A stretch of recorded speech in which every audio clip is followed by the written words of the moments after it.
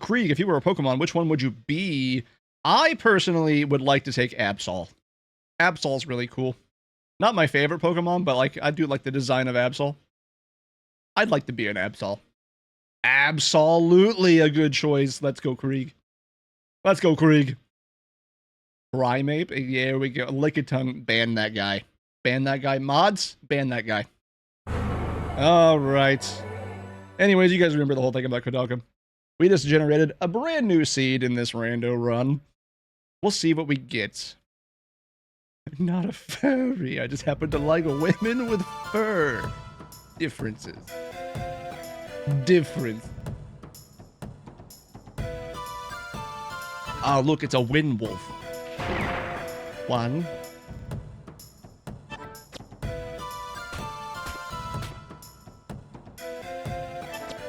Yeah, what do you guys got going on? Anybody got anything fun coming up? I know McKintis is going to be doing, McKintis is going to be the first of the trio to, experience the LJN, the LJN side of gaming. So that'll be interesting. Oh, this is going to be a 4-cycle.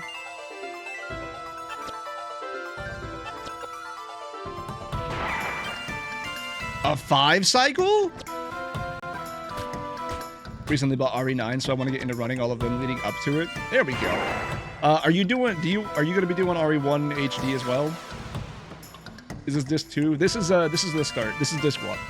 I want to get some practice in on disc 1, and then we'll move into learning disc 2 today. Tried food? Damn. Bad starts. Bad starts. Skipping 1 and 0. Okay.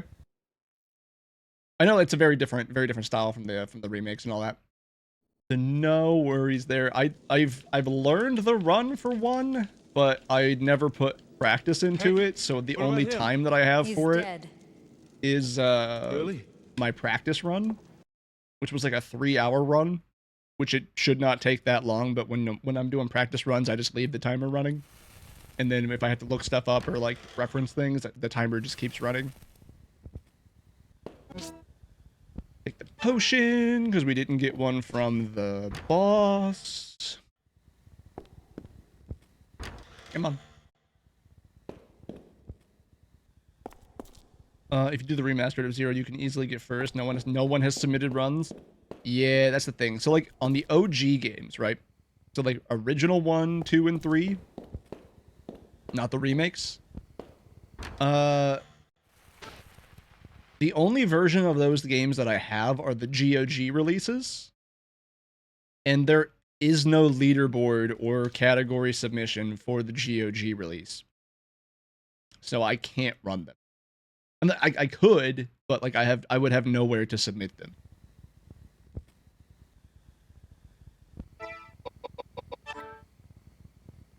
Oops.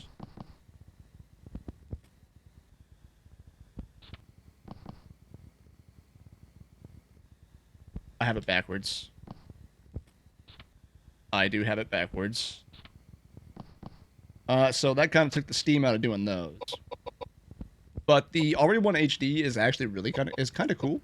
It has some really fun movement tech to it. Not really any skips that I'm aware of.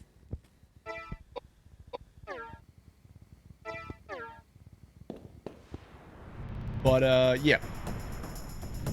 RE2 is a solid one. I've only done Claire. I never learned Leon, but the Claire route is pretty good. And I never learned 3. You've ran 3, I know that. But I have never ran 3.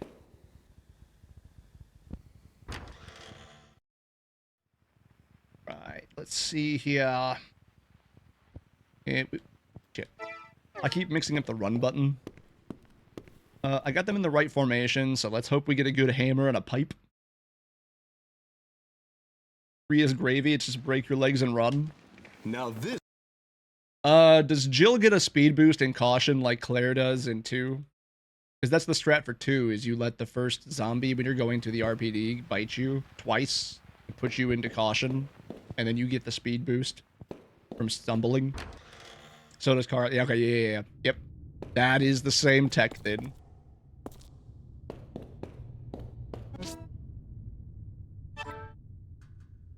Resident Evil 4. I like Resident Evil 4 remake. I like the run. It's a lot of fun. The only problem I have with it is that there is a ton, and I mean a ton, of RNG. That is a vital hammer, so we are out. Unfortunate.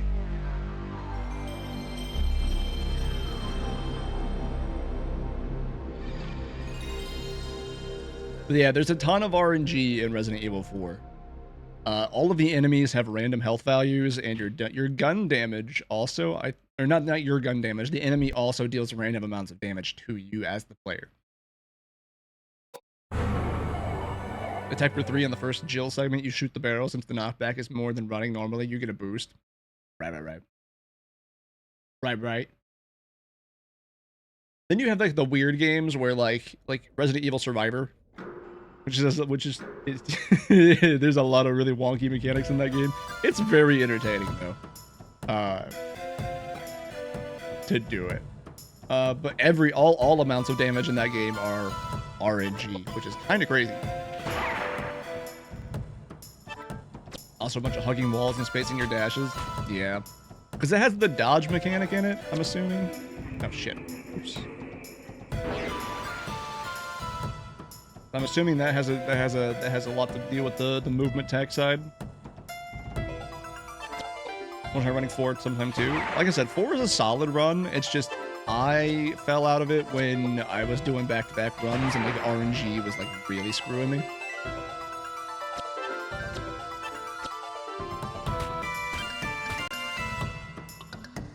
My menuing needs to be better.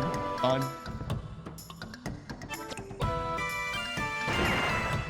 Man, we're not getting any lucky shots off today. What is this?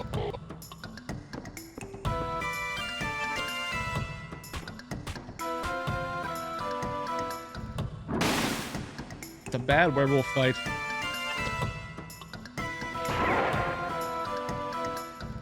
I watch a village run. My Tism can't compete. For RE Village?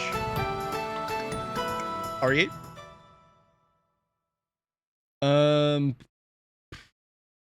I run 2 Panaceas. That's it. That's a good drop. That's the drop we want, and we got 2 of them. Category I run for RE8 is no save, no death, no shop. You can use the shop, but the restriction is you have to do it under 10,000. You can only spend 9,999 lei. So you don't really do any upgrades. You don't really buy anything unless you want to get like ammo recipes. And then I run it on casual. RE8's really linear. Like really linear.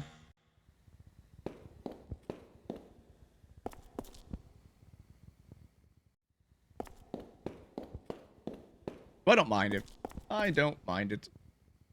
I think I like RE7's better though. Just because there's a lot more tech to it. It's not just like, play the game! Well! Minimalist. We all know why I played RE8. Ah, yes. Ah, yes. You were there for the fish man, weren't you? You were there for the fish man, weren't you?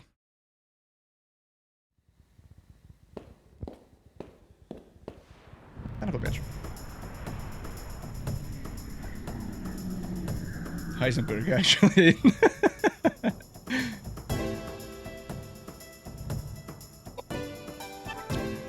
There we go.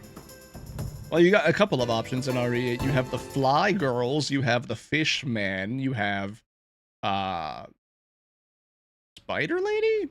What are we gonna call Miranda? Miranda's like Spider Lady? I think Spider Lady.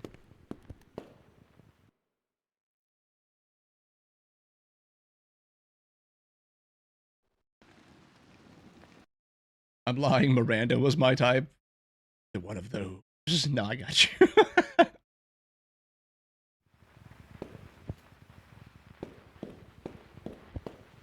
Oh, you could run behind the desk? Holy, okay. Wait. What? Is that, what? Hold on. That screen transition's not for that door? Wait a minute, hold on. Hold on.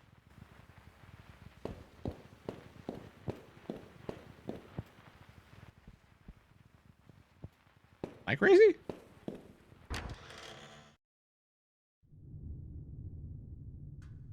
Is that not the same door? What?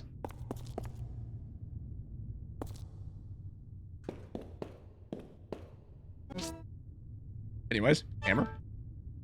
Hammer time. That's so disorienting, because I thought that was the same door, just without the camera change.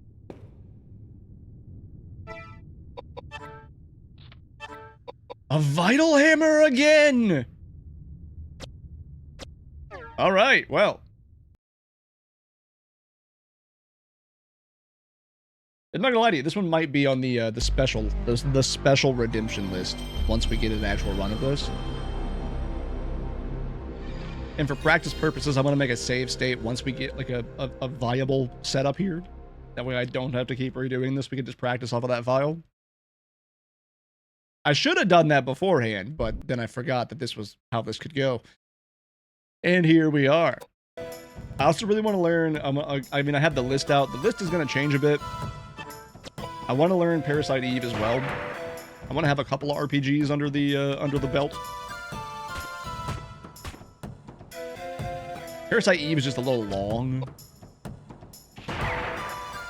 Ooh, good one. This will be a 3 cycle.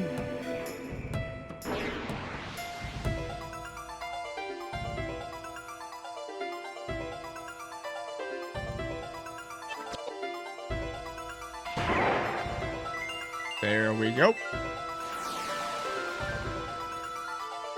Just like I have all this stuff ready for the Silent Hill runs as well. Only problem is there's no notes available for 2, 3, and 4. There's only video tutorials for learning. Red. Jill, welcome in. Thank you for the lurk. Hopefully your day is going well.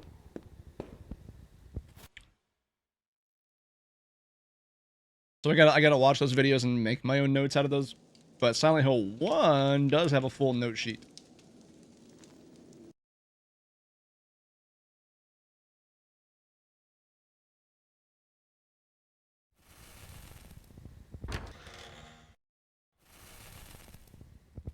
Whip, whip, whip, whip. Take the potion. Silent Hill 1. Yeah, I was just talking about like some of the like trying to find notes and stuff for the speedruns. For the Silent Hill games, the only one I could find notes on was 1. 2, 3, and 4. I have to watch the video tutorials and write the notes down. Is that nobody has a public copy available?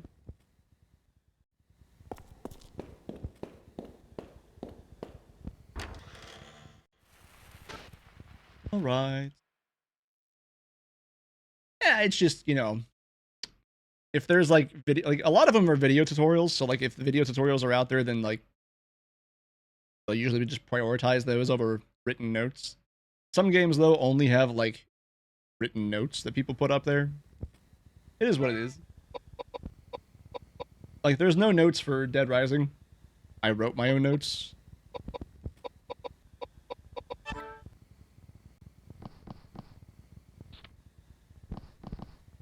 Stuff like that. I did the same thing for Resident Evil 8.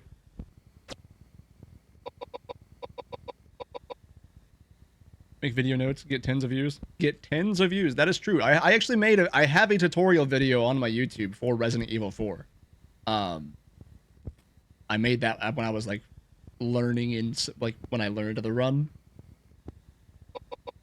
I think it has a grand total of like maybe 40 views.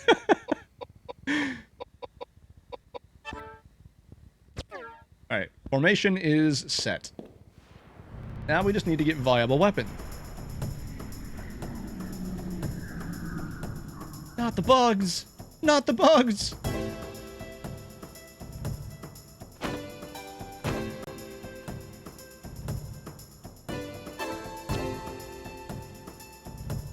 Good job, Koudelka.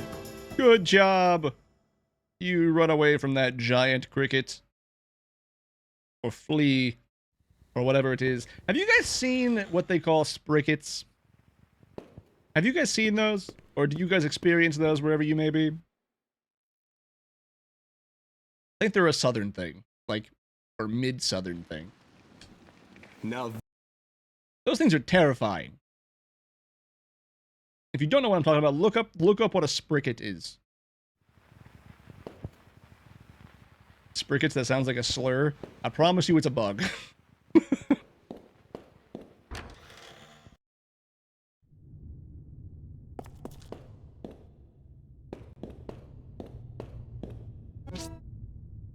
If I lived in an area that had those, I would probably, like, burn a house down at some point. But they're cave crickets. New slur for bugs just dropped. Let's go.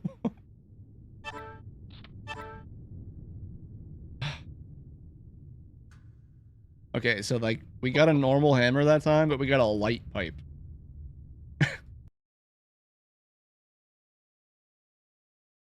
That's one of the elements we can't have.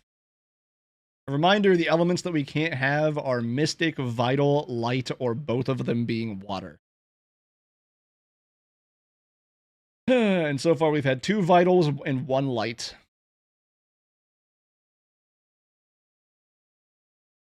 They look like little dudes. They are, in fact, little dudes. Just not as little as you would like them to be. Like, I've dealt with camel spiders, so, like, I can deal with being around things, but when they swarm like these things do, no. No.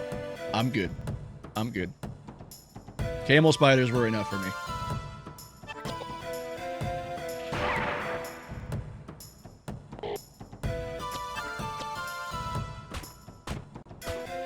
Hey, man.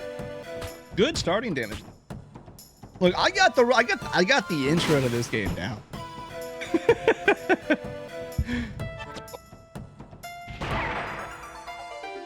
You can't escape.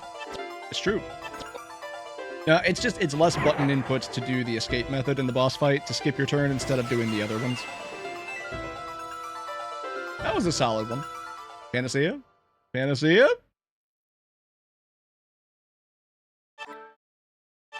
Bread. Bread.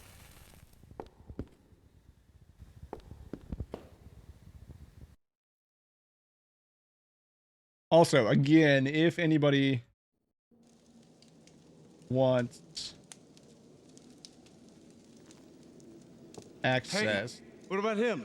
If anybody wants access to any of my speedrun notes, I'm starting to compile them into one big speedrun document.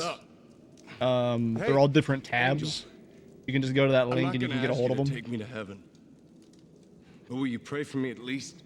Are you out of your mind? So far, the ones that I've gotten put into docs are Dead Rising, Resident Evil 8, Koudelka, RE2R, Leon Routing, and then Silent Hill. Payback time. I gotta get all the other ones converted.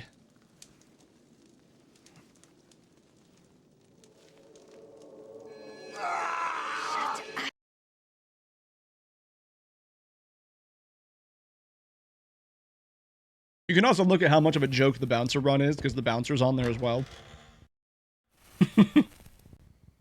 Alright, can we get like an actual run going here today? I would like to do so. I would like to get some practice in. As much fun as doing the intro is. You go to the bouncer and submit for a GDQ run. The bouncer has been at GDQ before. The RNG in that game is kind of crazy though. Like, you can only do so much to mitigate the difficulty spike. It's like you have to improve your character, otherwise you will just get steamrolled. But if you improve your character too much, you will still just get steamrolled. Because the Dalragon fight, the final boss, is if you go above rank D, I think, or is it rank G? It's either rank G or rank D. I think it's rank G. Maybe. I don't remember. It's on there somewhere. But if you go above whatever rank that is, the final boss fight becomes, like, shockingly difficult. Vital again! Brother, can I get one run, please? Can I get into this game? Boy, when I tell you, when we get this game done, this is going on the special list, and it's only going to come out for, like, specific things. And I'm gonna have a save file ready to get, like, a run started. Are you winning, son? The first boss fight? Yes. Everything else? No. Dropping your FPS for strats will always be one of my favorite things. Yeah, that's a big one, actually, in Resident Evil, specifically. In OG Dead Rising, you do it a little bit too. Strangely enough, a lot of the games I see it done in are like Capcom games. But that's because Capcom games all operate weirdly with FPS. Like, specifically in a lot of their games, the damage of your knife in Resident Evil is usually tied to your FPS. In OG Dead Rising, the number and the aggressiveness of the zombies that appear on screen are dictated by your frame rate, as well as boss damage. Infamously, there is a glitch in OG Dead Rising where if you're playing above 30 FPS, Adam the Clown can one-shot you and break all of your weapons in one hit.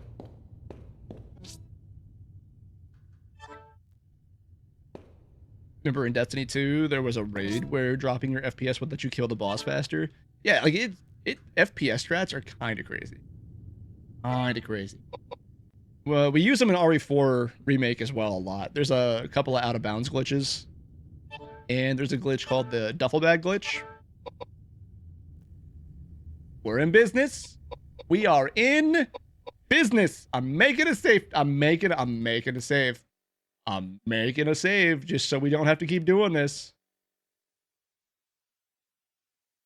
And you get more survivability. Dropping FPS remains undefeated. Exactly. Like there's a glitch in Resident Evil 4.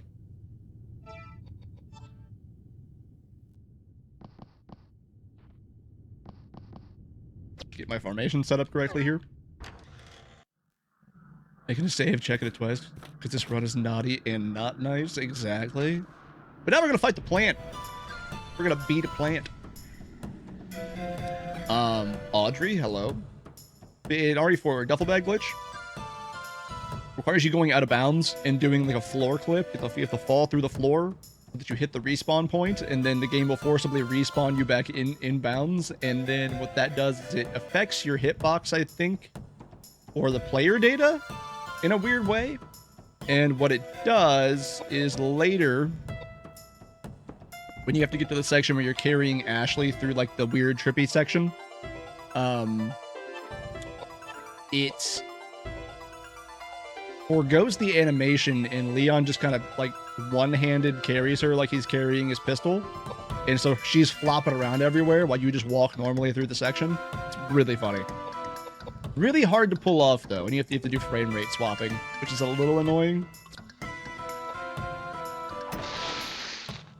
Remember you showing the knife trick, FPS trick in RE2? I've never seen a man die so fast. Exactly. RE2's knives are insanely OP. But that's why, like, because if you run variable, your frame rate can go to like 500 FPS, or at least mine does. To make it fair and not extremely hardware dependent, you have to cap your run with like Riva Tuner, and it has to be capped at 120 so that it's equal across the board. There's still a little bit of it that's like your hardware has to be able to run it that high, but like it's not like not like the end of the world, and it's not as differentiating. Let's go, Edward. This flare should do it. This is a good setup, actually. I figured out magic also deals more damage the closer you are.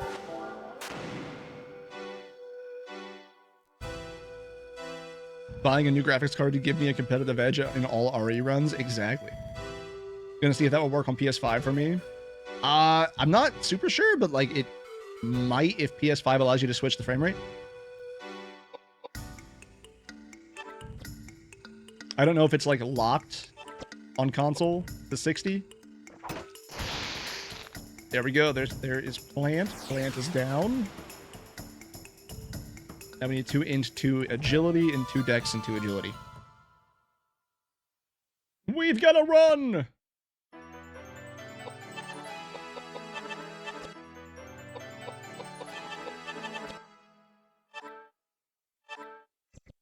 And the new spell. Nice.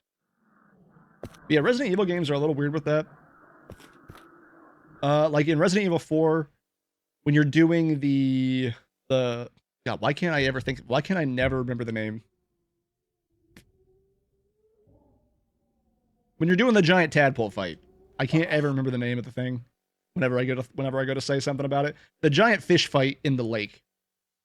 In Remake, if your settings are the higher your frame rate, the more like volatile the waves in the motion of the boat are, which throws your aim off.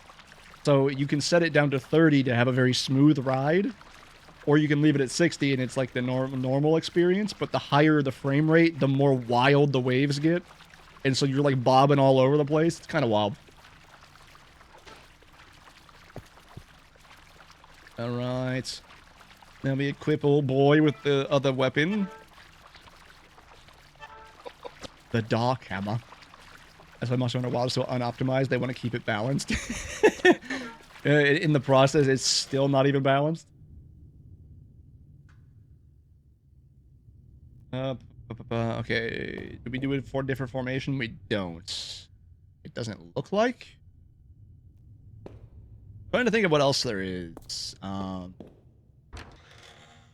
The out of bounds in RE4 don't really work differently with FPS, but except for the war room skip does, because you can set up duffel bag skip while doing the frame rate change. That's about it. But war room skip is extremely tight paced. I'm not the biggest fan of it. It does help with, you know, skipping war room entirely, so it's nice, but it's a really, really tight skip to get. Thank you, Bagman.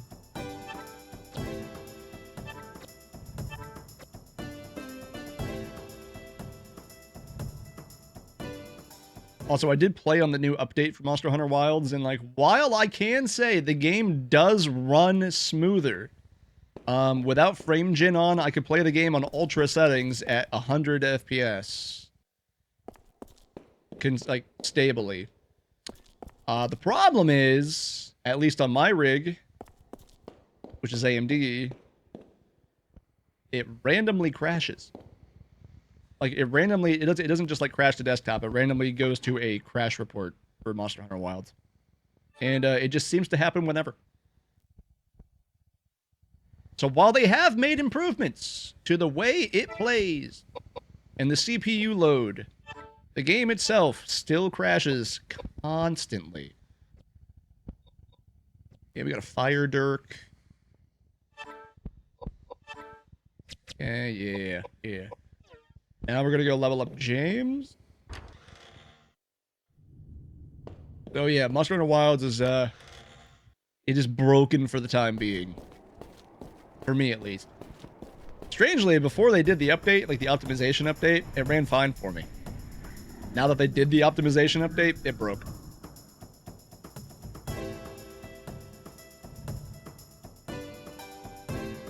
So I have not been able to do the GOG. Don't escape. Wait. GOG looks like a really cool fight too, though. I'm a little sad. Wow. Edward is strong. We're hoping for armor or a ring here. L mail. Take the L. Okay, what does that do? If it's vitality, we put it on Vitality, we put it on...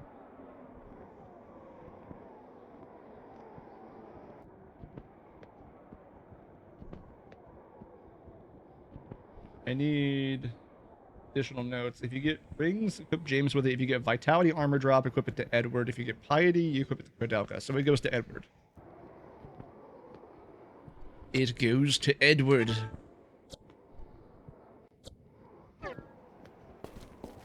And we go until James hits level 2. So we can up his agility. And then, like, again, like OG Dead Rising, the way the FPS affects it is like,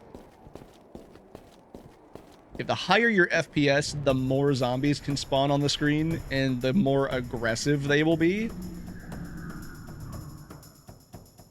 And it also, like, whatever resolution you're playing in affects the way that enemies spawn in that game. The PC port for Dead Rising is weird.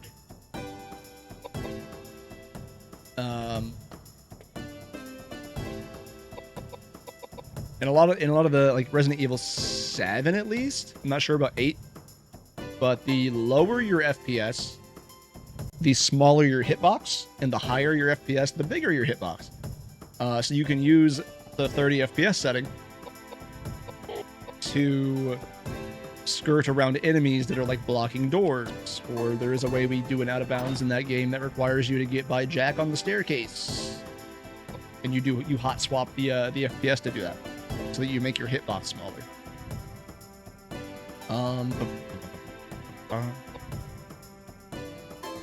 It's still alive.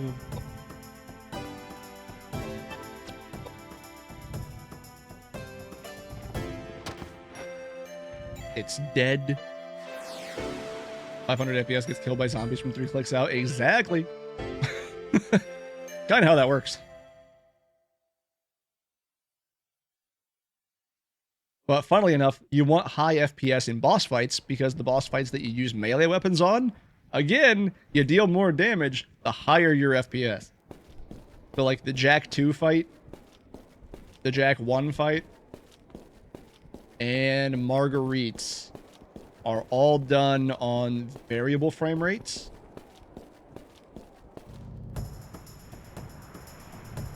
To deal more damage if you have to use melee. Marguerite's a little, like, off on that one because you're not supposed to use melee, but if you have to, it's nice to have it.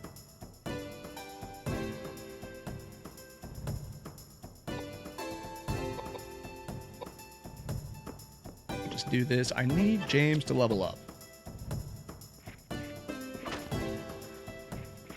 How's our luck stats looking? The painfully low. Ow. I'm gonna have to heal her. It's fine. I've picked up the potion.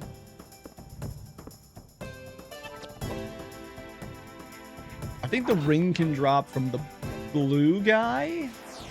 We haven't had one spawn yet. We did get an armor drop for Edward, which is really nice, because it gives him a bump to his vitality.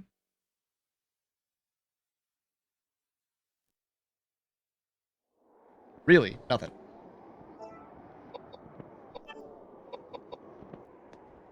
Actually, status. Oh, wait. Heal. Koudelka. I need her magic to stay where it's at. Like, this part of the run, I'm gonna have to change once I get through, like, the learning portion. I have to go back and watch the, watch Rev's run to see what is different exactly, because he does a lot of stuff differently. These notes are very outdated.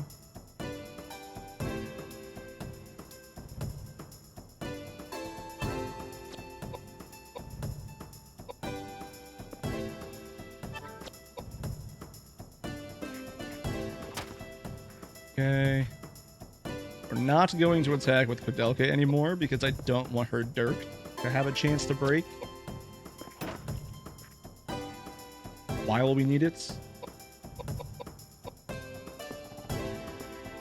How long is a proper run? It depends. Using these old notes, it'll be about 2 hours. World record is in the 120s. However, emulator is slower than disc in a weird one-off kind of way.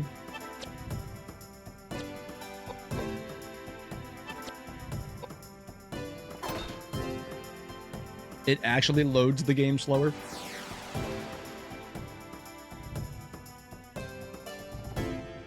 You lose about 5 minutes of time over loading screens over the entire run.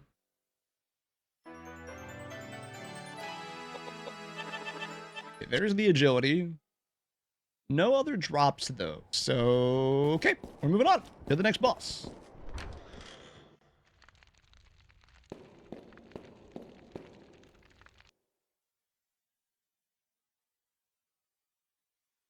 I'm gonna think of it. I might be able to do the grind in this hallway if I really want to.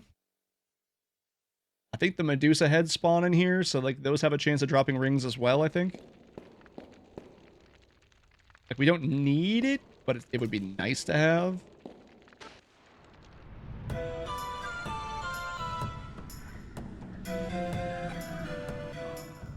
Another funny example, like, I'm still thinking of these things as I'm doing this, by the way. If anybody knows the game Deadly Premonition, Deadly Premonition has movement speed tied to FPS values, and specifically for vehicles. So vehicles become very hard to control and move extremely fast at higher FPS values. And it leads to really funny situations.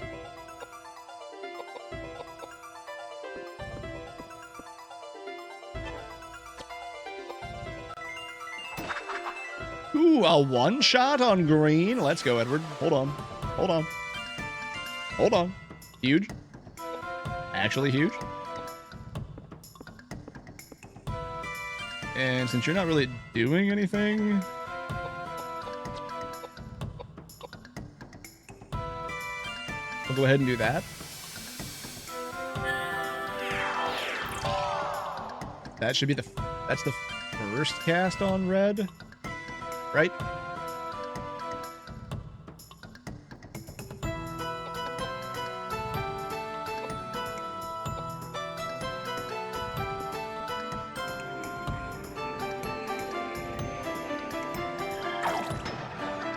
That's fine. We just don't want her to be silent.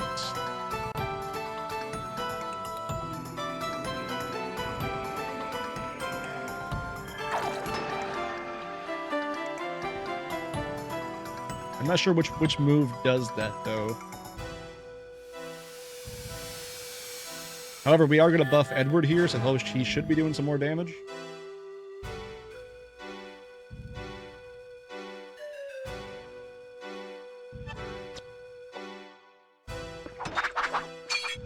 Not as much as I was hoping for, but that is still more damage.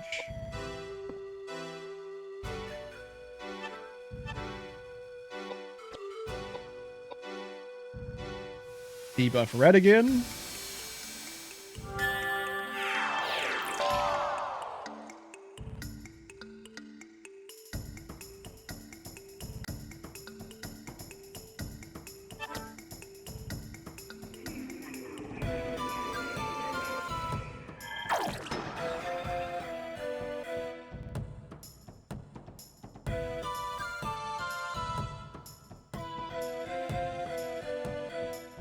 Blue will go down right here.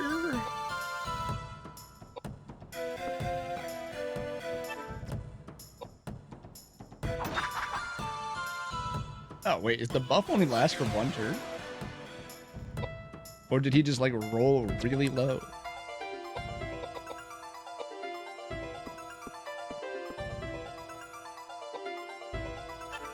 We'll find out. We'll find out.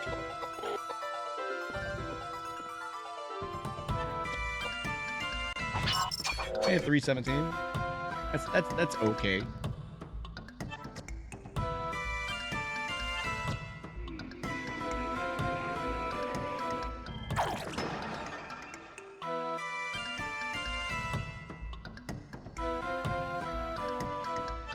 But okay, if you could stop trying to take turns, please.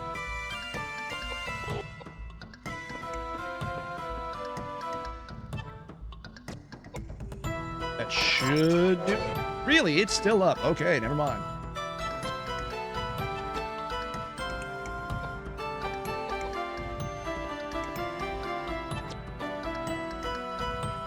Well, this won't do it. Maybe we just use James to keep buffing Edward? Because he one-shots green if he has the earth element.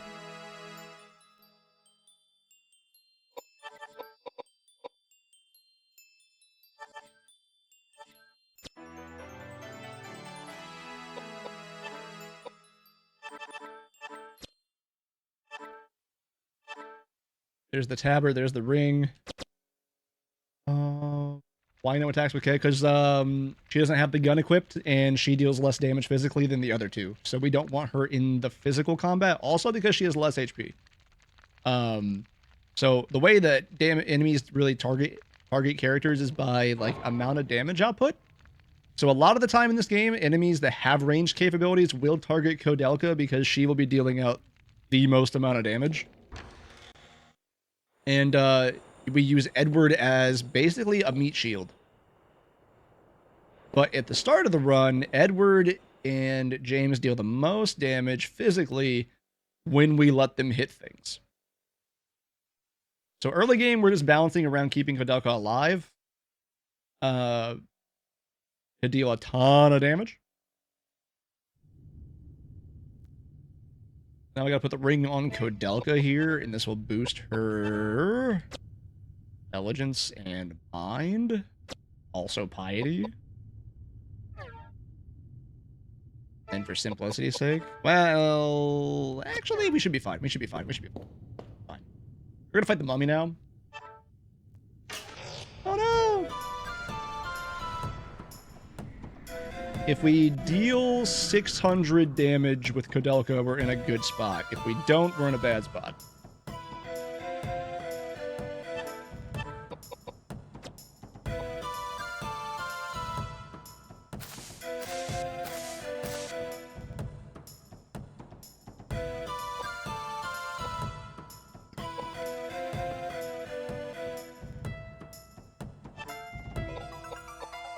Yeah. Yeah, we'll let him hit her once. It'll offset any damage, I'm assuming.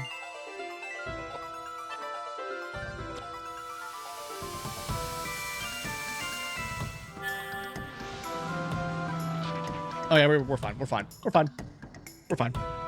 630? That is perfect. We need to deal at least 600. As long as Koudelka doesn't get silenced, this is a free fight.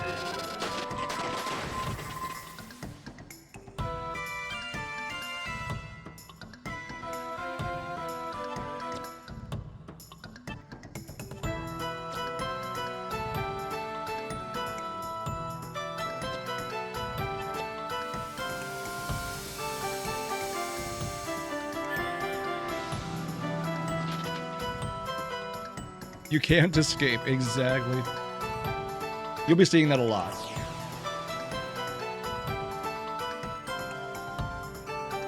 Okay. We need 20 agility with Koudelka, so it's either 1 int, 3 agil. It's 3 agil. 1 intelligence. And then this is where we start doing 4 and 4. So we get the ring. We equip Koudelka with the ring. We get the ladder. We go to the next boss. Another fire ring.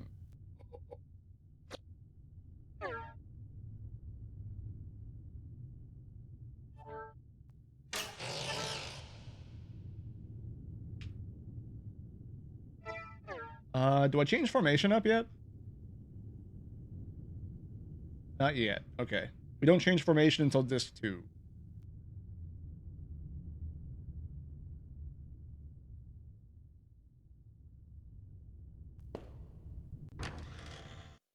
That agility is going to be a problem with that one boss. I feel like I know too much about this run now. It would be if the run was not scripted to account for that.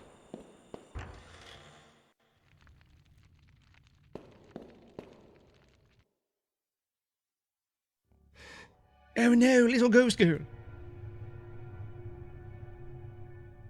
There's 2 ways to deal with the boss. There's a very specific setup that we will be using that will make the boss just hurt itself. Hey. Over and over. Wait a minute. Until it dies. Hey. Or we get the item we need and we one-shot it at the start of the fight. You know, that's Edward. assuming we get there. You should have just died before. I wanted you to lay down and die. A ghost? Yep. Reflect is the MVP for that fight. Unless we get a fire scroll.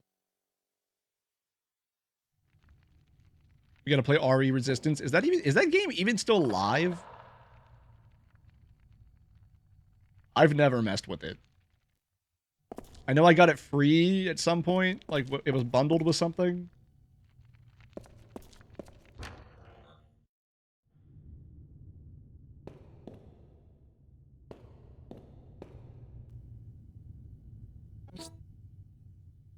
Let me see. Let me use you for content. Well, like, I'm asking a question. Like, is it actually still live? I thought servers shut down for it.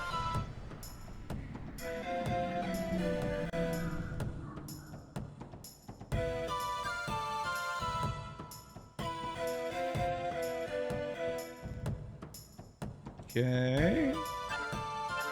Magic Flare on Jameson. You move 1 up, 1 left. I feel like...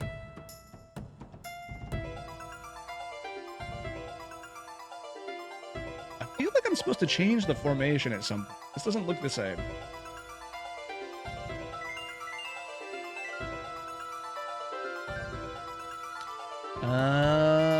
Yeah, okay, so I am supposed to change the formation at some point. We can make do with this, I think.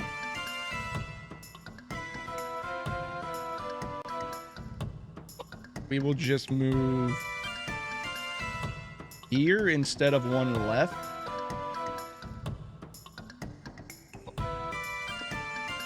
And it will still give us pretty much the same angle.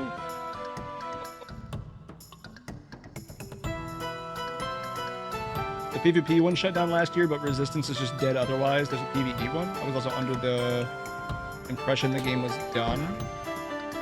Oh, he got knocked back. That's unfortunate. But it's a DBD-like game. DBD is PvP, so I'm still confused. So Resistance and... There was 2 of them.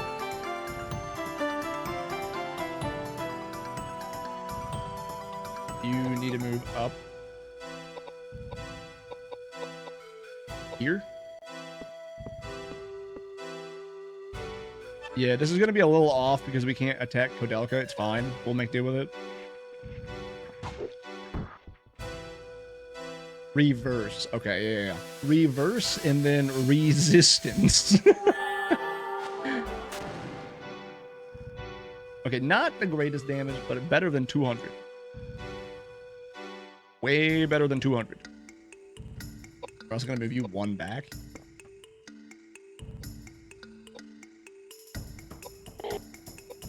We'll fix this up. We'll make Edward go here instead, and we'll attack Koudelka now. It's only 1 turn difference, so we still got the knockback.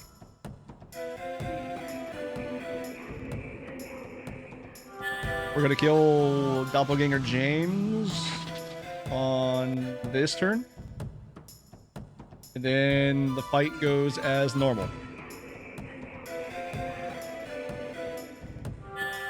Oh. Yeah, I forgot the move to reform them after I picked up James as a party. Remember, that's the issue we're having here.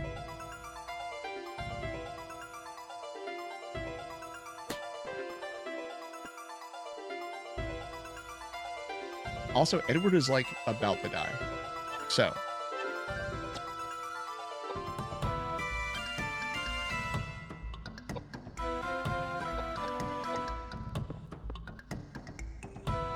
you are going to attack because you're stronger.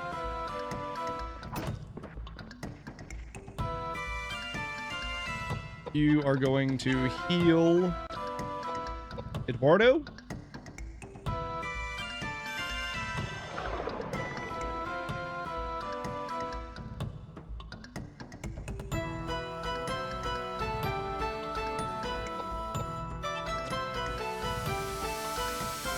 This takes out James.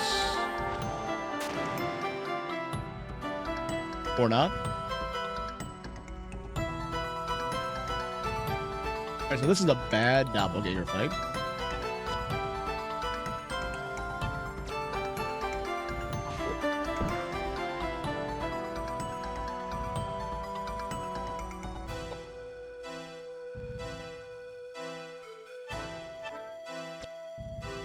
I now have to spend an extra cast on that one.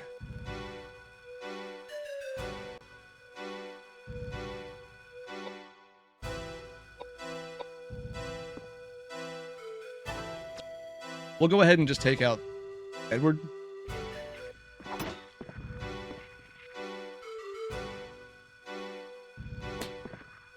Or try to.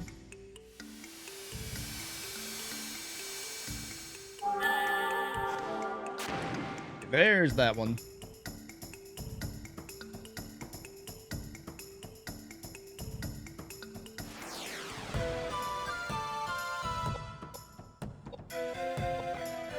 We'll move you up just to get some more damage.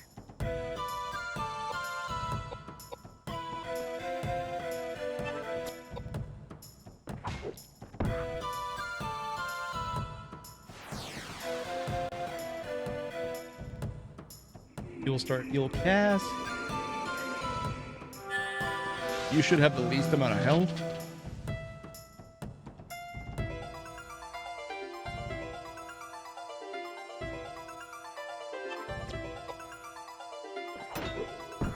Yeah, there.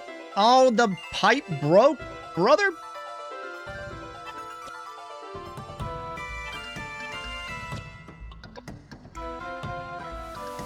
Well, that's not good.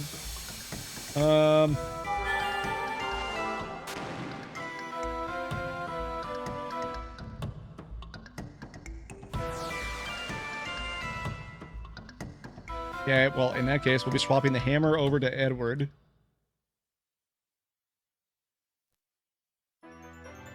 Alright, Koudelka, you get 2 intelligence, 2 agility. You guys start pumping vitality.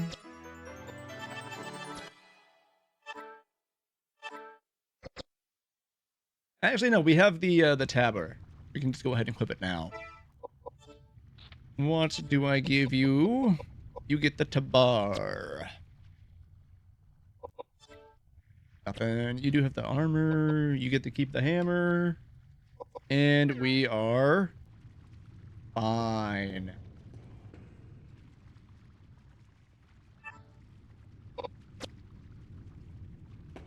Okay, and then we just walk through here.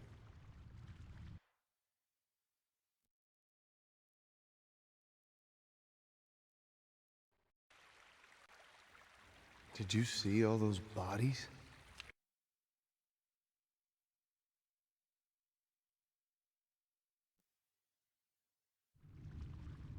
All right, hold on. Let me double check. What formation am I supposed to be? Before we move into disc 2, that starts with a boss fight.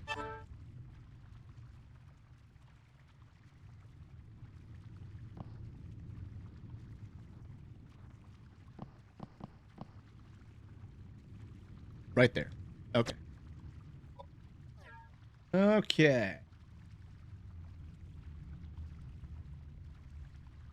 Made it back in time just to be a show 4.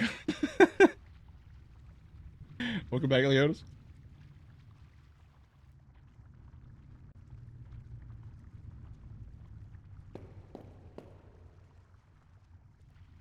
Alright, we're going to disc 2.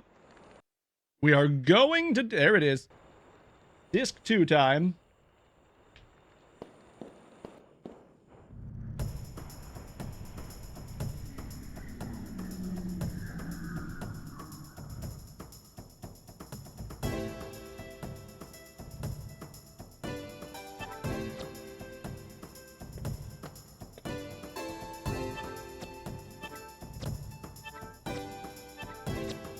Guys, can you run away, please?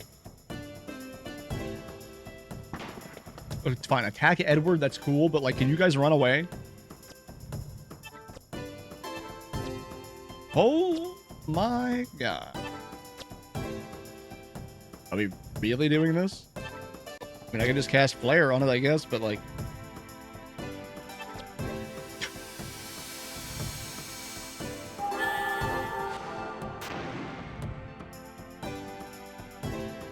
It's still alive?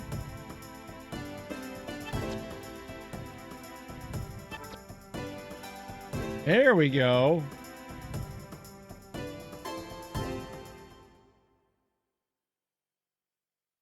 All right. Cool. Crash 3 is after Pokemon and Kirby and GDQ. Exactly.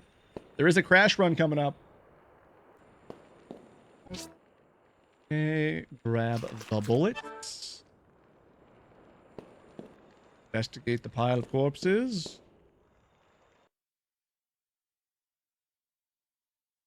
Now we deal with Phantom Pirate.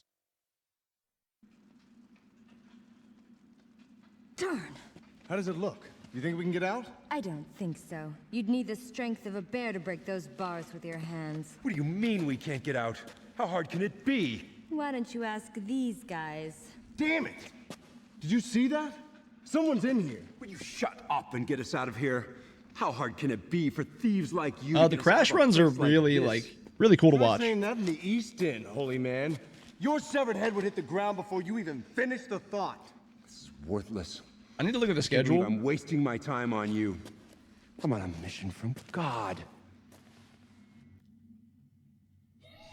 Jack 3 is on tonight for any Jack enjoyers, but also Soul Reaver comes on tonight. Path of Exile 2. Not that it means anything. And then tomorrow, Borderlands 2, I'm talking to 3 dead people.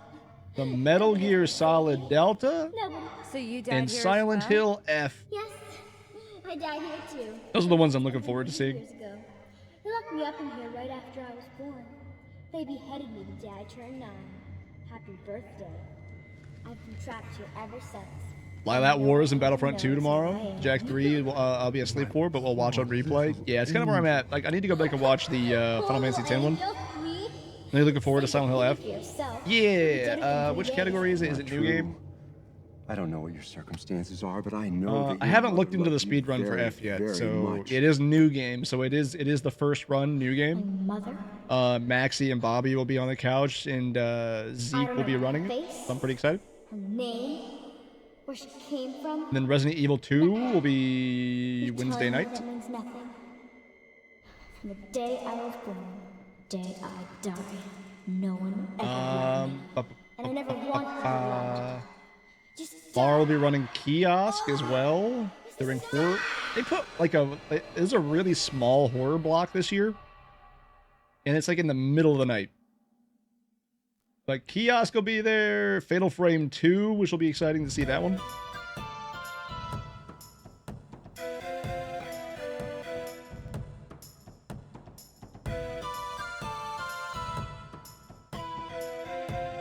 All right. Koudelka cast Flare. Flare has been cast. Edward is supposed to equip the Tabar, then wait. We've already equipped it, so we just wait. And then you get to attack, but we don't have...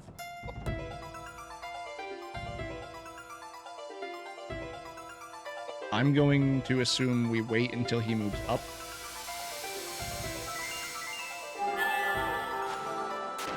$543.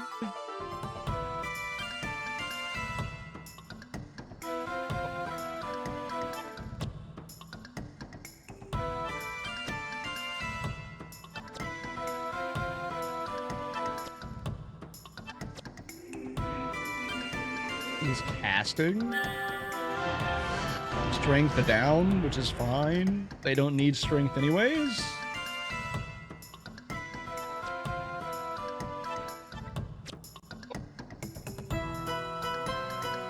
I'm just gonna move you up to attack, I guess.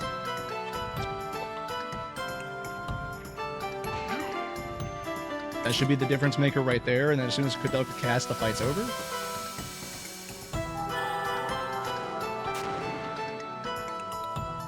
It's not over. We got the knockback, which actually made her do slightly less damage.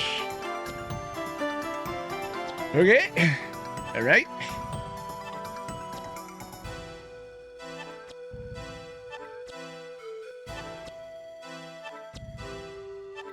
Okay, guys, okay, thank you. Can I get back to James here? Yeah, I'm super excited to see ADEF's run. I enjoy watching ADEF.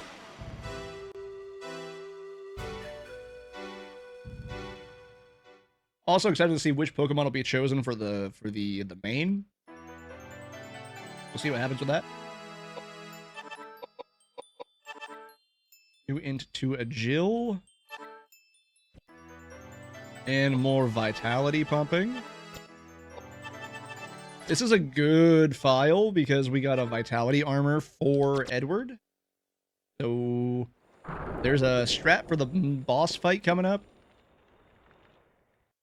where we need to keep him above a certain threshold of health, and that'll be a lot easier because we got that armor for him. Anyways, we get the mace here, pick it up. We're going to equip that to Koudelka. That'll bump the intelligence up to 42. So we're about to see some big dammies coming in.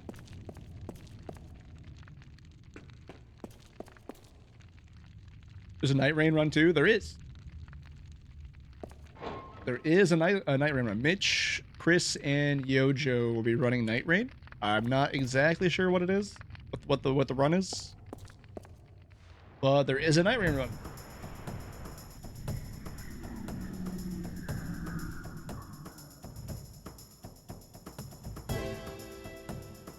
I think it's new Night Lords, like one of the new Night Lords or something.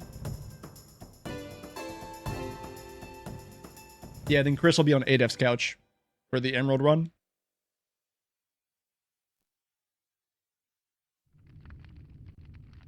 It's good. It's good seeing him be able to do a run on stage.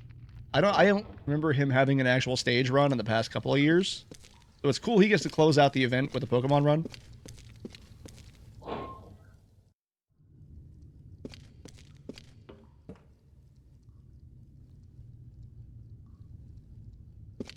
Okay, we go here. All right, before we do that, we need to change formation. Not gonna fuck that up. So Koudelka gets to go here. And James gets to go there. Now, do I have an extra potion? I have a high potion, which I don't really want to use. What does this do? That's abnormal status effects. I don't really want to use the high potion. I absolutely have to, especially not on Koudelka, who only has like 200 HP. We're about to fight the next boss, the Mad Fly.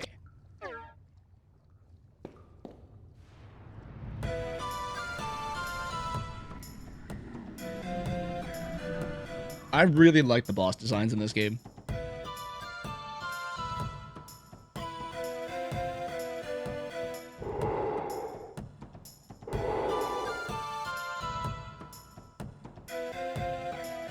Okay, Koudelka gets to wait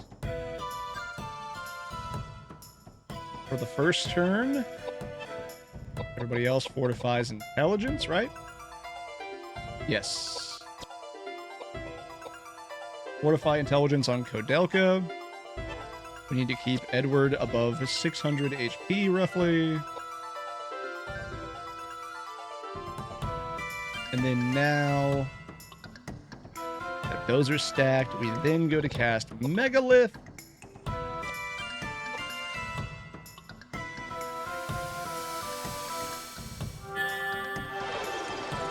Because equipping the mace to Koudelka lowers her agility to be lower than both Edward and James, so they will go first. Which raises Koudelka's intelligence more. And then she'll hit with Earth, which is the weakness to the boss, and deal a lot of damage. That's the thought process here. Let's see what happens. This should take 2 casts.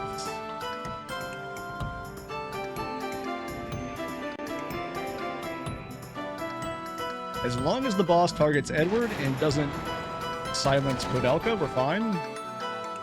We also got a really good attack. How much damage we getting?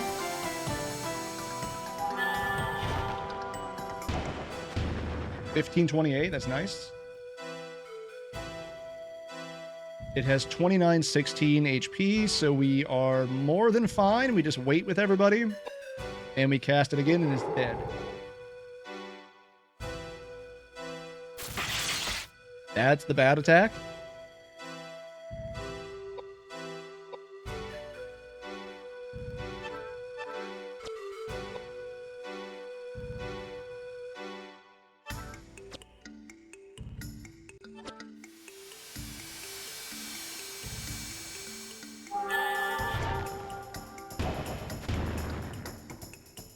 And it's done.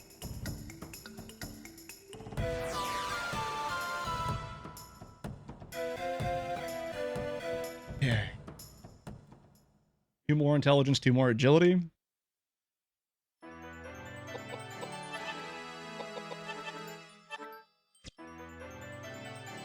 More vitality.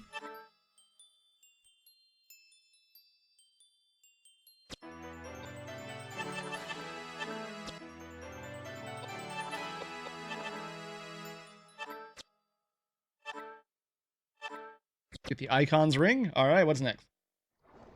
Let's see here. This will be the last level up information because now RNG can make you get OP weapons and armor. Keep in mind that you'll need more than 800 HP per character for the next boss. After this boss, you won't need any more vitality upgrades on Koudelka and James. I'm here to expose McKintis. Oh boy, meta. What do we have? Also, welcome in. How are you doing?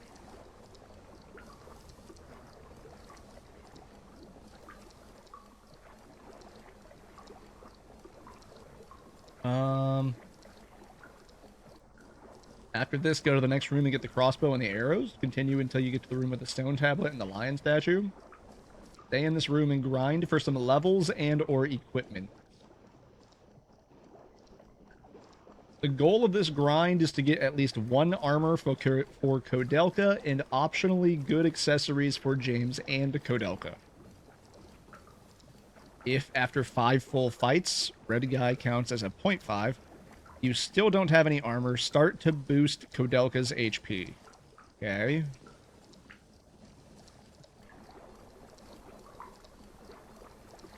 After this training, fight the next boss.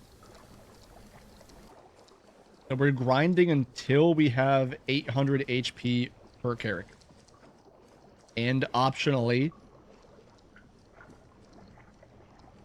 accessory. That's kind of nuts. Alright. Anyways. He started a game without me that he made me buy. Which one? I request for him to be oiled up and be put on the ground under the hot Arizona sun. Get the baby oil. Terraria? Until he becomes a crispy shrimp. Get the coconut oil. Which game is this meta?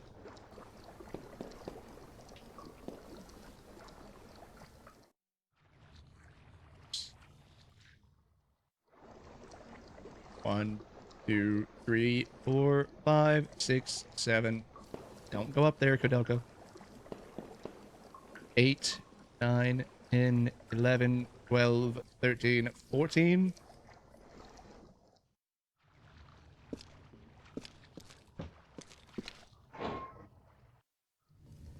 Teenage Mutant Ninja Turtles.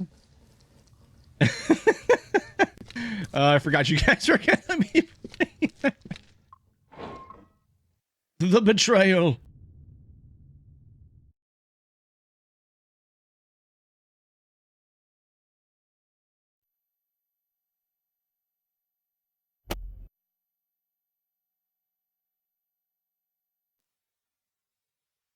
It did not. I bought it yesterday. Okay, we get the bow gun arrows. Take it. Yep. Now we'll get the bow gun. Got bow gun. Continue until you get to the room with the stone tablet. Is that this room? That is locked. It is not that room. Room with the stone tablet. Is this the room with the stone tablet? No.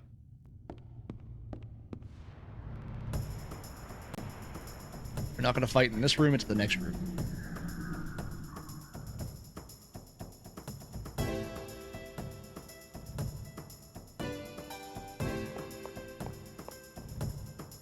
First the Uno card. Vinny, you're up on the stand. I've already explained this. I'm not explaining it again. Did he just... What?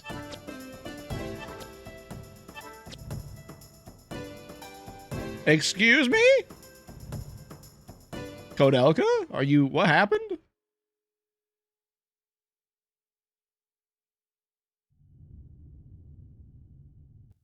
Hello? I mean, she has 300 HP. it's not like a gust of wind will take Koudelka out.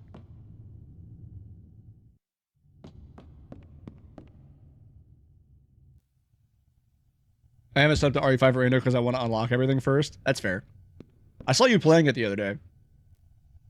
I watched a little bit of it. It looks interesting. Bosses are not randomized from what I saw. But enemy spawns can get kind of wild with that. Where's the room that has this? Ah, this room. Okay, hold on. We're taking the lion statue. We're taking...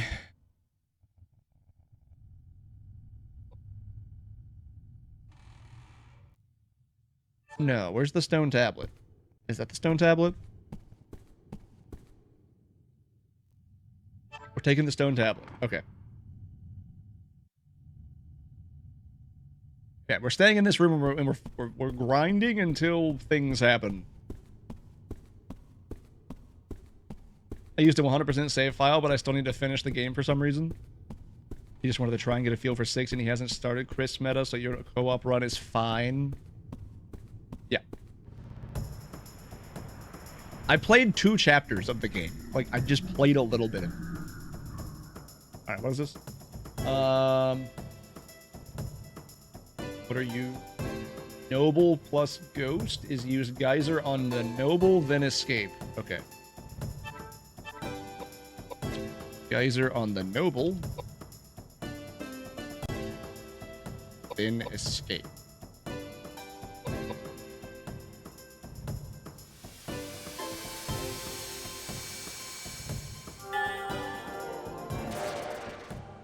Big dammies.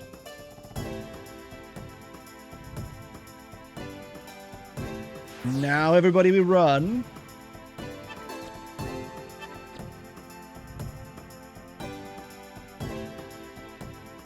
What is this medieval music for fighting? Exactly. Oh, we leveled up. Nice. Okay, we need to get you...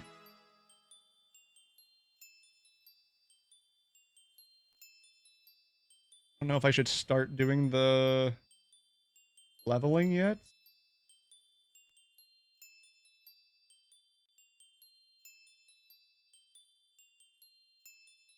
Disc 2. Get Mace. Boss 2. Yep. Get 800 HP, 30 Vitality before Boss 3. After, go for Intelligence and Agility and Mind. Okay, cool. Awesome. Got it. Alright, well, we're just going to go with Vitality for now, for safety, I guess.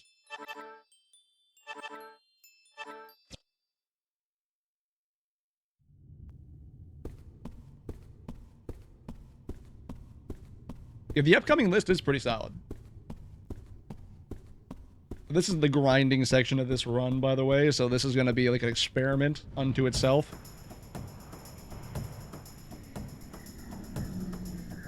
What is this? Arm and headless. Headless. Half body and serpent hand. Use tornado on the half body. then use flare. So we're doing Koudelka strats. Tornado and half body.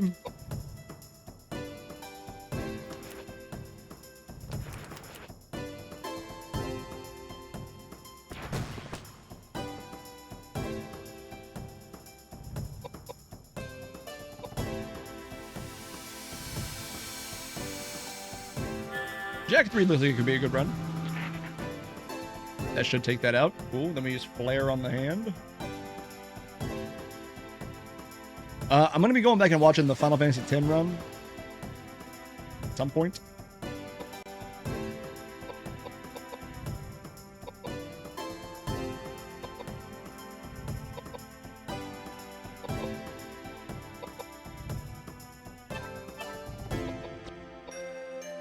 You know, I could probably just use flare with James. Speed that up a bit.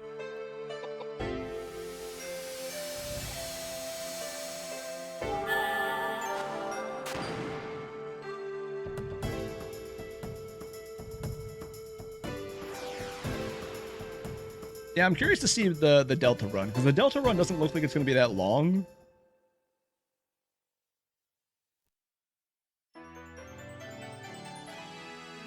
All right, for you, what do you get? Edward, what do you get? What do you get? 4 dex, 2 dex, 2 agility times 2, and then 4 vitality. 29 agility during boss level up, and then vitality. Go for vitality until 72 base vitality. Okay, so we're doing 4 dex first.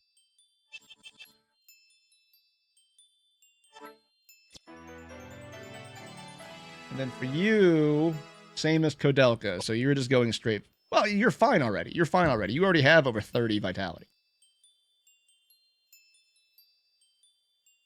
Like you already have over 800 HP. So what do I do? What do we do then?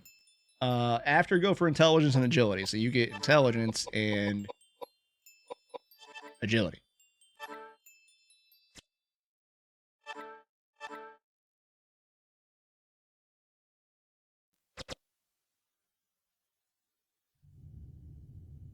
This is the weird learning part of this run. Earth Jewel. That could be good. I lose more with that. We're gonna give you that. Edward, you don't get anything. You get the fire ring. And we keep going. 2 fights.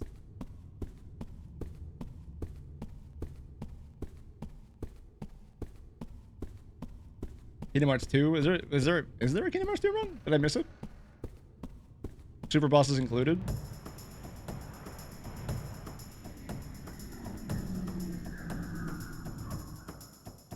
Wow, I'm looking at a weird spreadsheet here and I'm bouncing back and forth. This one's pretty simple. This one's pretty straightforward. There isn't actually no Kingdom Hearts run in this GDQ. Okay. I was gonna say I didn't think I saw one. Geyser on the Noble. And then we wait.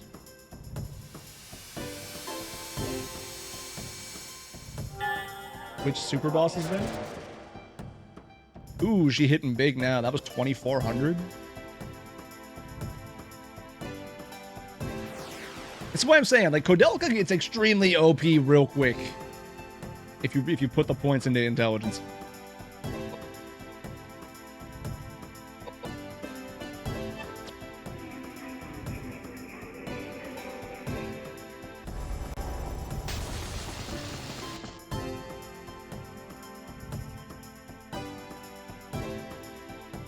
All right, come on. Let's go.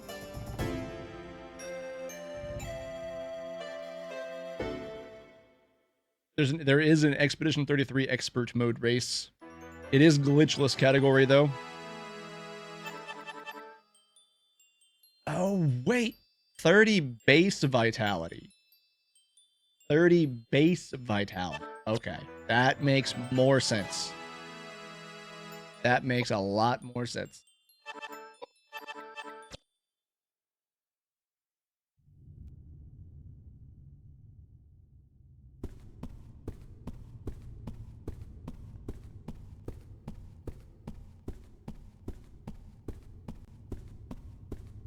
I'm looking at the total number, and I'm like, yeah, I'm good. I got it. I'm fine. And I'm like, I look over at the base value, and it's like 18. And I'm like, oh, wait a minute. No. Ooh, new fight. You might get an armor drop here. What do we got? Headless and armor is use megalith on headless, and then use flare on the armor. Megalith on the headless.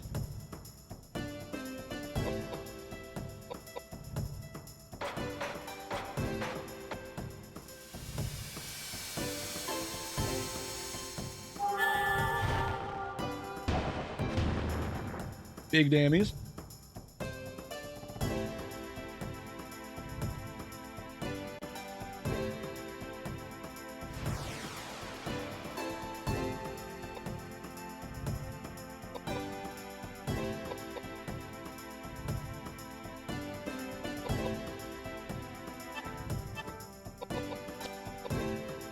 We'll just let him do that. We'll let him do something.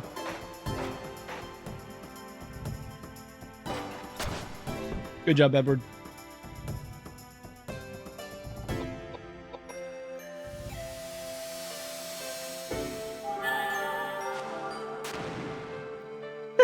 He can't do jack shit.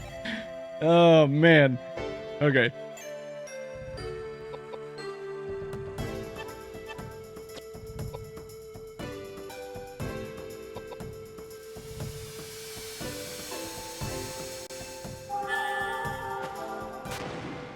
There we go. That's a number we like to see. That's much higher than 134. Any games I'm playing off stream at the moment? Not really.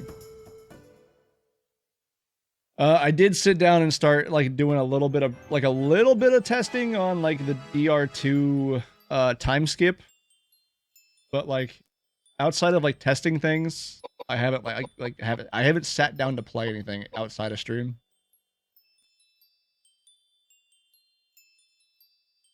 He's played RE6. I played 2 chapters.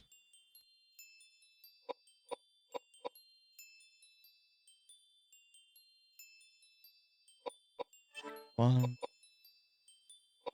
And we'll take agility.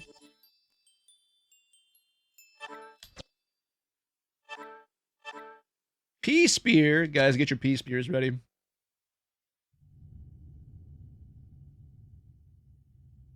Like, yeah, but like outside of like testing stuff, like that whole RE2 issue that I was talking about a little bit ago, and then like getting a little bit of like learning done on the Dead Rising 2 route, not really.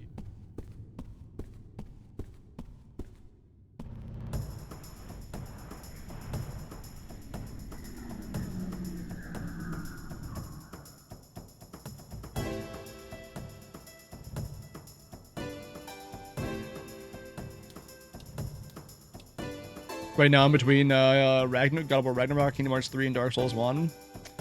I still haven't gotten to play Rag. I still have not gotten to sit down and play Ragnarok. It looks really good.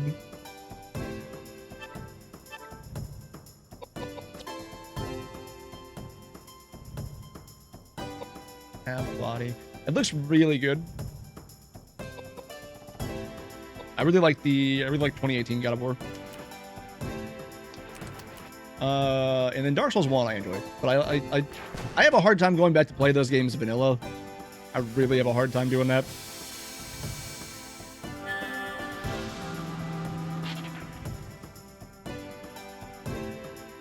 Crystal Dragon and DS1 got me crazy. Oh yeah, you're at Seath? Yeah. Yup. Uh-huh. I know how it be. Seath is mean. Seath is really mean.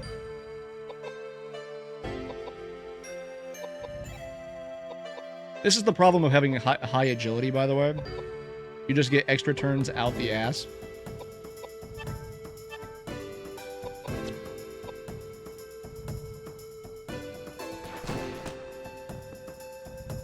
When a grinding segment like this, it's a little annoying when you have to keep skipping things because we can't use them with their melee weapons for risk of breaking the melee weapons.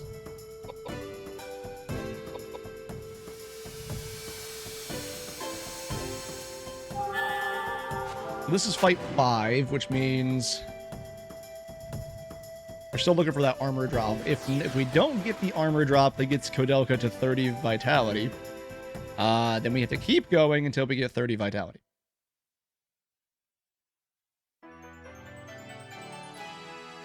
Which we didn't get. So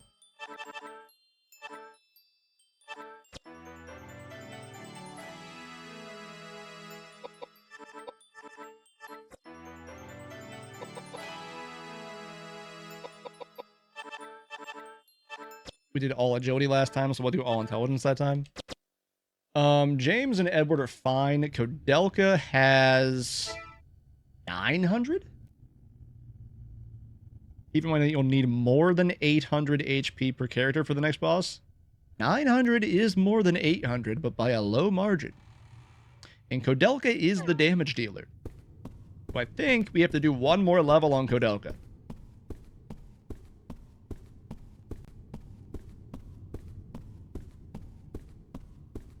Yeah, I'm curious to see how the randomizer works for KH3. Like, that might be the way to get me to play KH3 again. Okay. This is another noble fight. Using Geyser?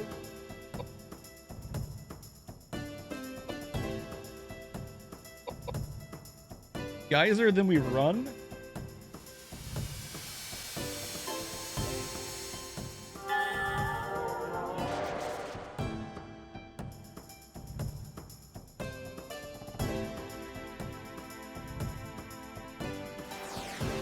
But this is one of those segments where I'm gonna have to like look at the other runs to see what people do, because this is a very painful segment.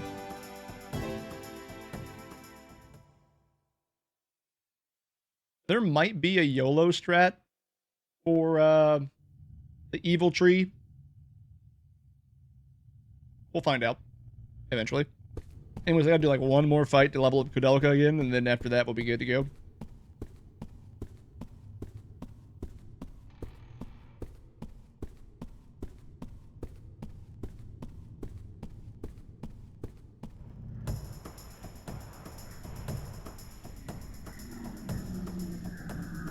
Ooh, these guys get it. All right.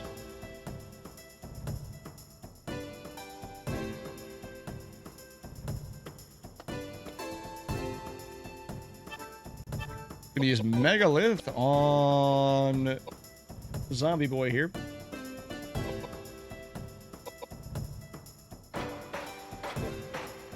From our glass cannon Koudelka.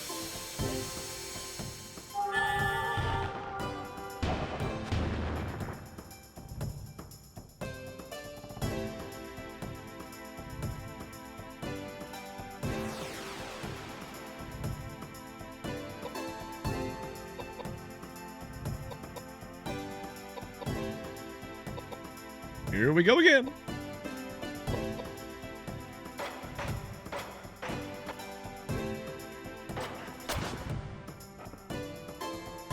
Good job, Edward.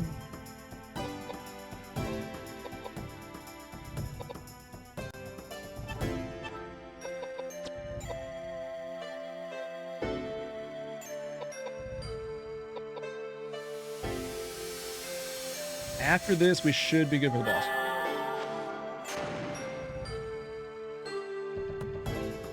And if we get the armor, even better.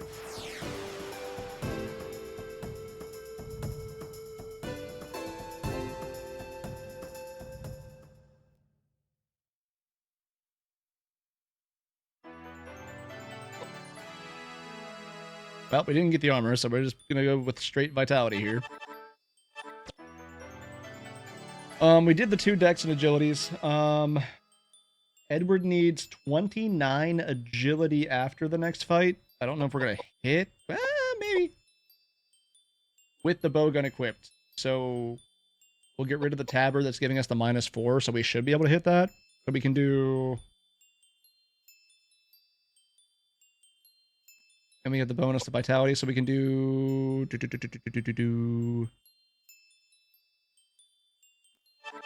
We'll play it safe and just put it all on the vitality, or all into agility. So now everybody is good on HP. We have our items and stuff. Do I have to change the formation? No. Okay, so we're moving to the next boss. We're going to the evil tree. Evil tree time. I go through the right door. Something's not right. Here we go, evil tree.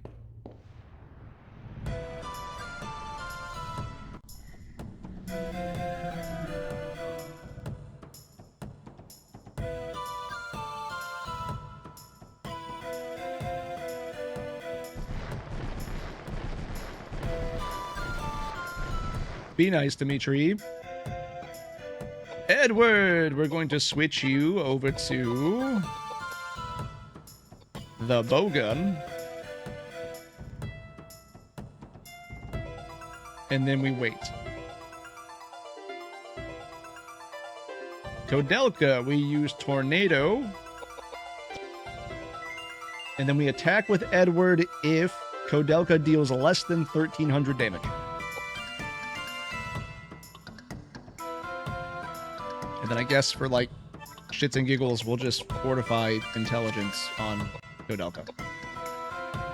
Because that should just... That gives James something to do, and it bumps Koudelka for if she does do low damage.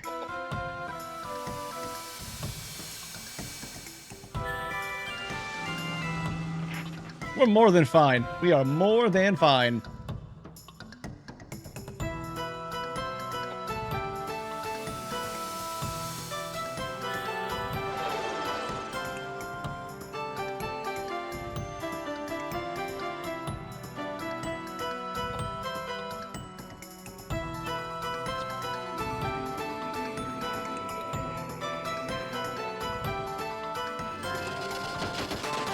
I think maybe attacking with him anyways would be, like, decent, but, like, it doesn't say to. And Koudelka got silenced. So, Edward, what you're gonna do here is you're gonna use that Panacea on Koudelka.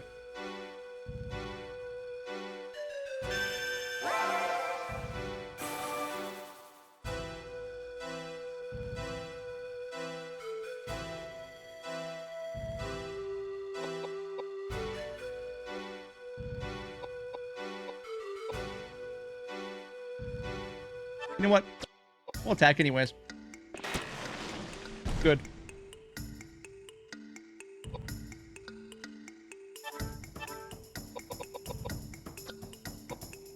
Now this should kill.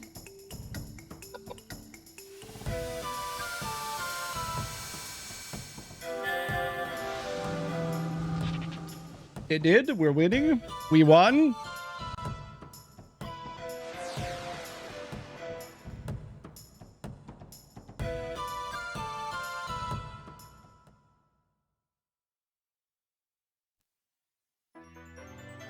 Okay. Now we can level normally 2 intelligence, 2 agility. Edward is vitality until it's at 72 to 75. He does have the agility required with the bowgun equipped, so now it's vitality straight to 75.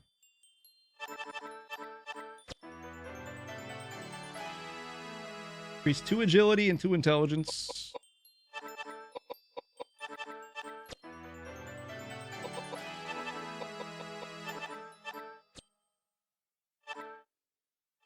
Get the evil horn. We are going to equip that onto Edward. Or not Edward, James.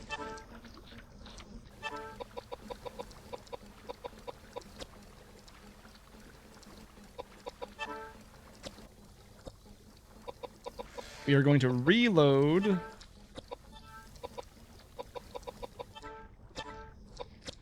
Edward's bowgun. And immediately go fight the next boss. After a little quick cutscene. Always blame everything on the savagery of pagans. Are all men of the cloth like that? It's senseless to tell you this, but the truth is... What the?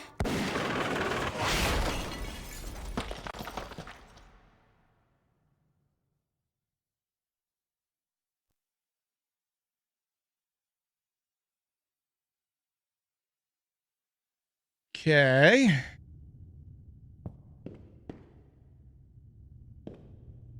Where is the arm? There it is. Daniel's arm. Cool.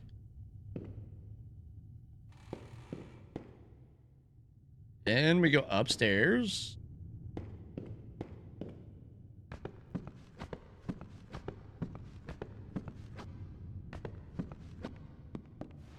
And we fight the boss. That's not the boss. That is, though, that is the enemy that can give us the best magic weapon in the game.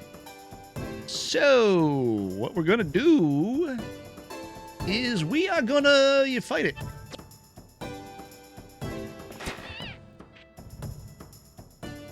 And one-shot it. Okay.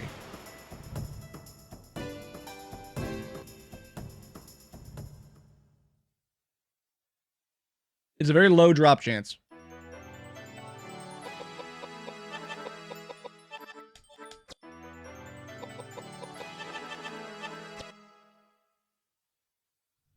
Yeah, we didn't get it. It'd be really cool if we got it, but okay, it's fine. It's fine.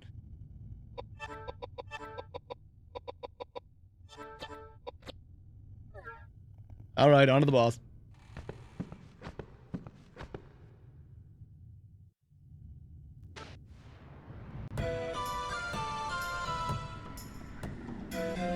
Alright, so this fight's a little weird. We can't actually target the boss until we deal with the cover that's in front of him. So, Edward, attack twice to break the second one. Edward, you are going to attack that one.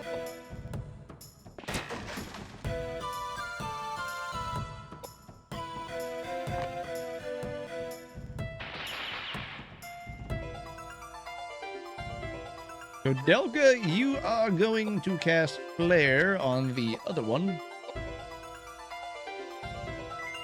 Jameson, you're going to wait.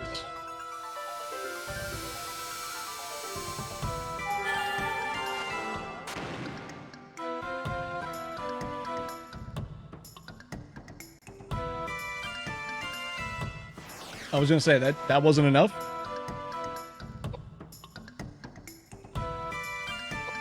You get to wait. You get to wait. You get to reload.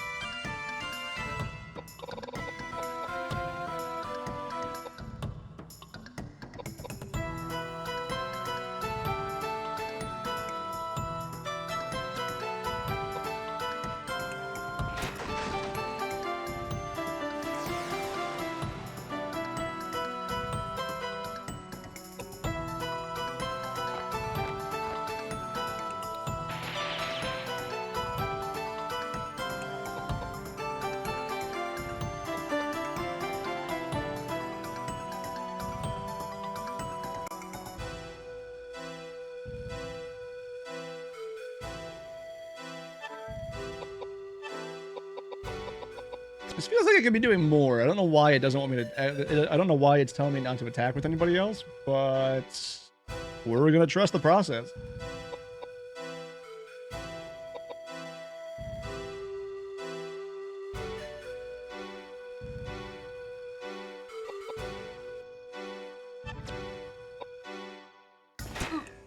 $8.19. Because I gotta, like, reload with him every time anyway.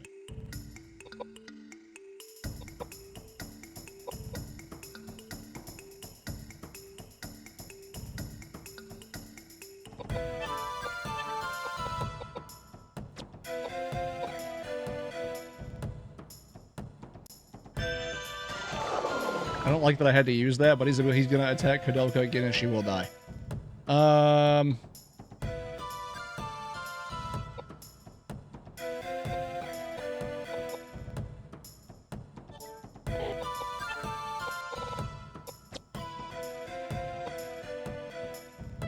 You know what? I'm gonna just do it. I'm gonna just throw a flare out.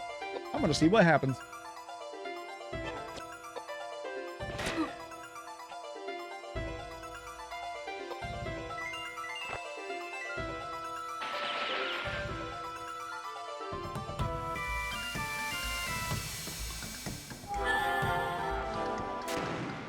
Oh, I guess he just misses. That might be why, actually. Okay. All right.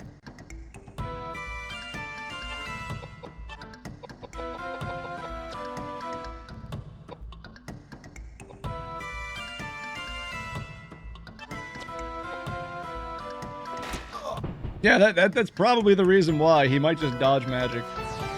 Because otherwise, I don't see why you would make Koudelka just wait through the fight.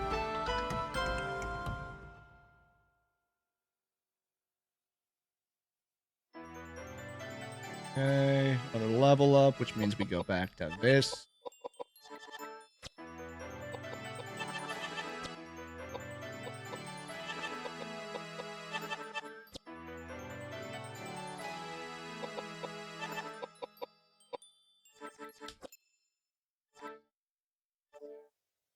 Hey, we got a high potion. So we spent a high potion and got a high potion. That's fine.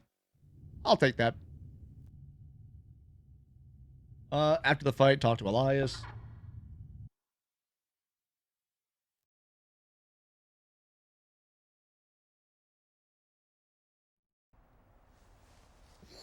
Thief!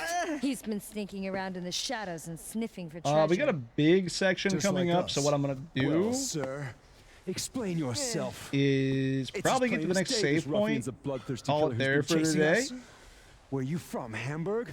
Not that it really matters. Because we got a couple of big Obviously, puzzle the dirty sections throughout the end of England Disc 2, Probably and infected they with take a cholera or little bit of something most time. of you are. None of your business. There's Where I was also born, the you bastard. possibility of I don't grinding really for care where you the were born, scroll item, And I agree.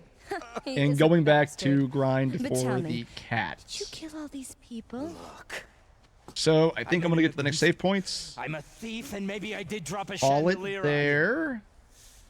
But that's just because I wanted the whole pie for myself. So you gotta- did kill all these people? No. I swear to God. Not your God, bitch. And we'll What do pick you up mean? and finish Disc 2 and go into Disc 3 We'll look after this on place. Hidden Telling in you the His Day. truth. I've seen him. I've been down here.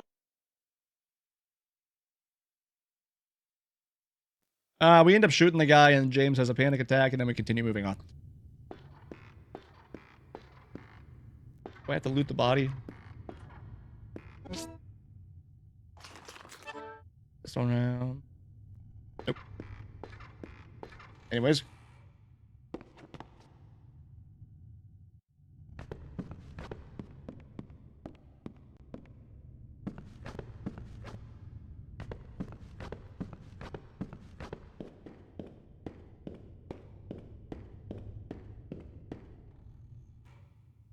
Okay, Koudelka, climb the boxes, please.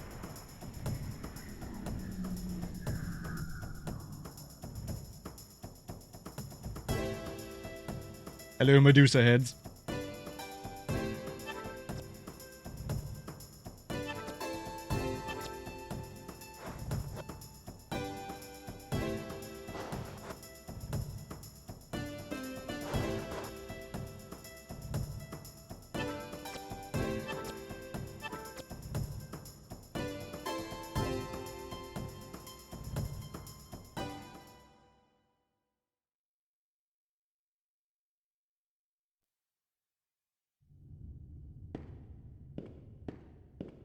Okay, Koudelka, climb the boxes. What are you doing?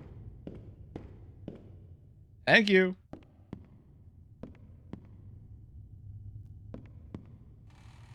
Input detection on, like, interactables is kind of crazy. In that it barely works.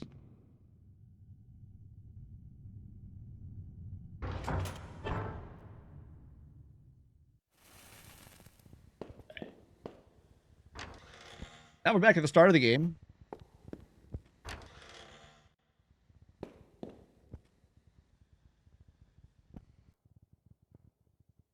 But no, go down the stairs, please.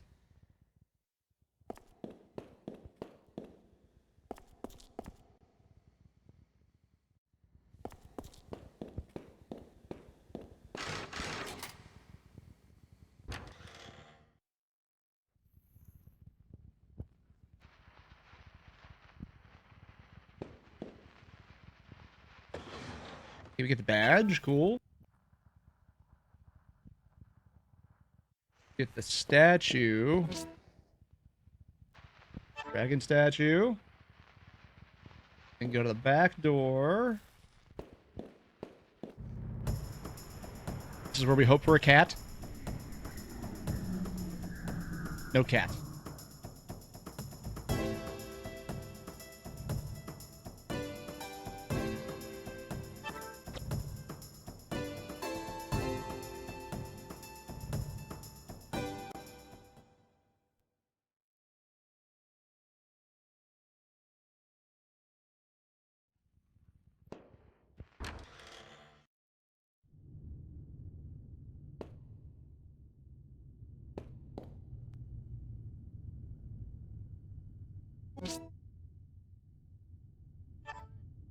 Okay, we got the doll.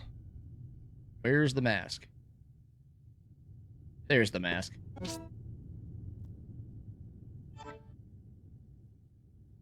Now our encounter rate is half. Okay, so now we return to the room where you found the crossbow. Okay. And then enter... Stop it. Enter Elias's lockout.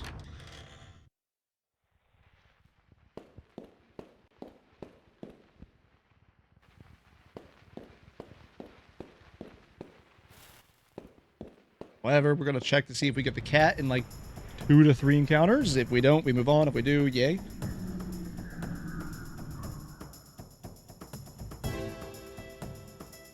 Because if we can get the cat's eye, that'll up our magic user immensely. And just make the rest of the run incredibly nice. If we don't, then it'll just be a normal run.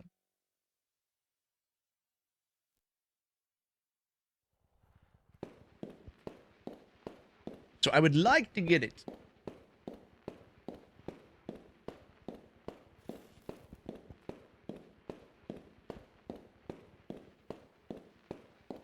Although I feel like I should probably do the grind before I pick up the mask, because now the encounter rate is half. That would make sense.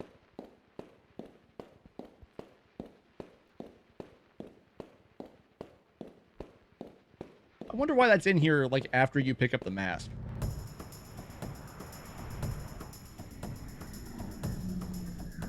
Hey, we got the cat. Okay. So what I'm going to do is a little manip. It makes the fight take a little bit longer, but we're going to fortify luck on Koudelka, who has the highest starting luck. And then after a round of fortify luck, we blast the cat in hope.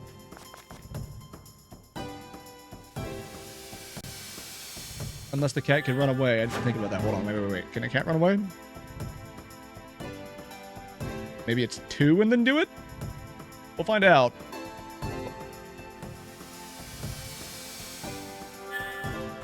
Encounters are halved and then time to grind. I mean, that is the case. Like, we do get the encounter rate down and then we still grind later on.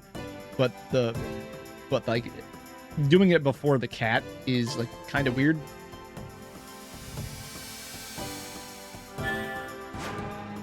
Okay, our luck has been fortified. Times 3.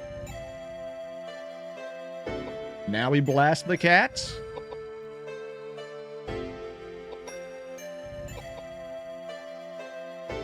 We'll try to sneak in one more, I guess.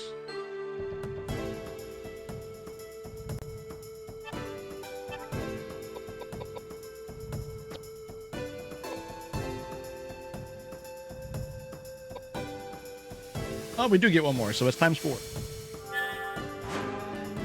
This is still not a guarantee we'll get it, but it really increases our chances.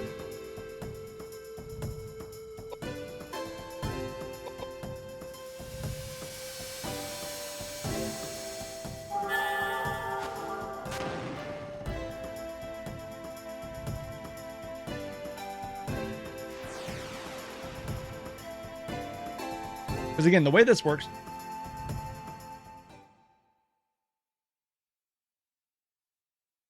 We didn't get it. Oh, wait, no, we did! We did! We got it! We got it! I think.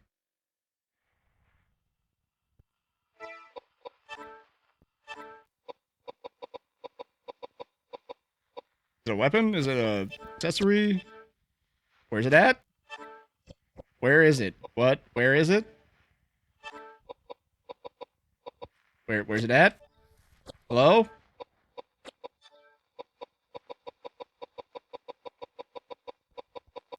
Is my inventory full? Hold on, is my inventory full?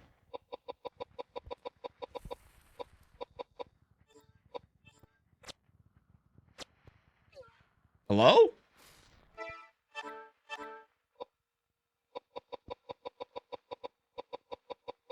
So, there's a possibility... We got an air badge. There's a possibility... that our inventory might have been full. Because there's another weird mechanic in this, is that you have a maximum inventory capacity. And if you pick up stuff and your inventory is full, you just don't get it. That might have just happened. Because it's not in our inventory. That is rough. That is rough.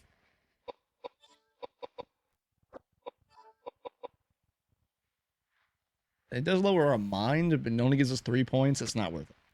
We can, however, give that to you. That sucks. That sucks. That's a really rare drop, and it's the best thing to give to the magic users in the game, but... yeah, it'd be what it be. It'd be what it be. Alright, moving on. That was quick, too. That was 2 encounters. Okay.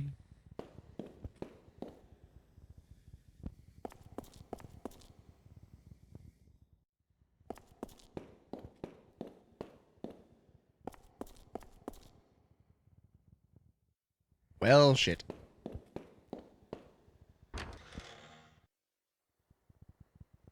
I knew that mechanic would bite me in the ass at some point.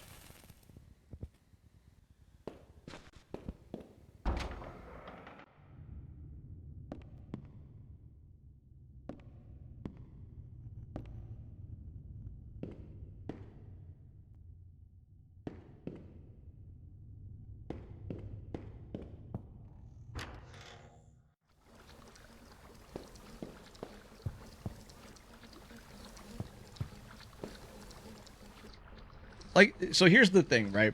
Like, I'm upset that I don't have it. And I got it to drop. But at the same time, you don't need it. It's just it's a convenience to have.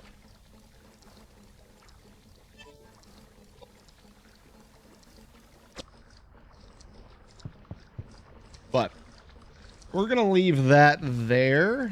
That is... After this, we have to do one big puzzle on the floor, fight another boss, and then do another puzzle, grind for a specific enemy to hope for a specific drop, which is the scroll drop, and then after that, we end disc 2 with a cutscene. So this is the end of disc 2. We're more than halfway done with disc 2, and that means we are almost halfway done with the game. Disc 2 is not terrible. But we have 2 puzzles and 1 boss, and then we are on to disc 3. Disc 3 is rapid fire boss fights, ending on the apostle boss. That is immune to wind. So if we do end up getting the Mars enemy to spawn in the library, we have a 1 in 4 chance, like if it actually drops the item, we have a 1 in 4 chance that it drops the one that the boss is immune to. And what we're hoping for is the 3 in 4 chance. But yeah, then once we do the apostle fight, we'll end at disc 3, and then disc 4 is just basically the final boss and cutscenes. So there's not a whole lot left. There's a boss rush on disc 3, and then the tower climb on disc 4. And then the run is pretty much done. Let's get into some Koudelka, shall we? Let's go ahead and get some learning done. Let's pick back up where we were at last time, which was disc 2. What we did here, what did we do last time? We made it all the way through the Mad Fly. We beat the evil tree. We beat Elias. We found the cat and got the item that's really rare to drop, and then still didn't get the item because our inventory won't let us have it. So where are we at exactly?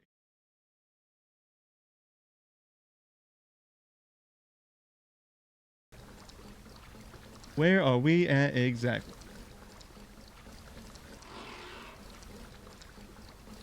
We got the mask, we got the badge. We got to go back to the room where we got the crossbow. Okay. All right. And we're back in here.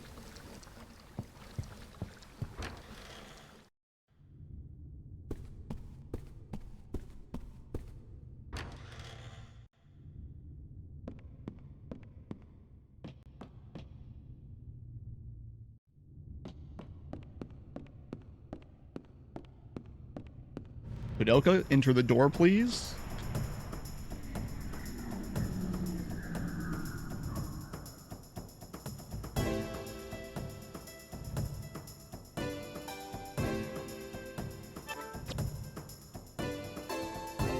Good job, Edward.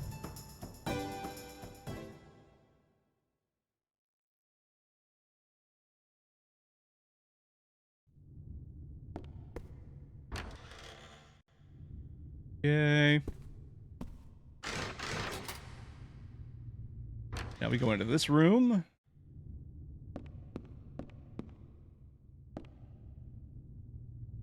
Okay, that's the puzzle answer. We don't need that. We already have the answer. We do need... Not that, but we'll take it. We need the music box. That's what we need. You can do a lot of puzzles in this game without like finding the answers, except for the music box puzzle. The music box puzzle will not work. You found Roman nuts. Nice. The music box puzzle, you can input the correct answer and it will not work unless you have the music box.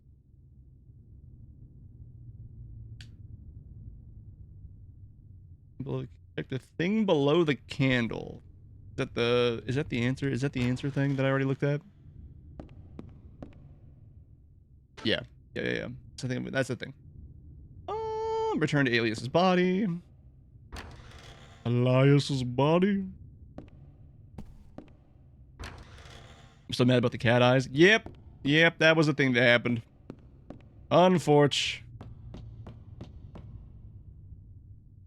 Yeah, the music box is kind of annoying.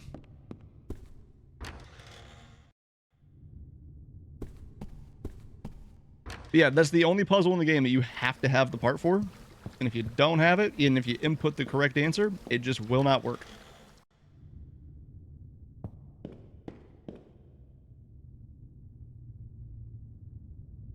Okay, scene transition.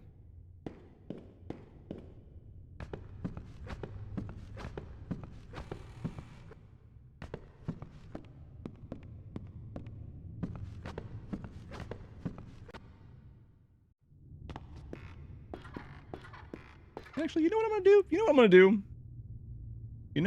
do? I'm gonna just turn that down low.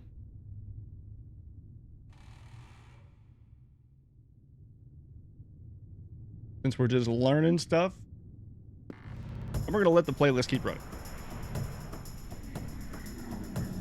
It will get overblown by the game at points, but it'd be fine. Although this game is giving you 9 key items to use at the end of the game, makes me angry. Why do they take up a slot? So, Koudelka's inventory system is kind of weird.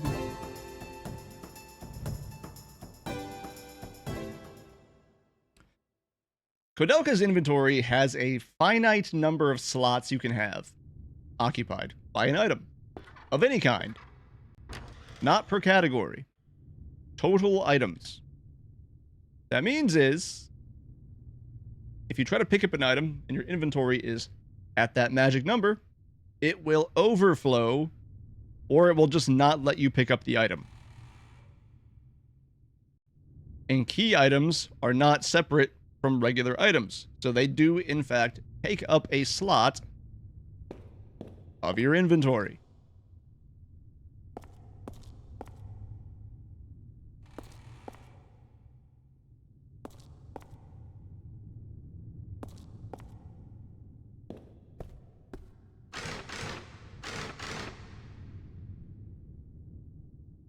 Okay, hold on, what?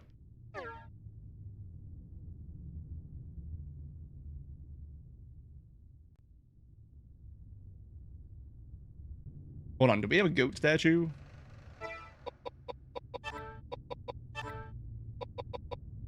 We have a lion statue?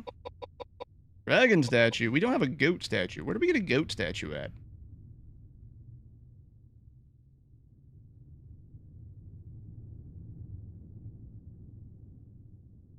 Return to Elias's body. On your way back, remember to grab the goat statue and solve the puzzle. I'm sorry? Have we not picked up everything?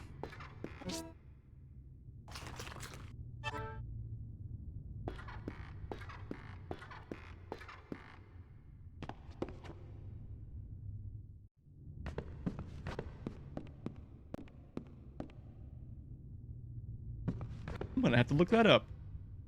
Just to make sure I know what I'm looking for. Because I thought we picked up everything already.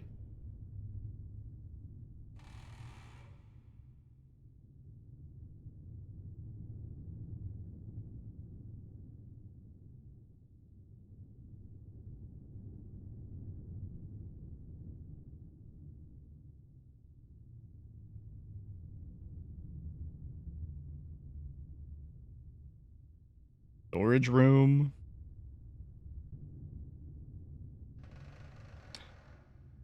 Oh, okay, yeah. Yeah, okay. We didn't get the goat statue. We grabbed the piece of plaster and never used it.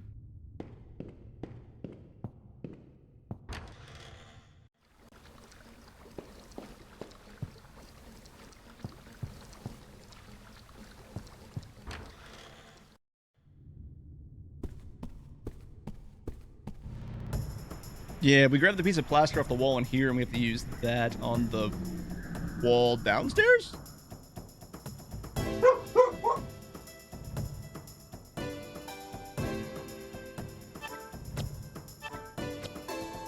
Okay, come on, guys, run away. Run away. Thank you. It's not that far of a run back. It's fine.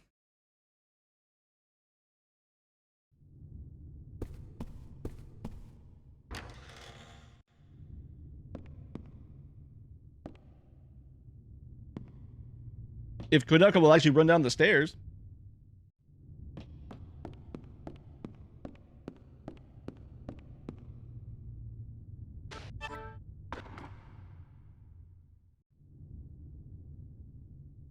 There we go. No, we're not going to get it again. That cat only spawns in 2 rooms, and we will not be going back through the areas that it spawns in.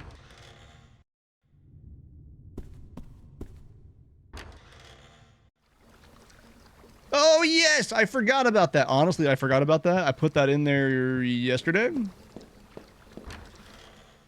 Yeah, I learned something while watching GDQ. I thought it might have just been like an inside joke, and then I looked it up and like read into the thing, and nope, it's a real thing. So we have new emotes because I like the idea. Since we play a lot of games that have a lot of RNG. There's an error, like 0x dead beef is really funny. Especially when it comes to like random number generation. Because dead beef is basically a call sign or a string of code that sets a seed in something when you do a random number generation. So like if you're running a game that runs off of a set seed, when you hit start, you will generate your dead beef. So if we have a run that is bad, will I try to figure out what I'm doing wrong with this?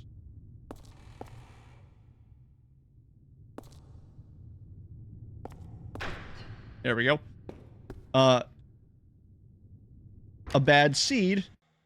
We have dead beef. All right, we're finally out of that room. The next room, go forward. The next room, and this one, collect the shard, go back and take the other path till you find the print room. It takes the top left door in order to fight the boss. Okay. This is the area where the most important enemy in the game can spawn. That is not it.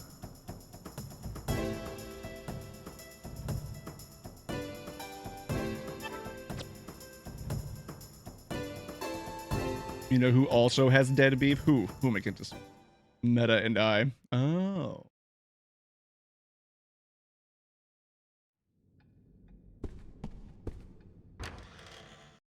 I don't know if you can count that as dead if you keep egging it on. I'm not sure that's how that works.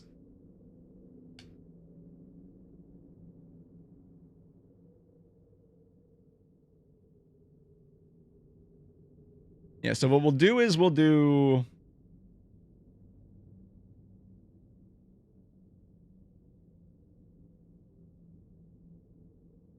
Alright, so we got the piece.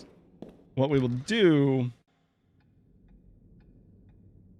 You just got the first part of... You got the second part of that. You got beef and... You got beef. So what we're gonna do is we're gonna do like 5 encounters here. We're gonna do 5 encounters here, and if we don't get a Mars encounter by the 5th one, we'll move on. Or if we don't, you know, get the item by the 5th one, we'll move on. Because this is the enemy that can drop scroll items, and scroll items are the most powerful thing in the game.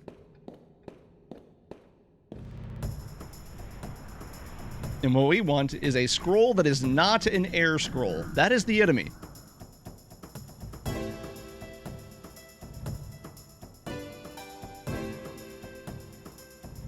I'm pretty sure that's the enemy. I think that's the Mars enemy. So what we're gonna do... We're gonna fortify luck on Koudelka. We're gonna make Koudelka wait. We're gonna fortify luck on Koudelka.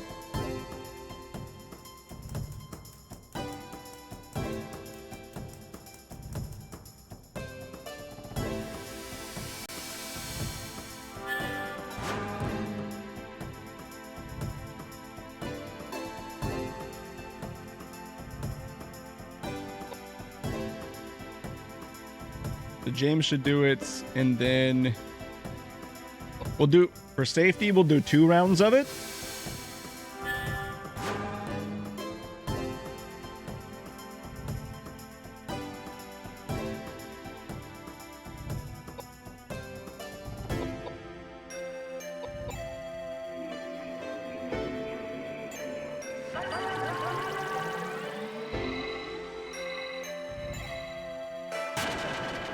Yeah, we're fine.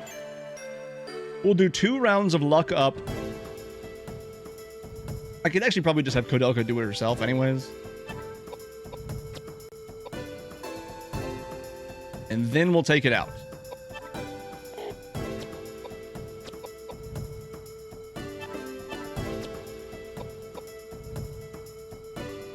And we're hoping for it to drop a scroll, and specifically anything but an air scroll.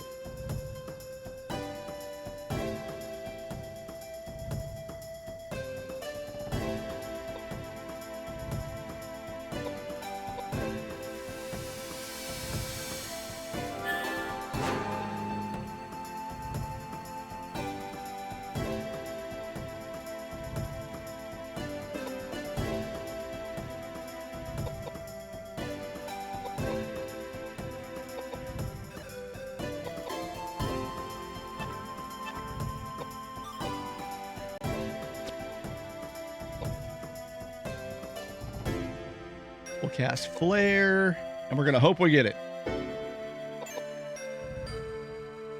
And if we don't get it, Or if for some reason she doesn't kill this thing, we'll just do another Fortify Luck.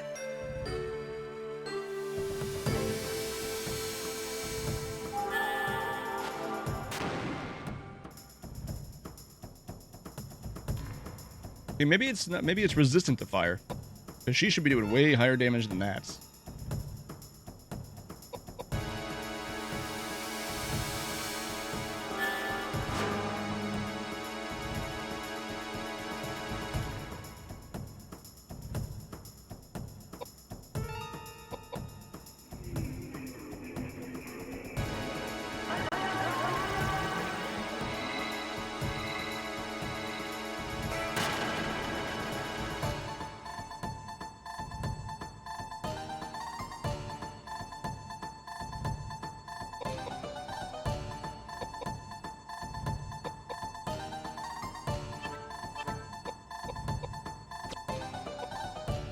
Let's try Geyser. It might be resistant to fire.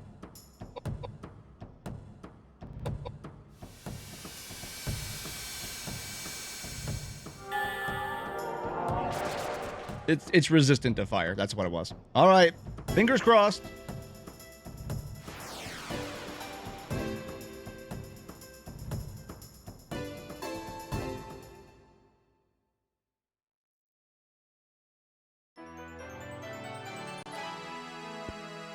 Nope.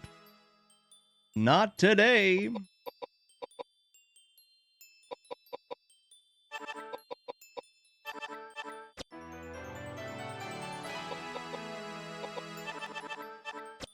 Let's see, what do we got? You. Leonis, welcome in. What is your fantastic news?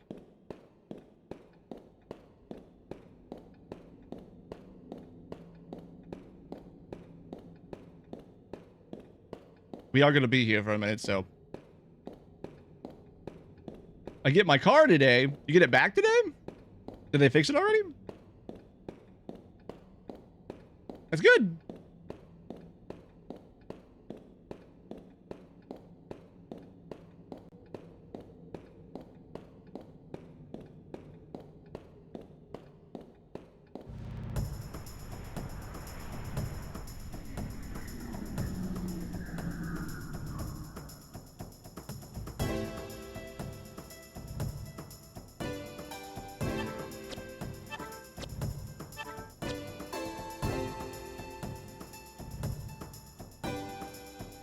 Except for a lighting module that is a week out, so you'll have to take it back, but that's good though.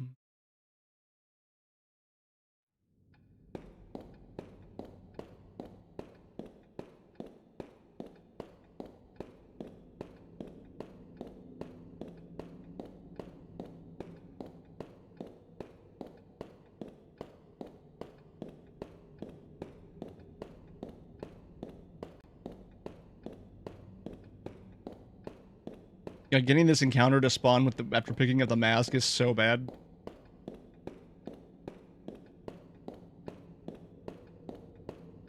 Because after this, we just go straight to the next boss. The next boss is not that far off.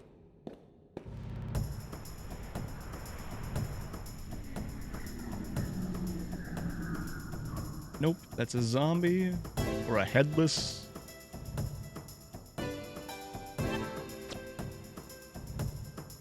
That's 3 encounters. Got 2 more, and then we'll just move on. I think allotting time for 5 encounters is a lot.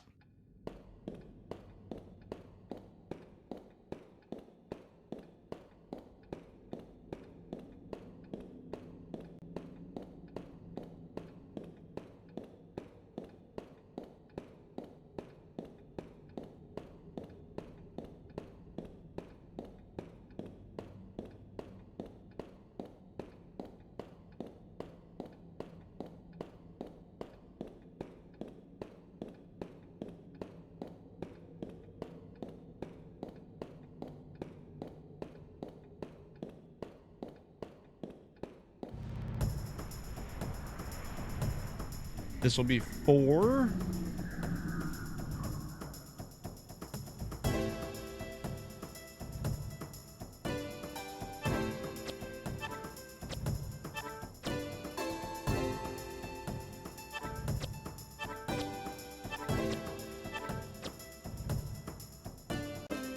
We get one more chance and then we just move on.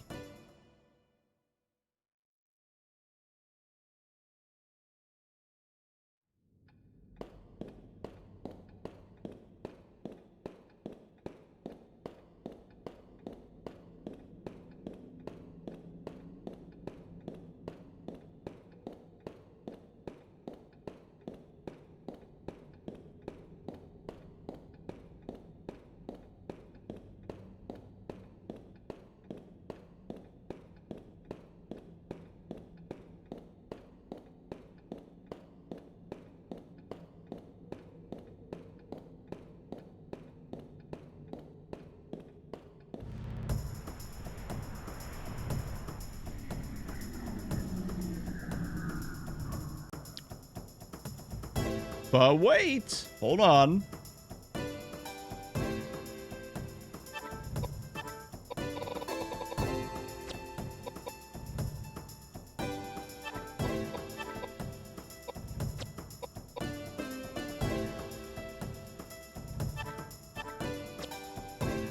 We'll do 2 rounds of everybody fortifying luck, or everybody that can fortifying luck, and then we will hope for the best. This is our last attempt of this encounter anyways.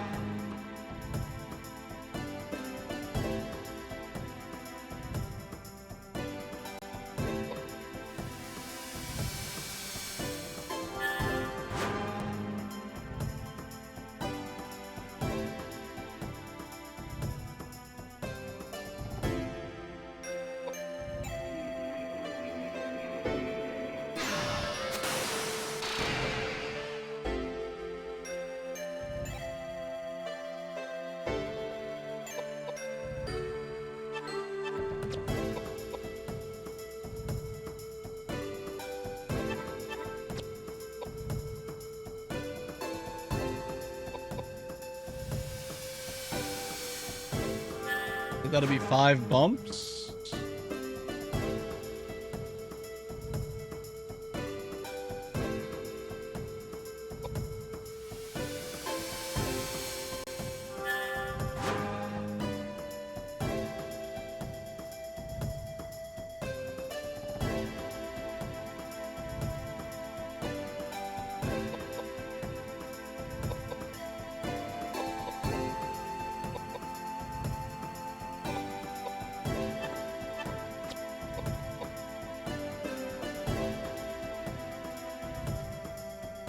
So if we get the item that we want from this, we one-shot the worst boss in the game. If we don't, we have about a 17 to 20 minute possible boss fight.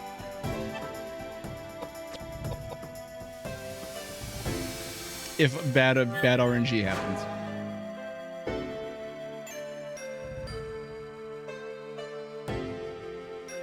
That is why this is like not considered time loss.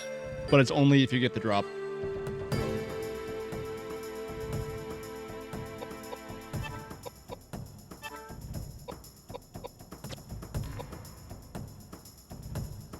This enemy right here drops the strongest item in the game.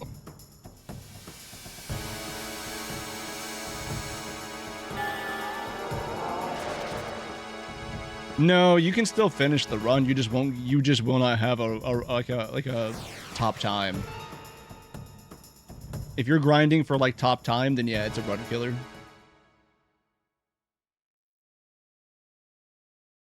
We didn't get it. All right, moving on.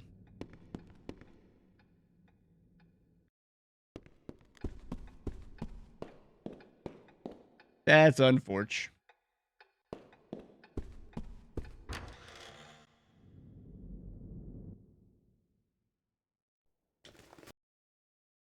Like, we can still finish the run without it. It's just the boss fight's gonna take longer.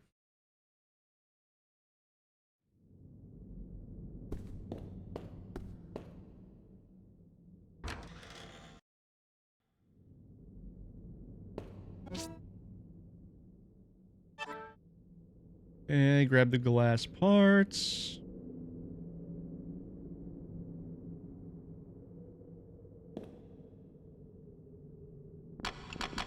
Put the statues in. We're now gonna go fight the Chimera.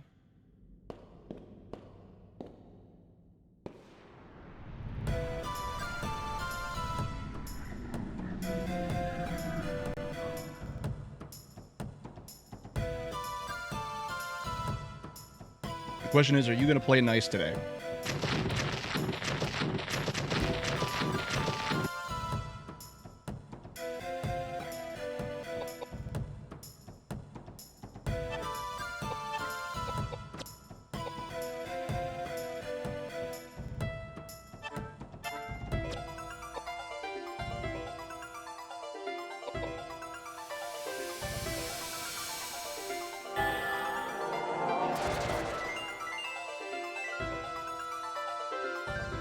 $776 from him is not terrible, considering we don't pump his stats as much.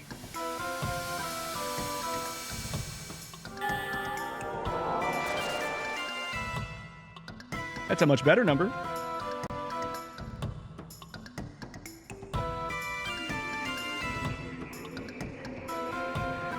It should definitely be dead on the next turn. We actually wouldn't even need to use James as a caster. And we still would kill it.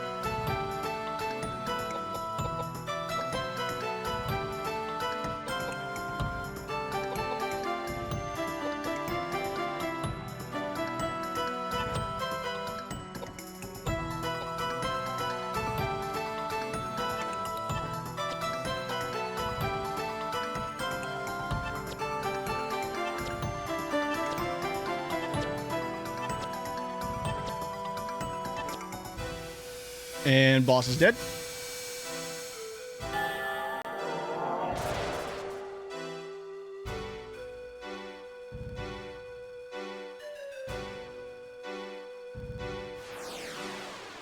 The mace and all the rings that we have on Koudelka bumps her stats up incredibly high for magic.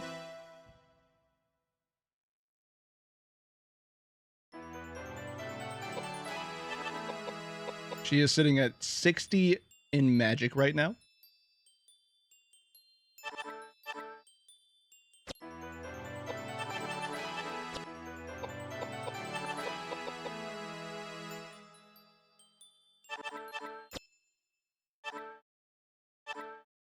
He has a specific purpose, and we can only use him when we need to because his weapon uses ammunition, and we will not be picking up more ammunition for it.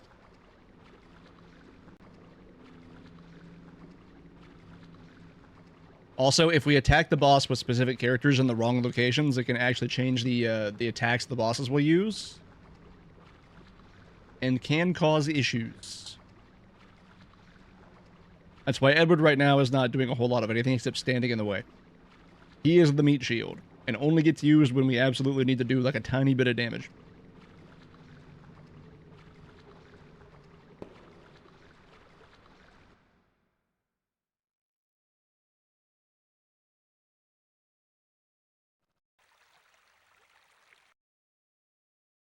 Okay, we're done in here.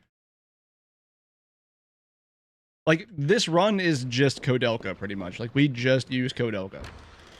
And then we only use the other two if we need to do, like, a tiny bit of damage here and there to, like, sweep a fight. That is the majority of how this goes.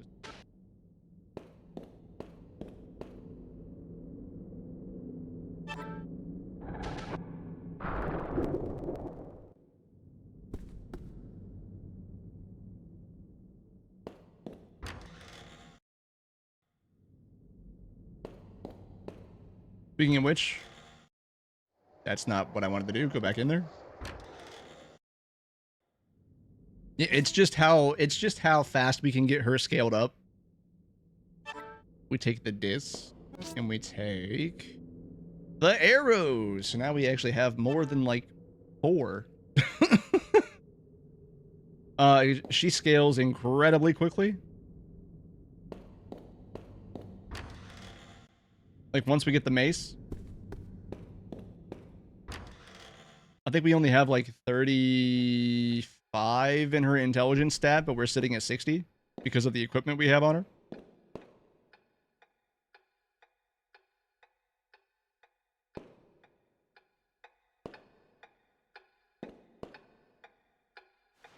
What do you mean? Climb the library's clock? Can I not climb the clock, please? Would have been really cool to see a Mars pop up there, but they didn't.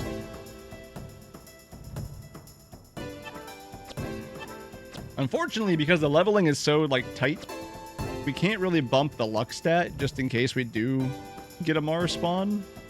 So we have to rely on wasting turns, just bumping luck on Koudelka.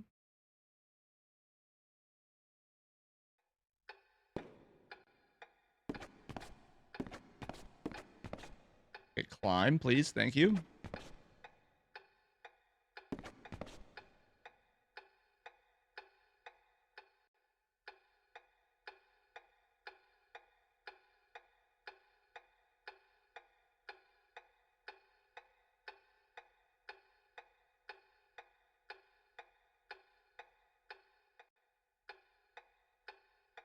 Hello, did I not pick up the item?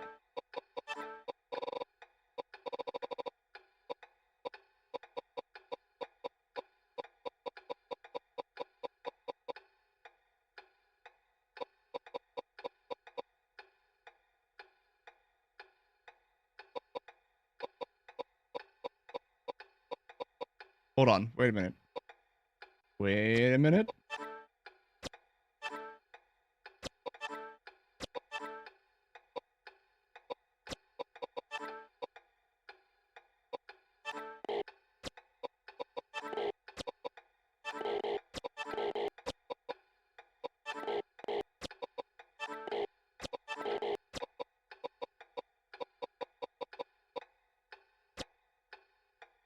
Hold on.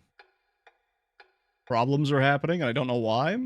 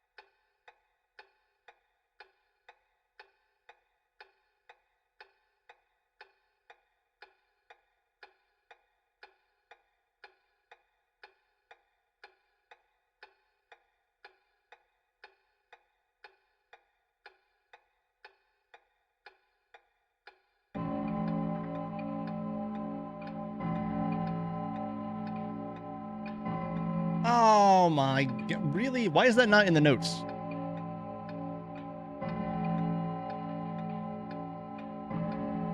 Yeah, that, okay. I know where we're at now.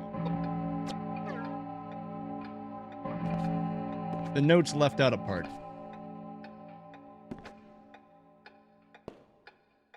So there's a mistake right there. There's another piece we have to grab. We're not done in that area. Back here yet? Nice.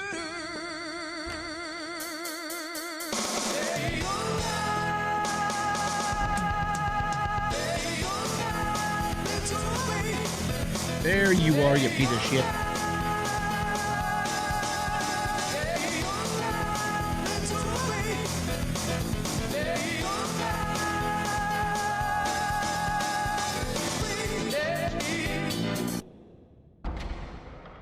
Yeah, the notes left out. We have to actually move forward to grab that piece. All right, we're back on track now.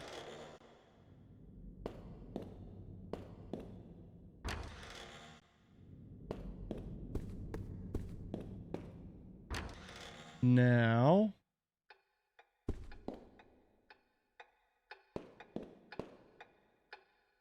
climb the clock, and here's where we do the music puzzle.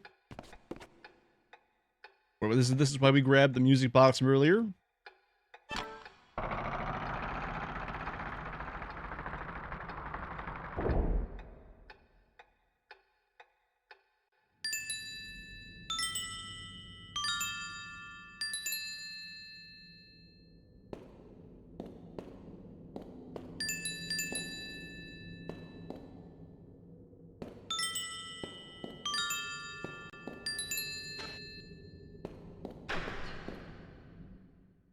You can input that same pattern without the music box and nothing happens.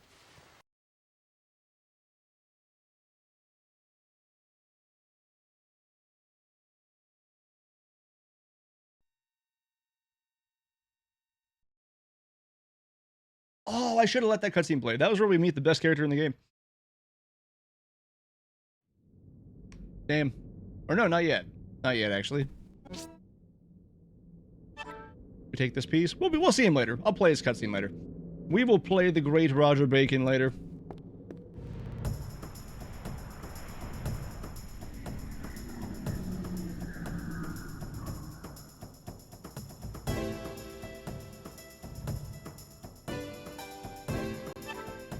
We are about to come up to the ending of Disc 2. The final boss of Disc 2 has a very, very interesting strategy to get past it.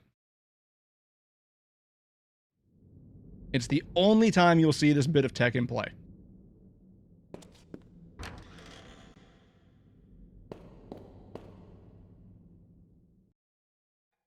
Mr. Bacon.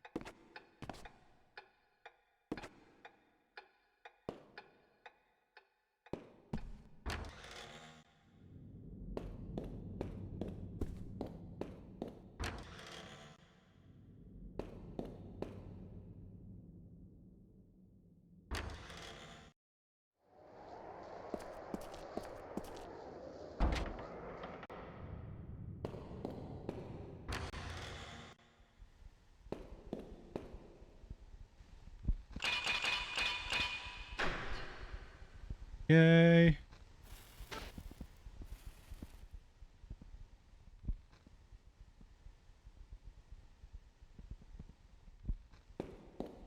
But that opens up an optional area. There's an entire side quest we're skipping. That there unlocks the door here, and it also unlocks a secret chest in a room. There is a little side quest for one of the ghosts in the game that can give you an extra boss fight, which we will be dealing with because we will not be going out of the way to deal with the side quest. But here's the ending of Disc 2.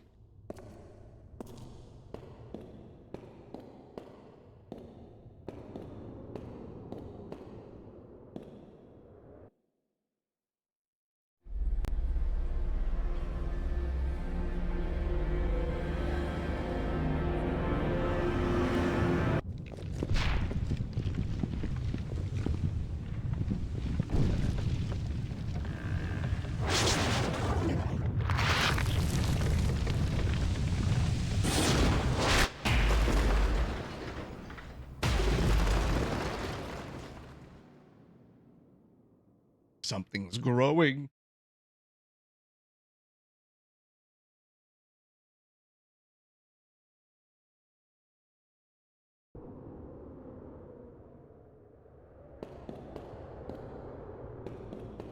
Alright, now for real, here's the ending of Disc 2.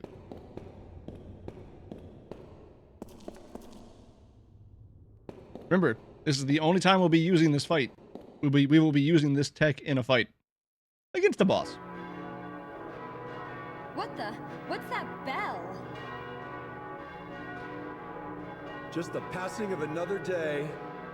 Oh no, today's All Saints Day. Oh no, today's All Saints Day. Portal to hell opens. Their spiritual energy is coming together. What power? It's like a monster.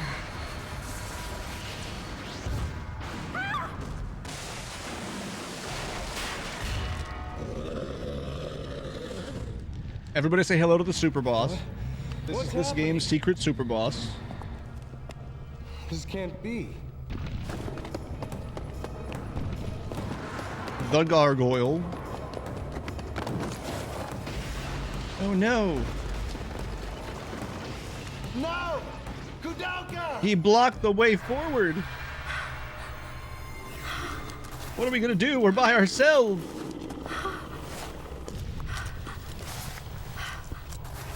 I mean, I don't know about that much, but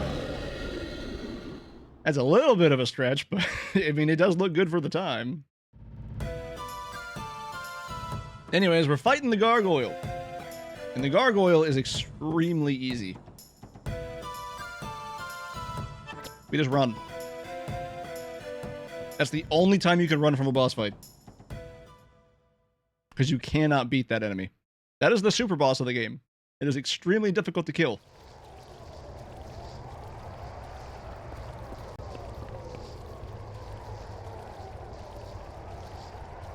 And we're done with disc 2. This is also the disc that has the worst boss in the game. Probably in all of RPGs. The Apostle.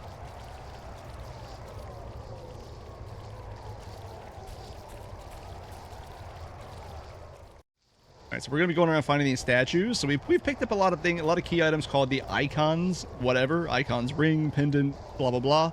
We're going to be putting those on these statues. We've kind of been collecting them over the course of the whole game, but now is when we're finally going to use them.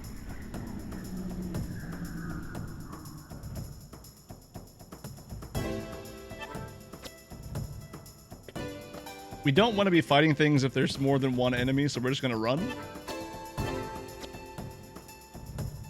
If there's only one enemy, we can just take the turn to cast a spell and get some experience points, but we are on our own for the time being, which isn't the biggest issue considering Koudelka is the strongest character we have. She just does not have a whole lot of health.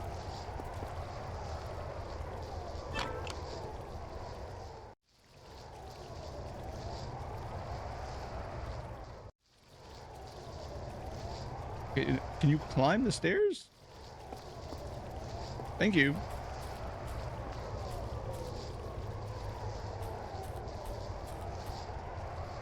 And she doesn't have the cat's eye. We know.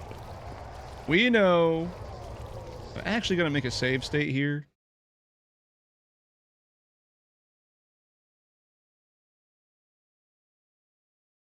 For practice purposes.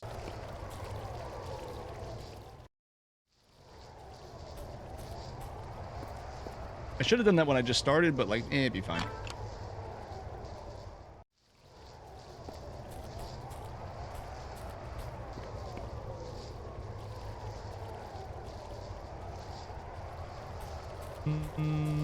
This is dead end.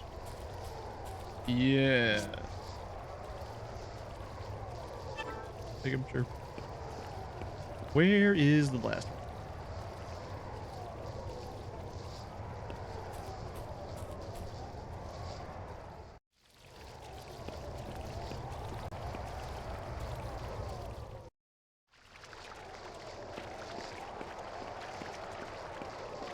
Up and to the right?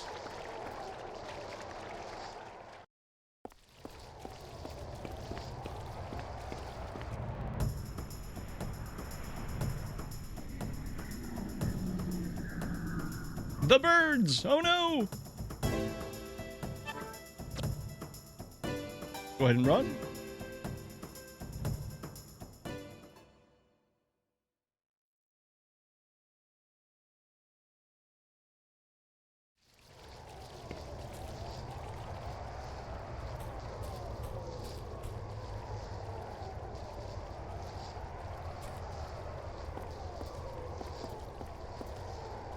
It might look like I'm being dumb and just not climbing the stairs. That's not what's happening. This game doesn't let you just run upstairs. You have to actually interact with the staircases, and half the time the interactions just don't work. Oh look, we found a pendant. This is actually our pendant that Koudelka loses in the opening of the game's cutscene.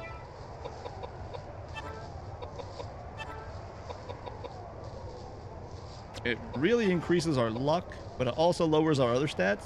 So we don't want to use it, because we already have better stuff.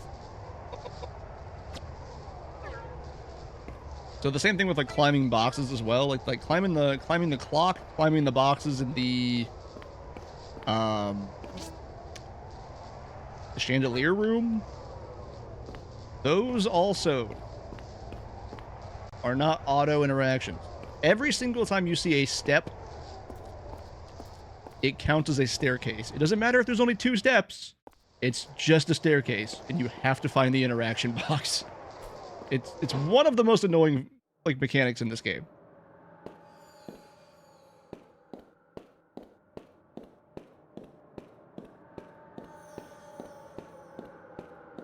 Okay. Go back here.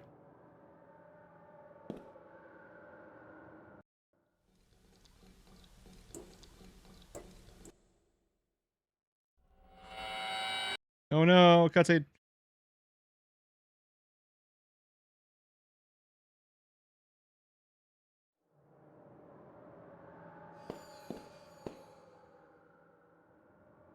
Get the blue key on Beth's body. That's a rifle. We don't want that.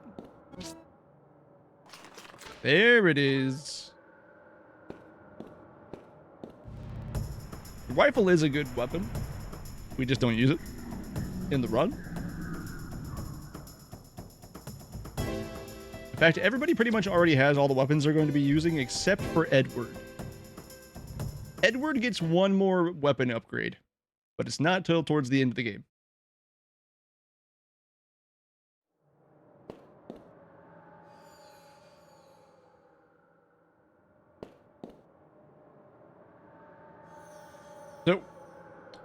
So. Koudelka is missing a weapon? No, we're using the mace. We have the mace that like erases our intelligence by like 20 points.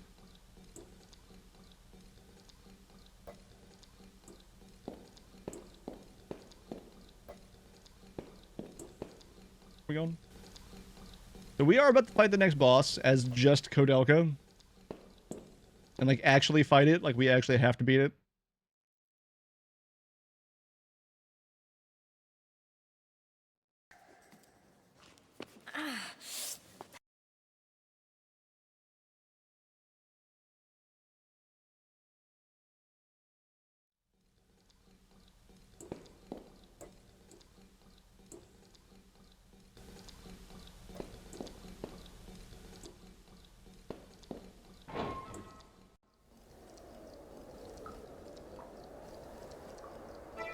What? Okay, so you have 1156. 1156.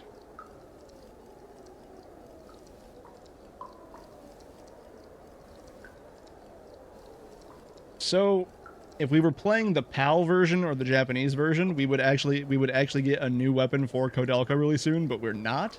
We're playing the US version, the UTSC version. And what that means is that weapon does not exist in the game. The PAL version and the Japanese version are the only ones that have the crucifix, otherwise known as Daniel's Cross, and it is one of the 2 super weapons in the game. The US version did not get that. The US version only has the 1 super weapon, which you get by defeating the gargoyle, which we will not be doing.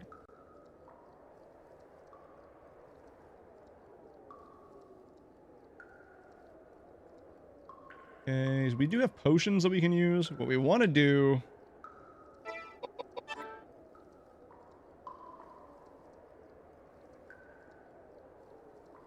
I mean, I guess it doesn't matter?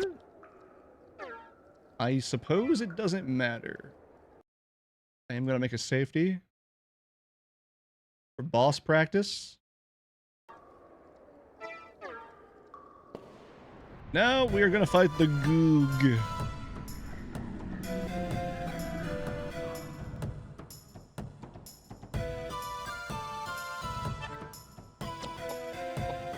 We're going to move as far away from it as we possibly... never mind. No, we're not. If we do that, we actually lose damage, so we're just going to cast Wind from here.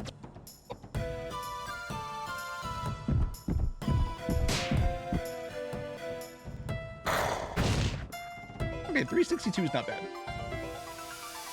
We could take like 2 hits, and then we have to heal. I think. 1766. And poison? That's kind of rough. That's kind of dumb.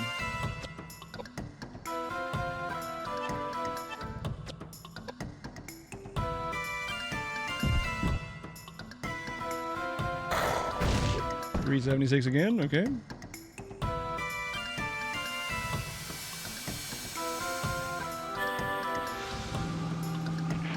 $1684. That's like nearly 4. That's like 3,000. 3.5. Here we're going to use a high potion. And then the next turn it should die?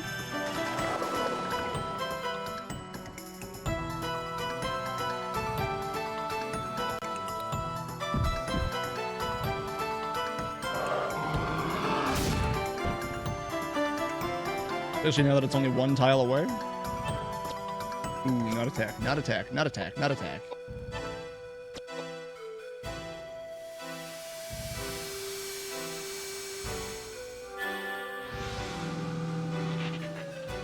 Yep, it's dead.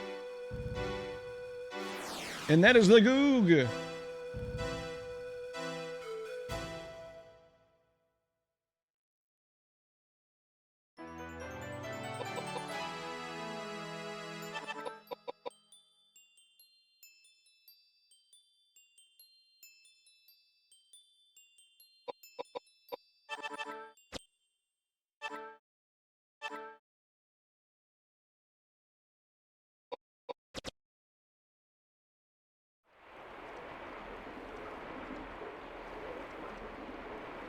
No, I don't want to save. Actually, you know what? Having that, like, actual, like, in-game save won't be bad. Would not be a bad idea.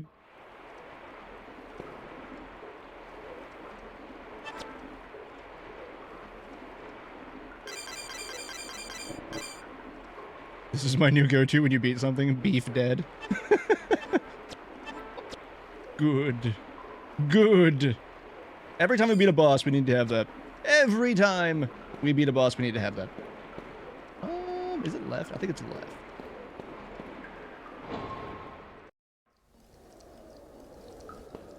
Not to be confused with dead beef. No, dead beef bad, beef dead good.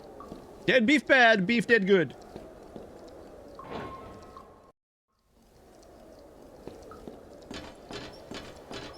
God, I genuinely, I know we don't need them nowadays, but I genuinely miss the time of pre-rendered backgrounds. I just love them so much.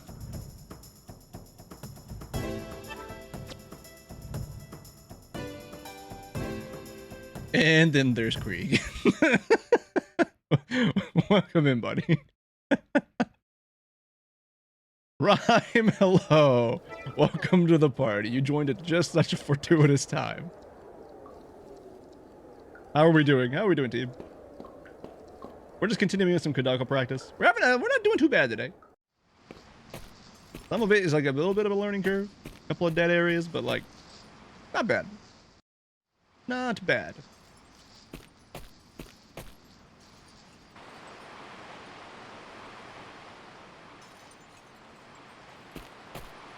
Hold on, is that a gnome?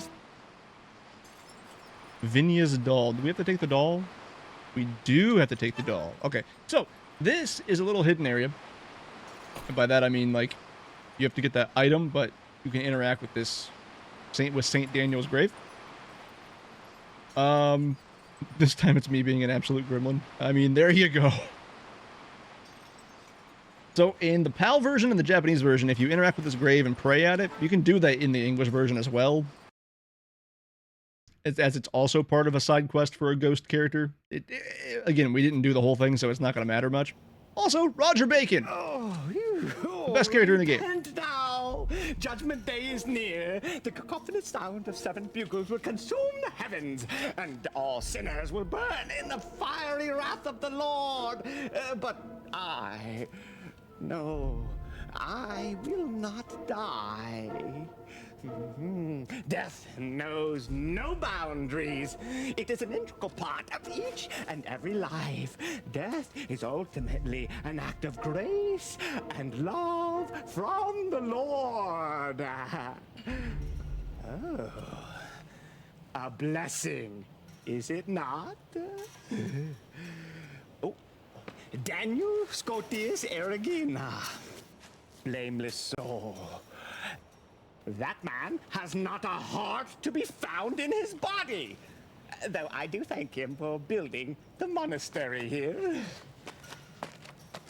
And you are? Where are my manners? Hello. My name is Roger Bacon. I am a monk from the Franciscan order. A monk. And I And that's Roger Bacon. Hello. My name is Roger Bacon. I love him so much. We're not going to get to see too much of him, but I wanted to play a little bit of his cutscene. Anyways, we would do that whole scene there. And what he does, he opens the lock to get us back into place. And in the PAL and the Japanese version, if we go back to that statue, we would then get Koudelka's ultimate weapon. That being said,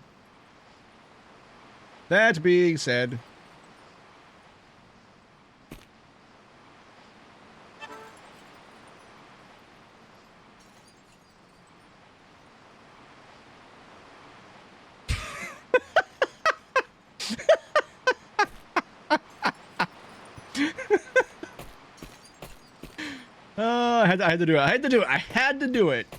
I was waiting. I was like, man, if Krieg shows up.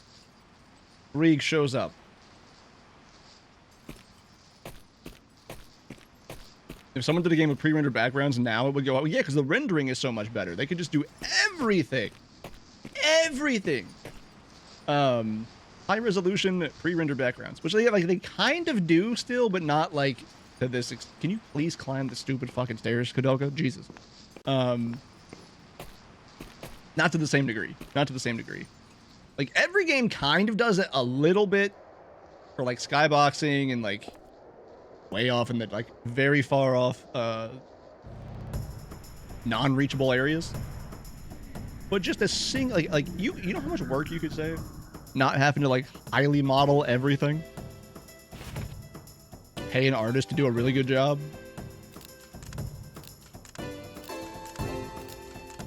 I think it would go great, honestly. Like, give me like an old school RPG. Put all of your like resources into the character models and interactables, and then you just high res pre-render everything. Be great. Be fantastic.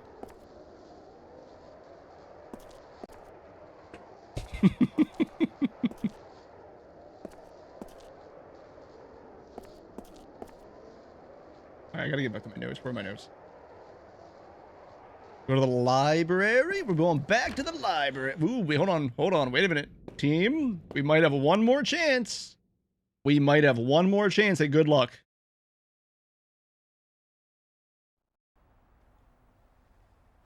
Do a knockoff RE? Koudelka. I have it loaded on my stream deck.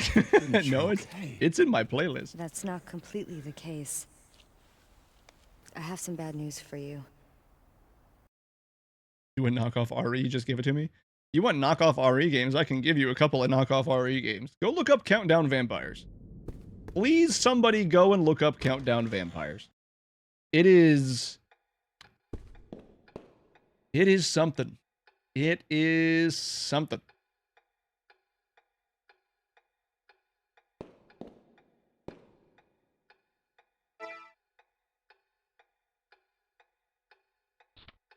Has equipped James with accessories. He has accessories. Oh, but we can give... Hey, hold on. We have to have the pin... No, we don't. We just have to have it. We can give him the pendant. It'll boost the stats up.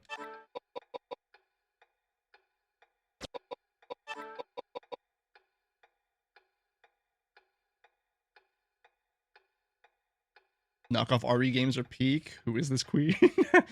Why is the first thing we see? I see the AVG in because he covered it. I tried playing it. It is not great. It is not great.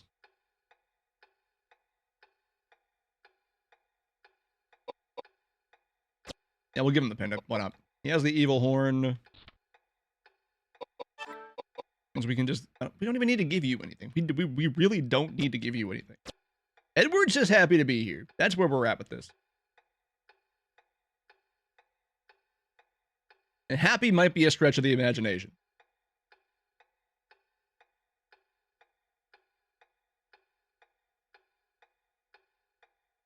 Think of... So, I can sum up Countdown of Vampires for you really easily. Think of playing Resident Evil.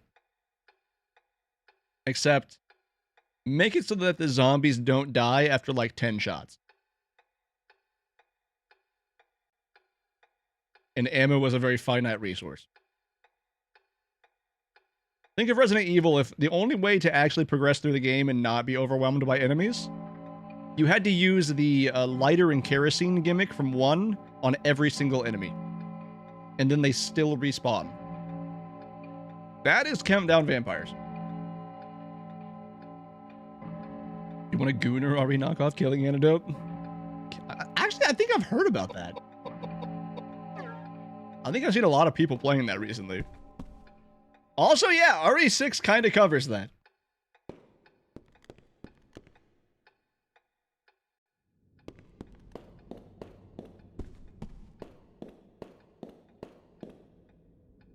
Return to the beginning of disc 2. All right, hold on. I'm going to do 1 encounter in the library. We're just doing 1 since we're here.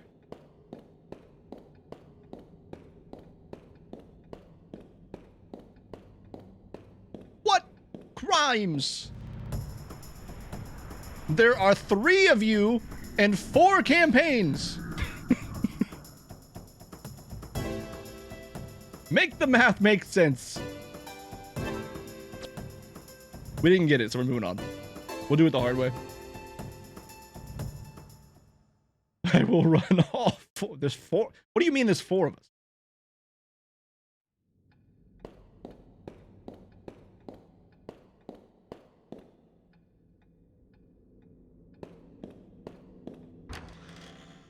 Jill wanted to play RE6? When?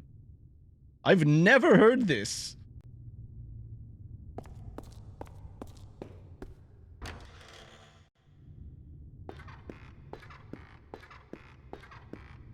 Did I miss it?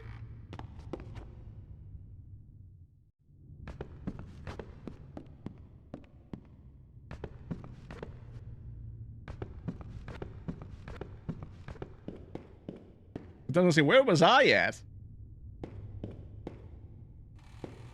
Okay, we go back here. Come on, open up.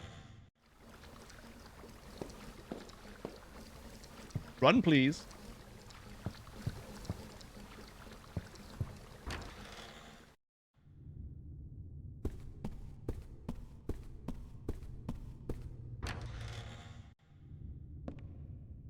This is the part of the game where we just run through everything we've already done to get to one side door that was locked all the way back on the end of at the beginning of disc 2.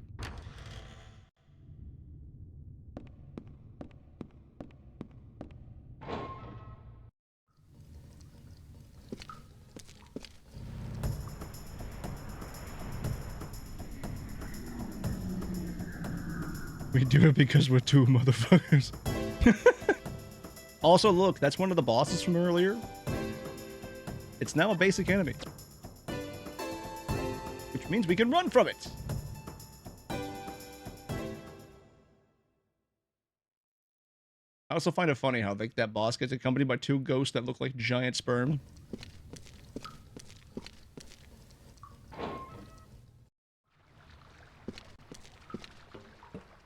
All the way back.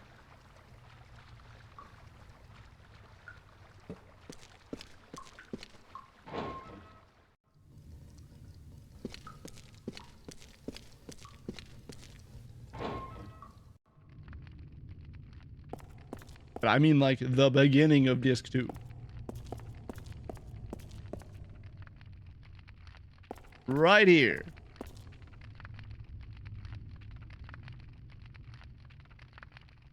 And then we're gonna fight 2 bosses back to back.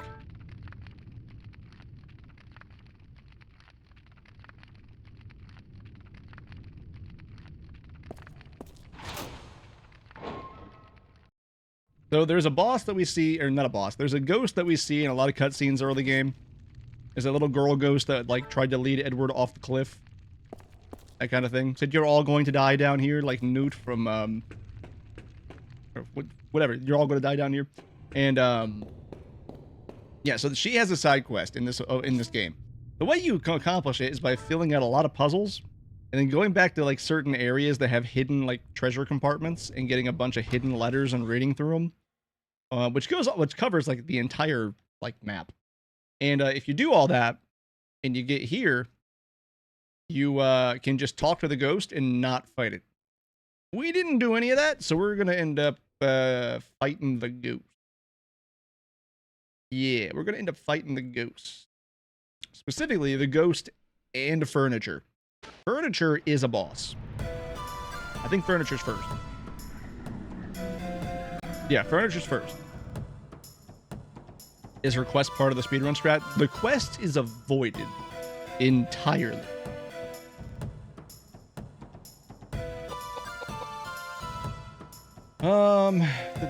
Chair is weak to water, wardrobe is weak to earth. Okay. Chair.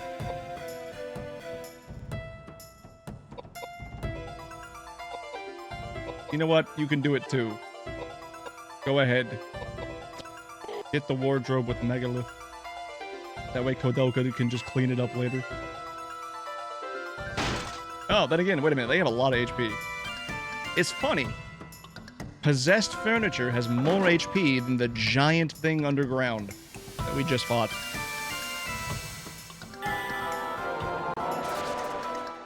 And she nearly one-shot it. Chair weak to earth? Nah, man. Buckshot, super effective. Exactly. And the wardrobe poisoned Edward. Oh no!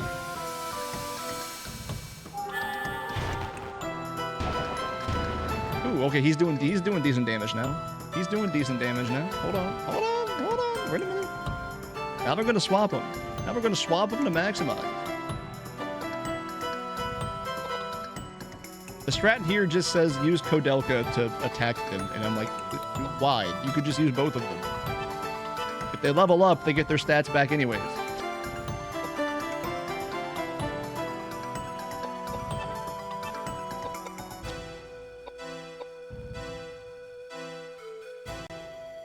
That is like a really OP part of this game, though, is every time you level up, you get a full heal.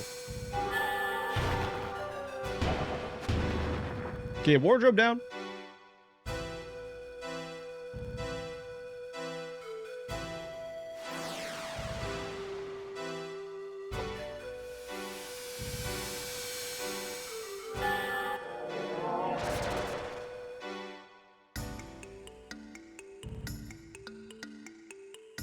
Chairs are down.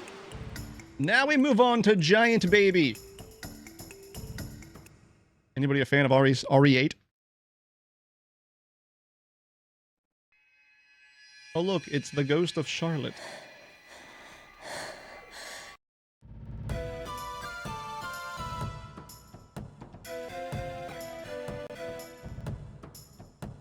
Giant Baby.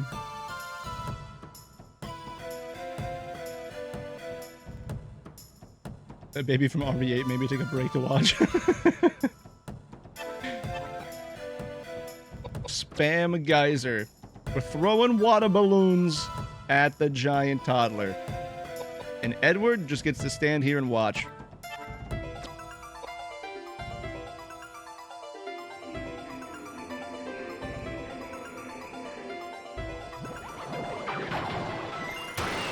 Don't silence. I don't think you can, but I would really appreciate it if you don't. You did get a knockback, though, which is not great. Yeah, 1622, that should be higher. This shit had me befuddled. Had to bust up the Mickey Mouse Clubhouse.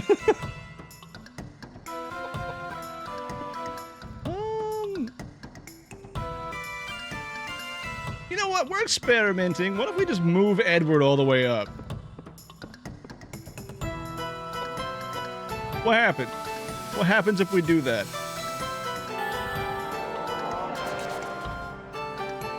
Okay, pretty weak against that. We need to get them closer.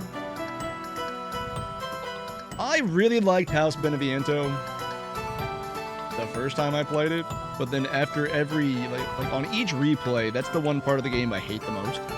Because it's the same thing every time, it's just tedious. If like the puzzles had some kind of randomness to it, it'd be like, okay, sure.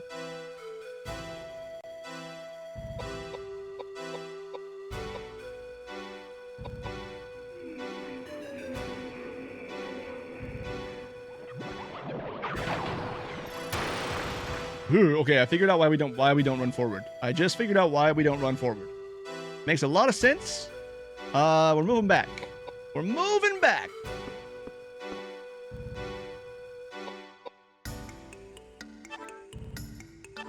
You know what? We can be nice and comfy with a 1 tile difference. And I'm not going to complain.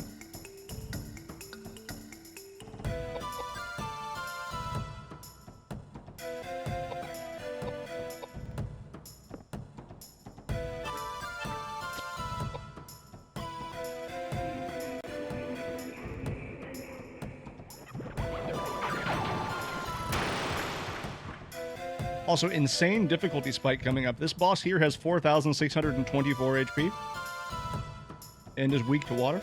The next boss, which is quite rapidly after this, has 9,025 HP.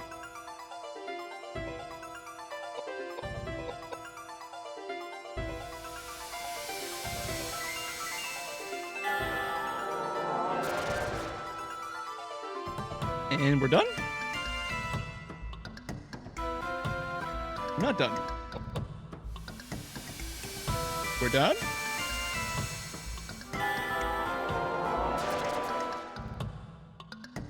We're done.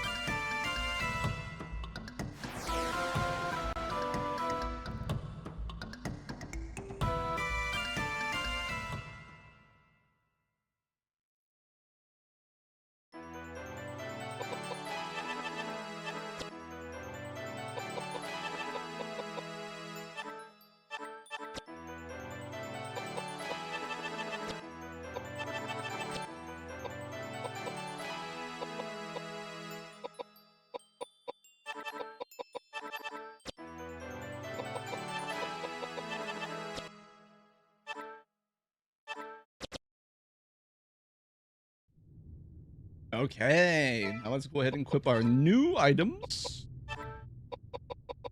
Star brooch. Or do we get rid of the ring? Huh. Yeah, no. Oh, the agility bump is what we want, actually. That's why we equip it. Okay, that makes more sense. That makes a lot more sense. Okay. Which one of you gives me the less drastic difference? You. You 100%. We need your piety to stay high, so we'll leave that there. You...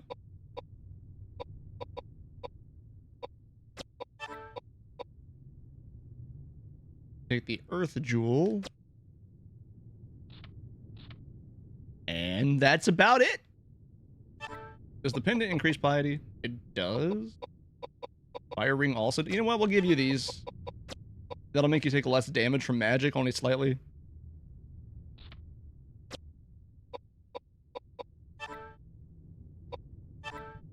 Star brooch.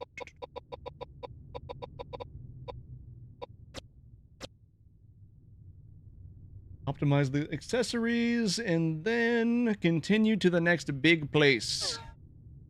The next big place.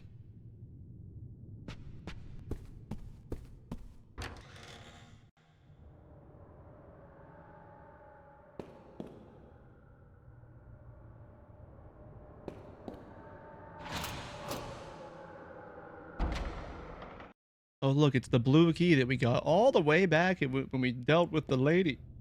All right. Go to the left of this. Go to the left door of this room. Here, place the disc on the thing and grab the notes and go and fight the next boss. Okay. So, climb the ladder. Climb the staircase, Koudelka.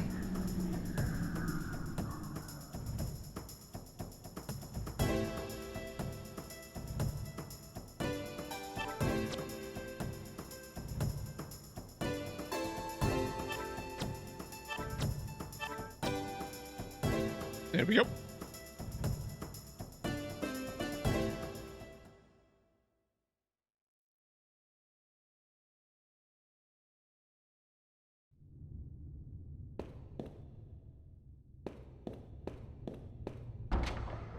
Oh, it is this way. Okay, never mind.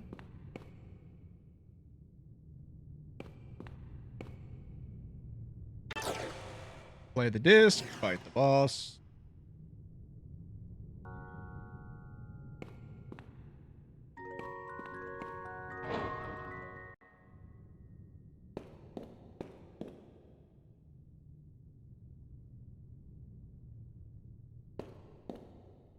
There's always a pedestal.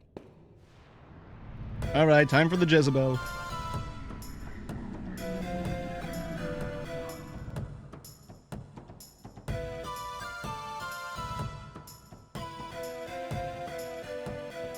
Notes for fight. Just to spam magic. On it, boss.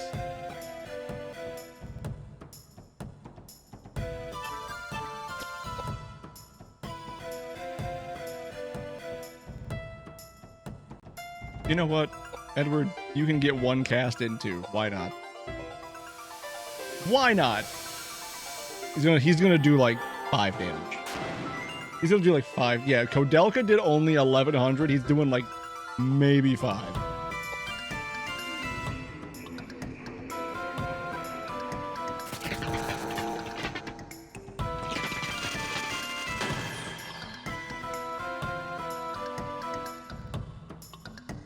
Look at him go.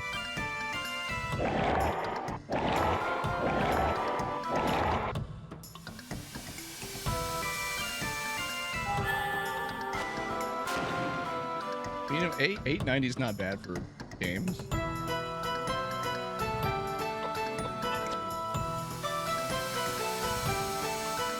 Oh, it's gloriously ugly. 2!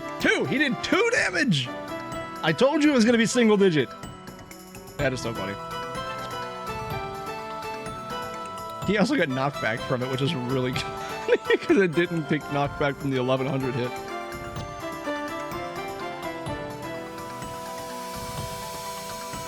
Good job, Edward. You've contributed 2 whole damage to this thing.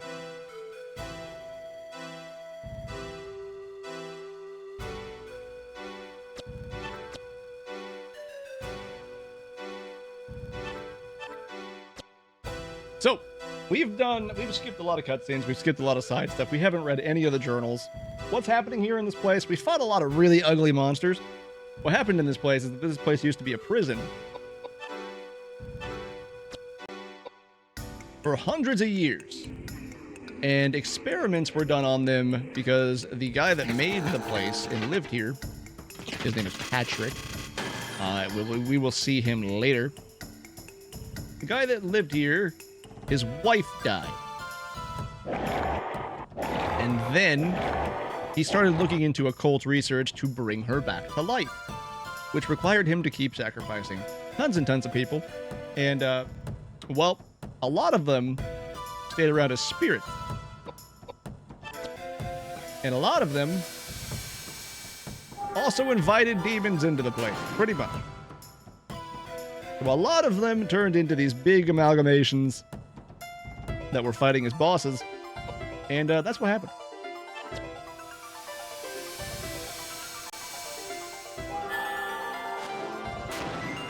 In the kicker, the final boss of the game. The final boss of the game is Patrick's wife.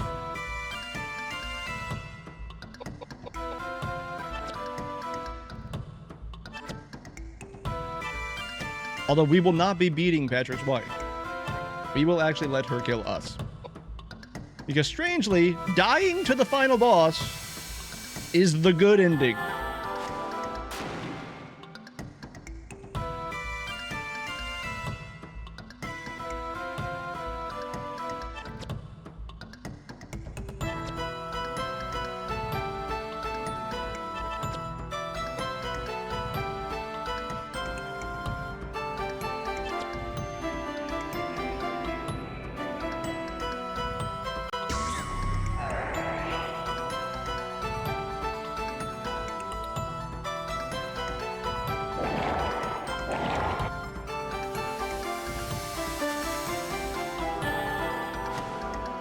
Basically, the ending of the game is essentially the same regardless of which ending you get.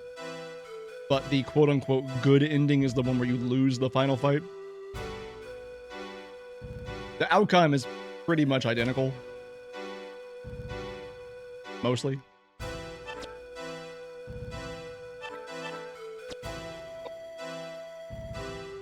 If you beat the final boss, you kill the demon, it falls into the fire, and then the place explodes. If you lose to the final boss, excuse me, if you lose to the final boss, then they exorcise the demon and it floats away, and everybody is alive in both situations.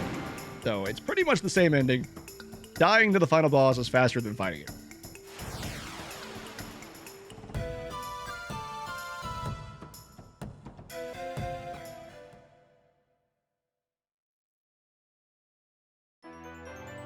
All right.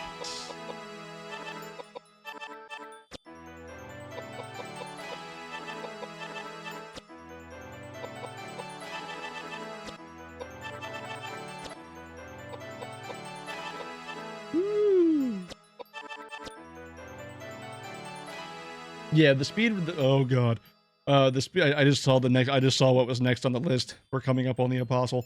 The speed route is you just die to the final boss because it's faster than actually fighting it. And we just got reflect. That's how we're gonna deal with this next boss. And I'm gonna make a save.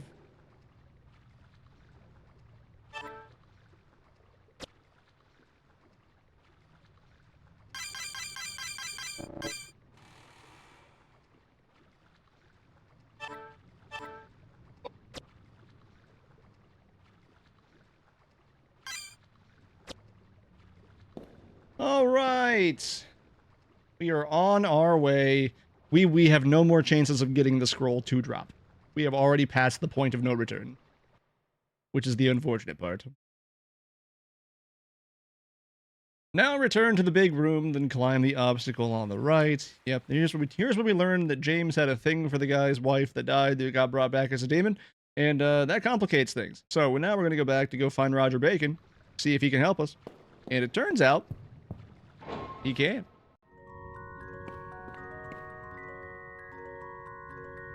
Yeah, we have no more chances of getting the scrolls to drop.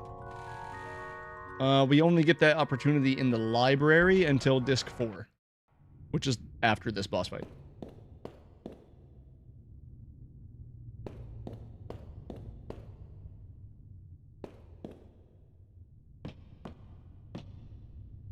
Don't climb down. Climb up. Climb up!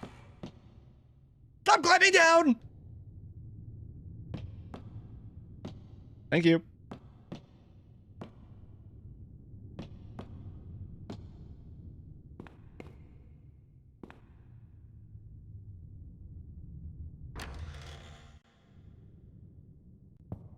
Ooh, wait a minute. Hold on. I might be wrong, actually. I just read a little further into the notes. There might be one more chance to get it. There might be.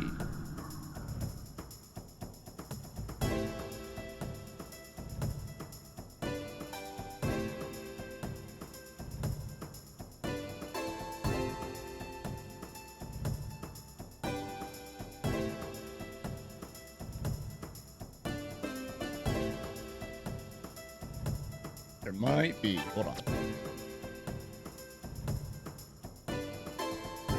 It doesn't give me the information on which fight. I'm assuming it's still a Mars fight. So the Mars might actually spawn in the room before the final boss. It looks like, maybe. If I'm reading this correctly.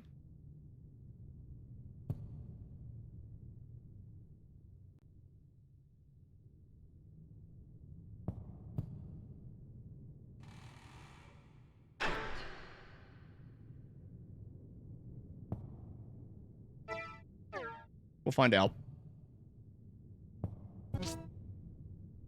Get our bowgun ammo for Eduardo.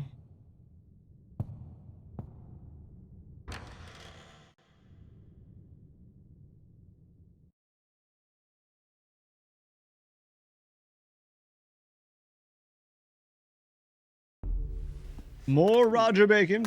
No, it's around here somewhere.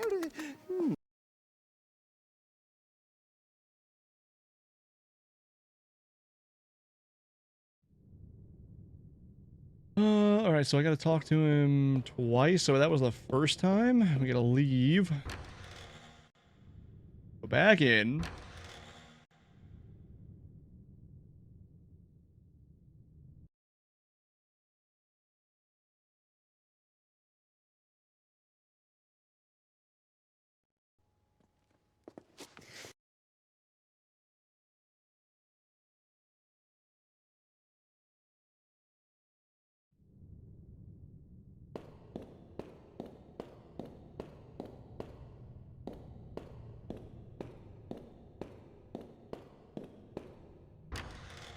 I'm gonna make sure that I don't have to go back in there one more time. Should be good. Should be good. The next room, examine the books. Examine the book.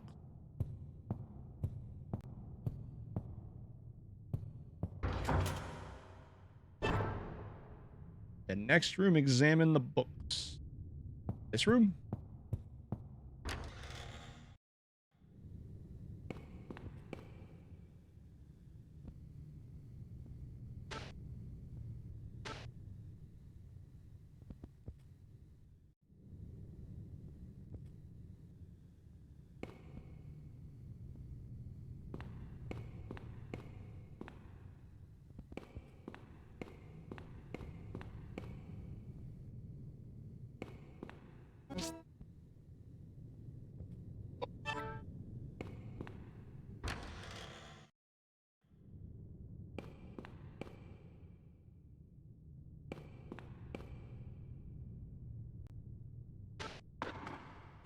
There we go.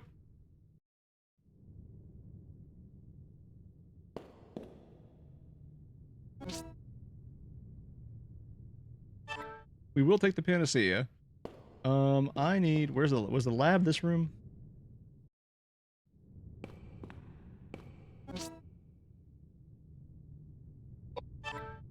Rifle rounds. I don't know, this looks like a lab to me. Where's the bottle? Can I get the bottle? Yes.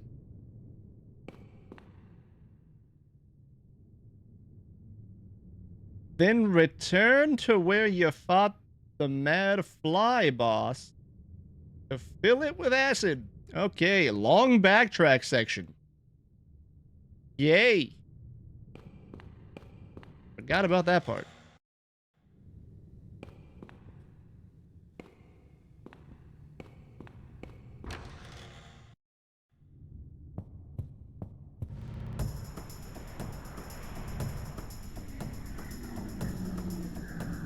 Oh, good, this guy. We should be faster than it. Nope, nope, never mind. It's going first. Oh, never mind.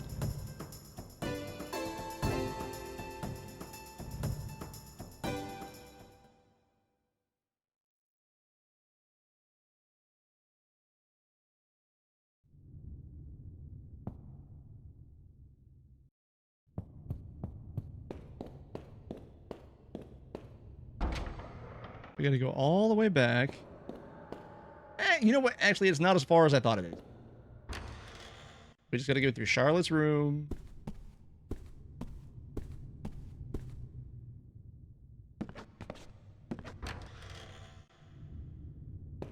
Down the stairs, and then we're pretty much there. Yeah, I thought I had to backtrack through the whole place.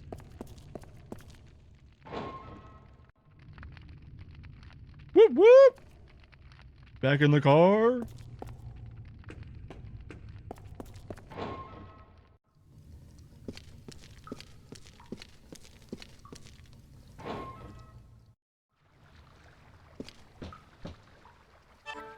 Yeah, we'll take some acid.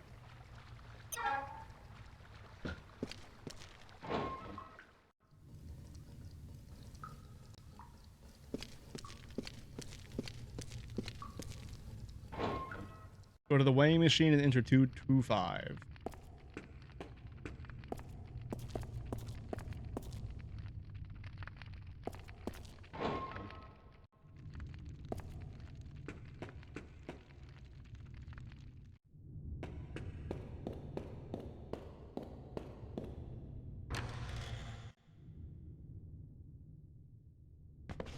Come on, get down.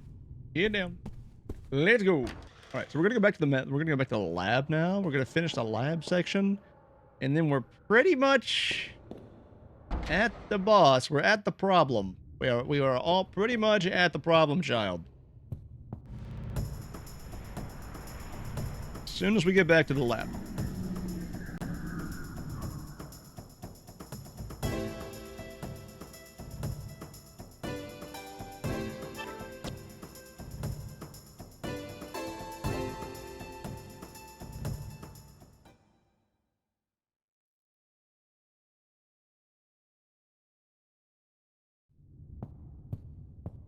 I will be making a safety save just before the boss.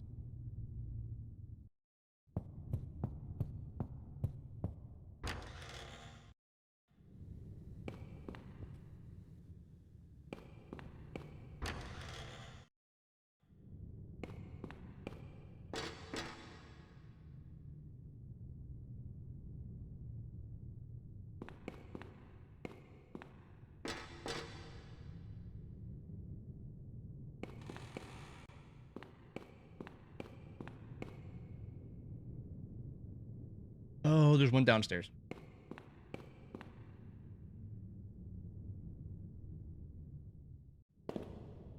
There it is. All right.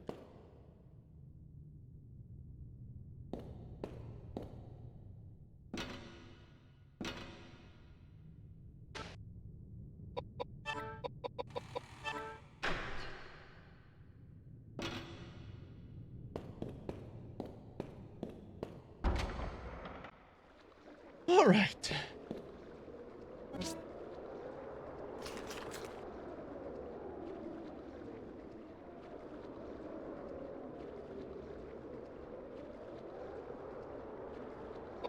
No, don't pick that up. Don't pick that up. Okay. There if we need it later. Not picking it up yet.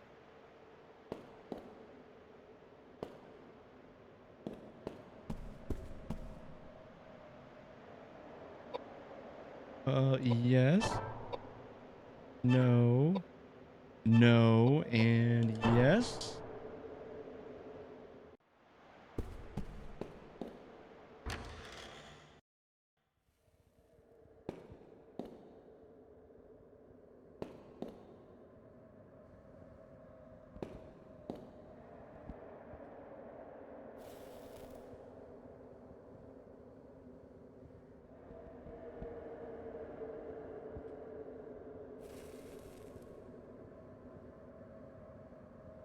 Go to the next boss. Optional, you can try to get a scroll in the room before the next boss in the room before the next boss. So this room, in order to one-shot it. Can we get an encounter in here? This is like a really tiny space. All right, hold on. Wait a minute. Wait a minute. Well, we definitely can't get it from those enemies, so that's not one of them.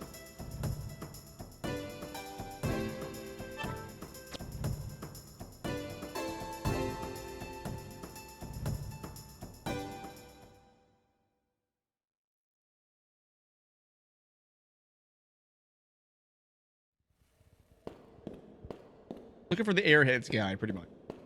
If we can get an Airheads guy, then we have a chance.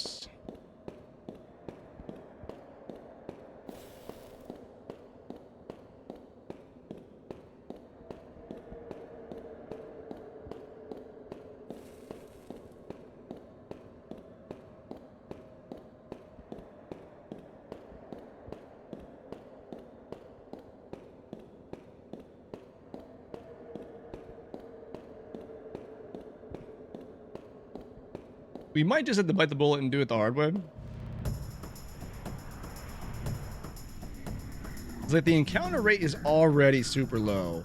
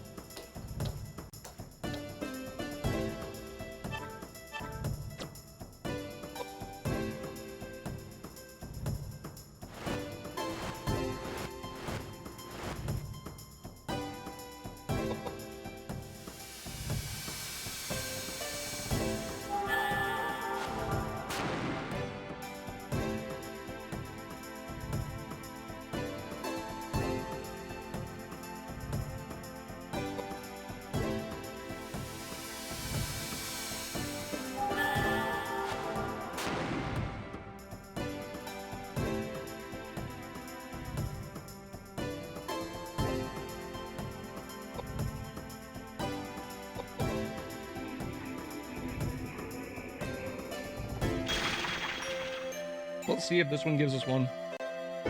I don't think it will. I think if we hit this point and we don't get the encounter in the library, we just call it like we do the hard strap and call it good.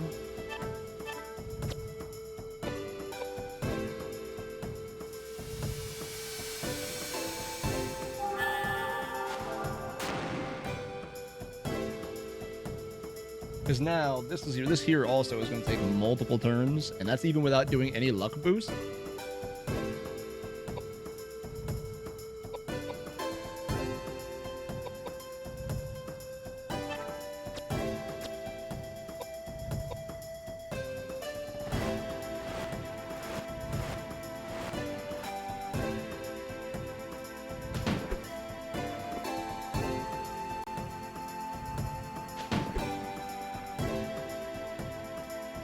And I'm going to have to heal them before I go into the fight anyway. So, unless they level up from this, that would be nice. That would be nice.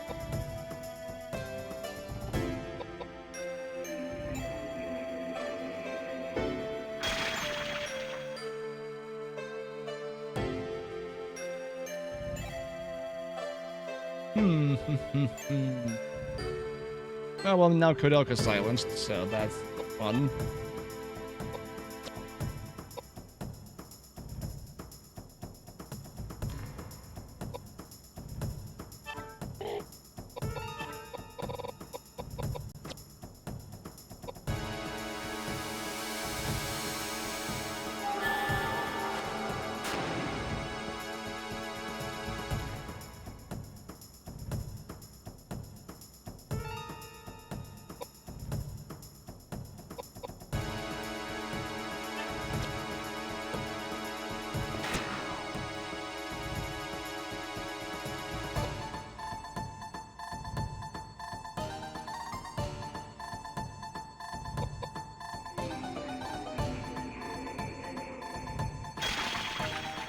They might level up with this, so I'm going to finish this one out.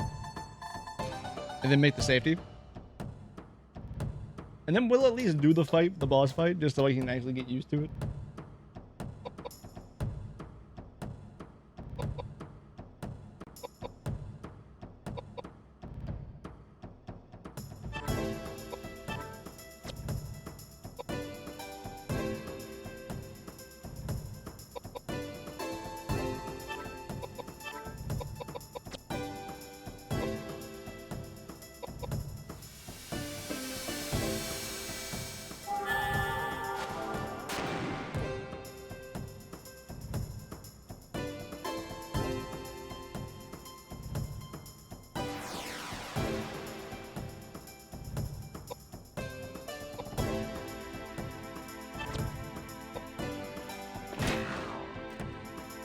You're still going. Okay.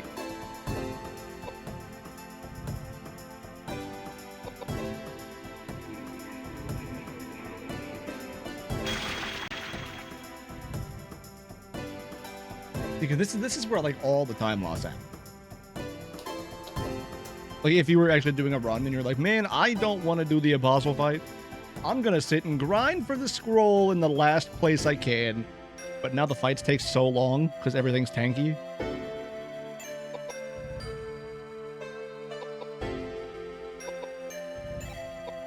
I think doing a 5-stack in the library and hoping that you get it is a lot better than this. Because this is painfully slow. Especially if Koudelka gets silenced. Dodge, welcome in. How are we doing?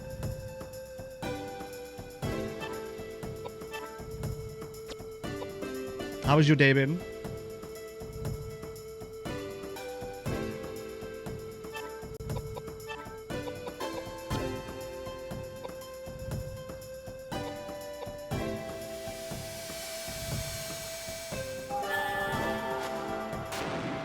Can you die, please? Thank you. Finally. Whew. At least let me level up off of this.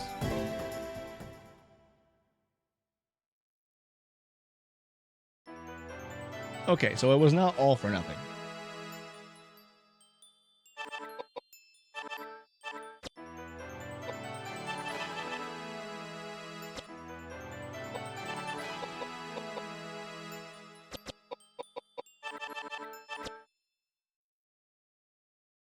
We're okay. What? We're okay. This week's Wednesday movie night was Unforgiven, a Western from 1992 with an aging Clint Eastwood. Not as old as he's aged now. Obviously. The man looks like tanned rawhide at this point. That is true. That is true. You're not wrong. Wow, 3 save states on disc 3 alone. That's kind of crazy for those points. Was it any good? I'm not like the biggest Western fan. I don't hate them, but that's the genre that I don't ever seek out. Now, that's a joke. Since he started his Western career in Rawhide in 1959. Well, there you go.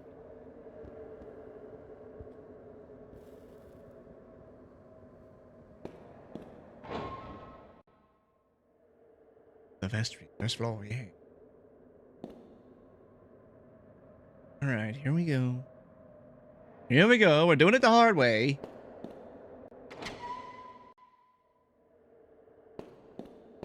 The worst boss fight in JRPG history.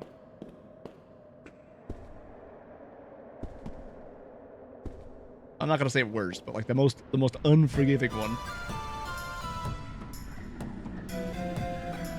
All right.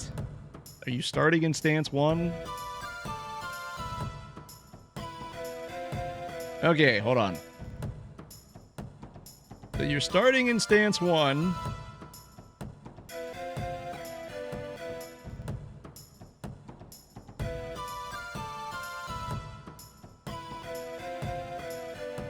You only attack him during the first stance. He will absorb in the second stance. So cast Reflect on Edward.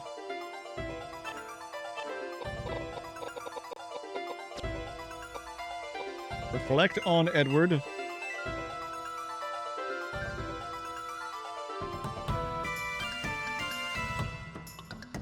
That's about it.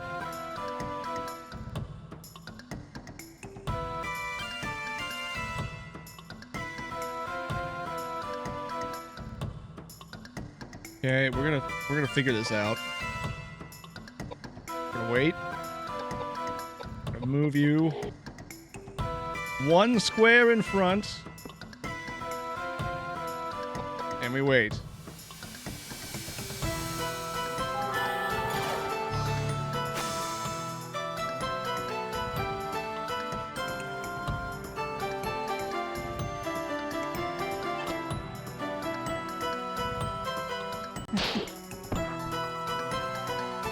What? I'm sorry, come again? He just entered stage 2. He's in stance 2 right now. The dancing one. It looks incredibly similar to phase 1. Cool. And we wait. And we wait. And we move.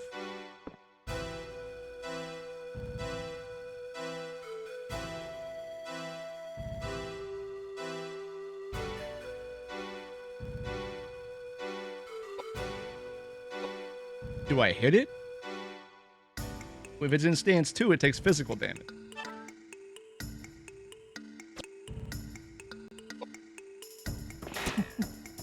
No, he missed. Okay.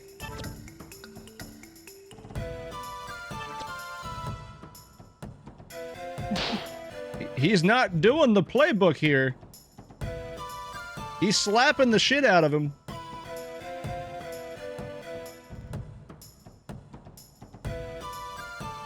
He is in stance 2.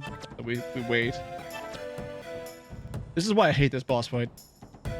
Like, you're seeing it firsthand. I can't do anything until I have specific signs that I'm allowed to do something.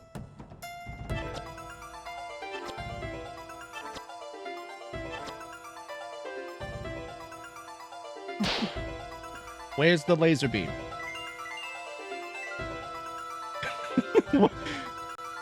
The script isn't happening.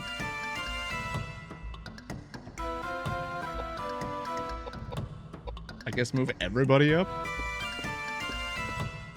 That might do it.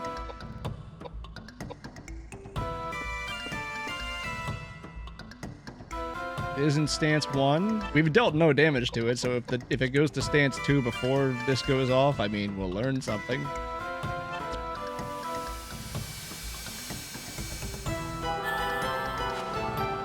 Okay, so it did take damage.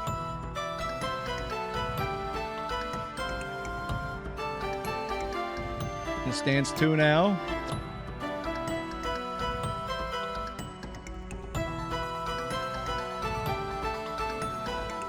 In stance 1 now.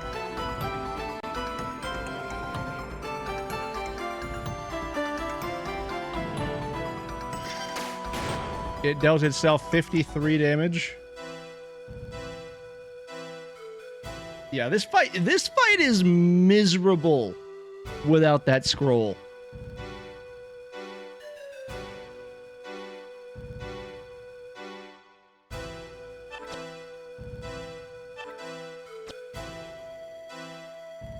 In stance 2, so we can't do anything.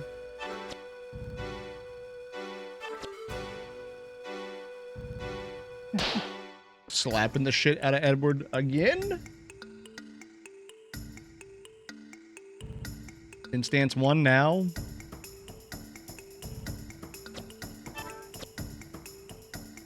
No, wait. Yeah, stance 1 is magic, stance 2 is physical. So we can attack it physically. Okay, I got it. Yep.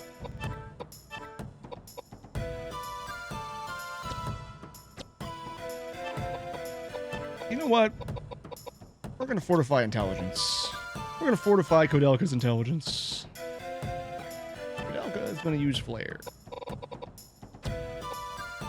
Level 2 flare.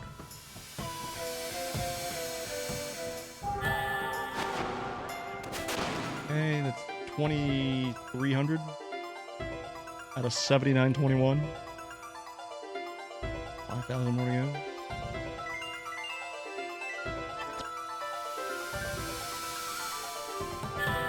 Now she'll do more damage.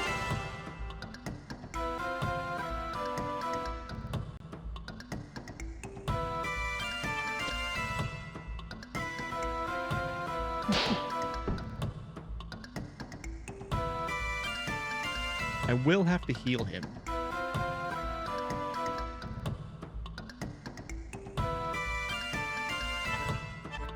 We might have the speed to do this, or this could go really bad.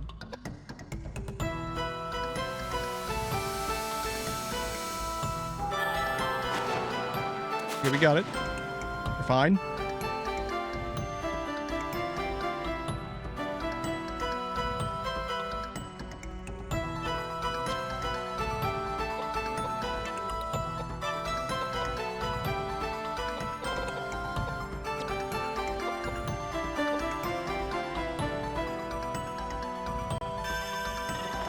Just use a regular potion on him for right now. I don't want to waste a high potion. Well, actually, you know what? This might be the only fight where we really even need it. So, like, it's not even wasting it at this point.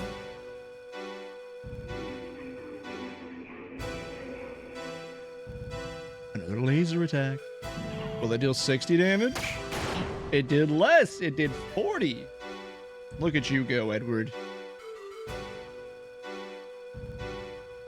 In phase 2, well, stance 2.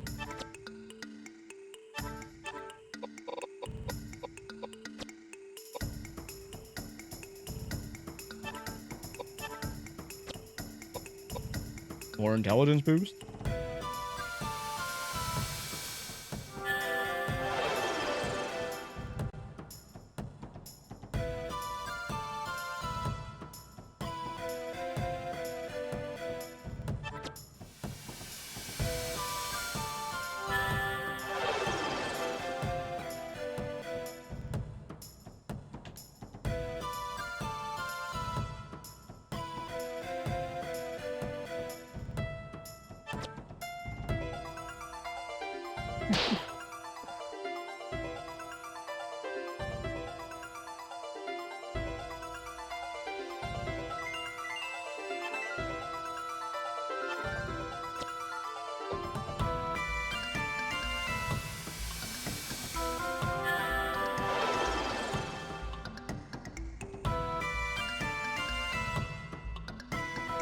I mean, when she does get a chance to hit it again, it will be high. Alright, we're back in stance 1.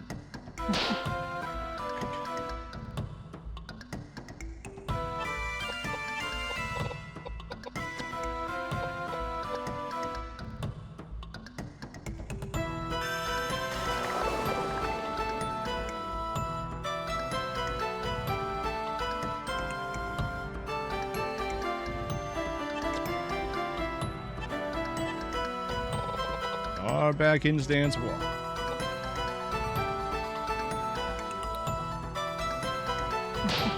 Don't you do it. Don't you do it. Good, Apostle. Please die. Nope. Not yet.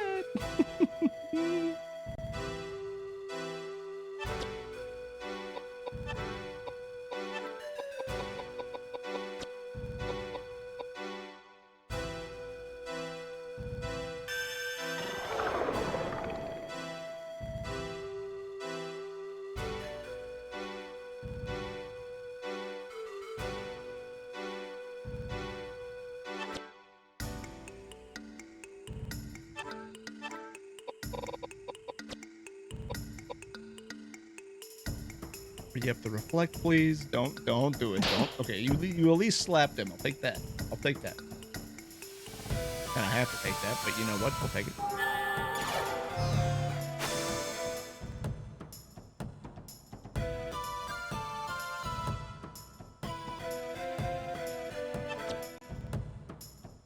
Stance 2.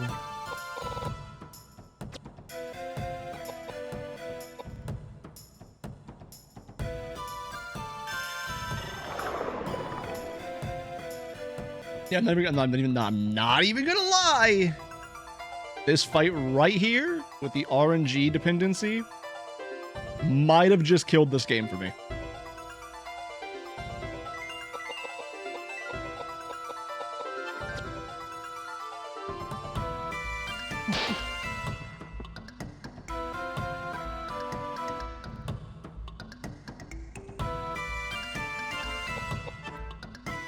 I don't think this killed. I don't think this killed.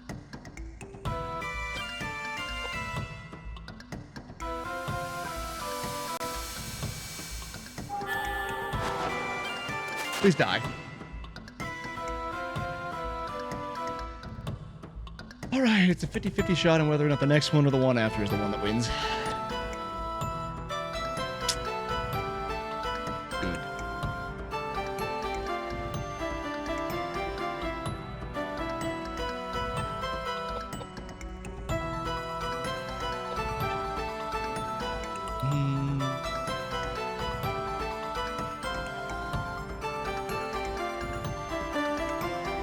No, we're not going to do it out of turn because then we risk the chance of healing it. Gina, welcome in.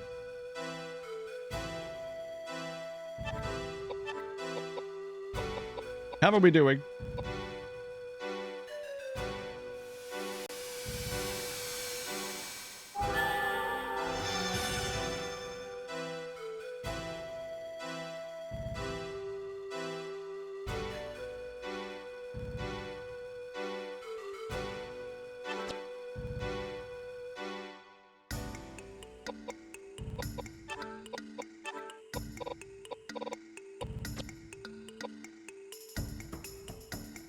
Now he loses reflect.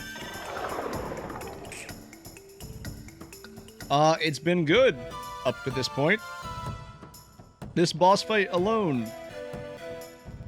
might have just killed this game.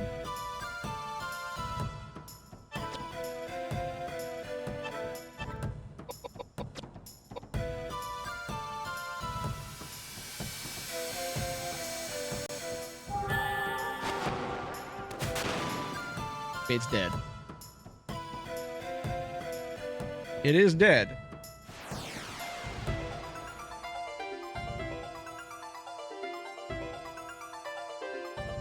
It only used 2 laser attacks that entire fight. The script says otherwise. Not that the laser attacks do a whole lot of damage off of the reflect, but more so that it's supposed to just do them and not slap the shit out of Edward, making us waste resources.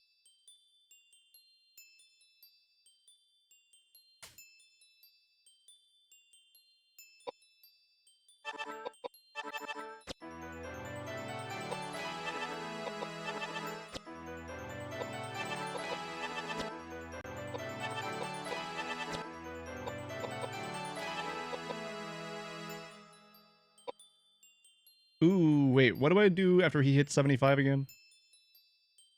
What do I do after Edward hits 75 in Vitality? What is the answer?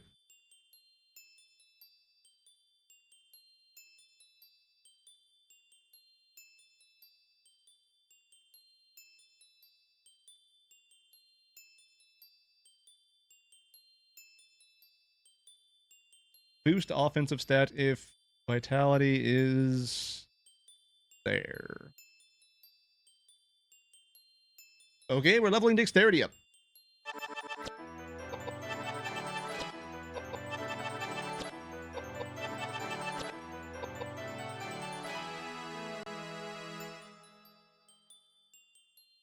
You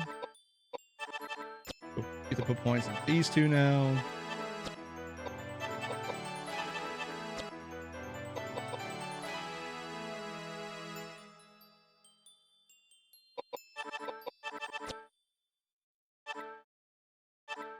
And there is Edward's final weapon. Okay.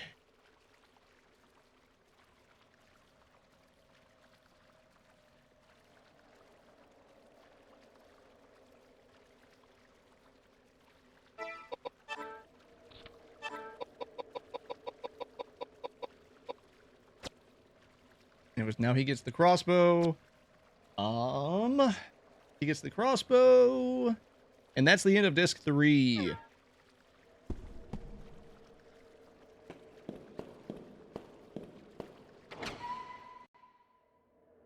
Now we go back to the lab. Wait, no we don't. No, we do not. No. Now we go to the left here.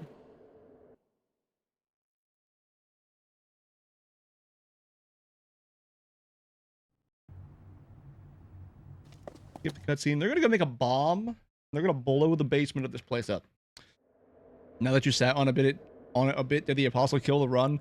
I'm probably going to do like a run or two. Because I've already put the time into it, right? So I might as well get one. I might as well get like a run or two out of it. But as for like a consistent run, most likely not.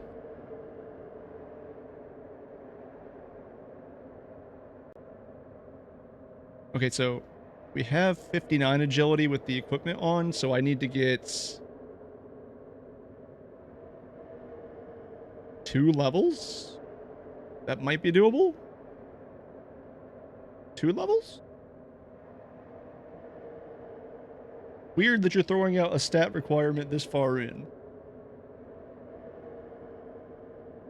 Considering we could have just leveled that.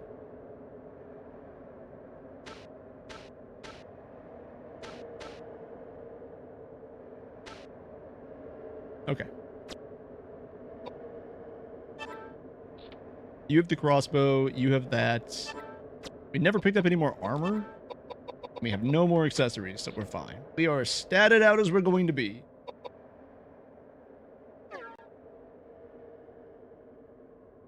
Alright.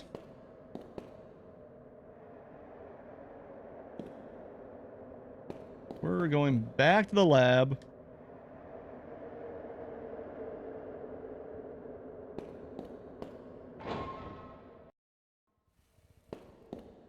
Short little jaunt back to the lab.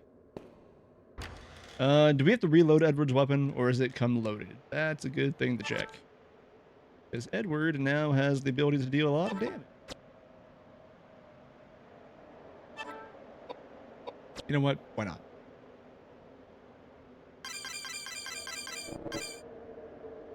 Does that get you out of the way, game? Thank you. Does it come loaded? Now, Because we don't really use Edward to attack things for scripting purposes, his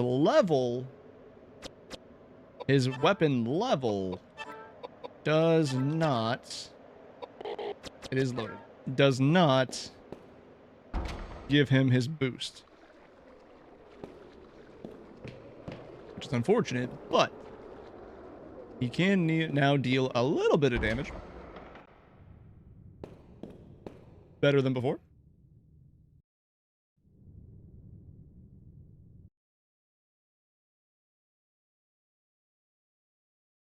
Okay, now we're going to skip some cutscenes. Can you two wait for me here?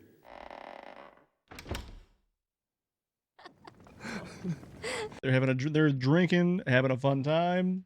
Then they tell depressing backstories. Then they pass out. James is making a bomb in the basement.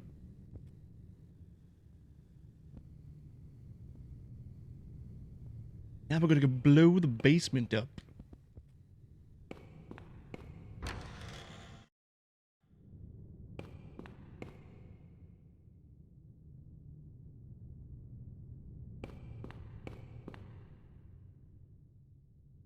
Yeah, the witch and the American are swapping tragic backstories, and the priest is in the basement making a bomb. That is how the ending of this game works. Oh wow, a cat. I mean, we can for shits and giggles try to get the item again. Since we're here, because we literally just have to do 2 more boss fights and we're done.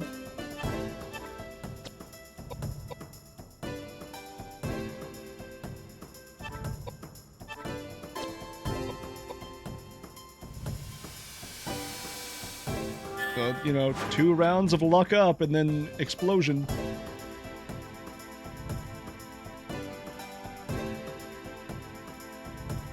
How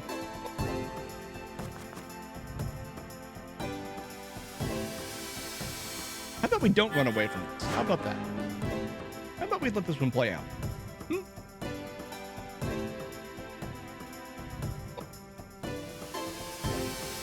Oh, look, he's so into it.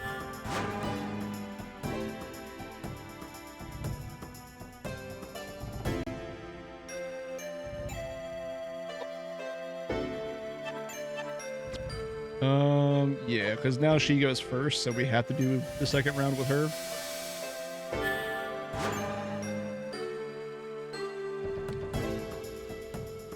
It'd be really funny if we end up getting it here.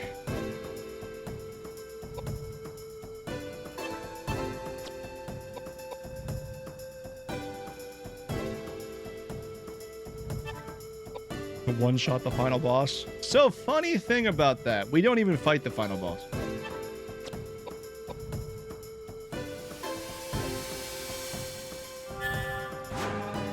The most this will do, it will help us in the 2 fights going up to the final boss.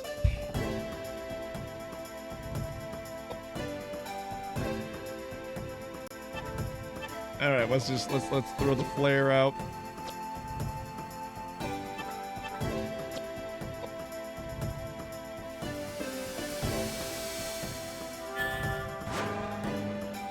We do not fight the final boss. The strategy for the final boss is skipping your turns until it kills you.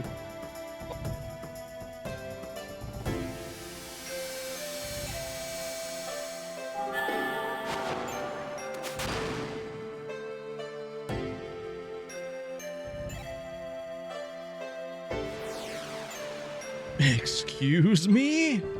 Yep.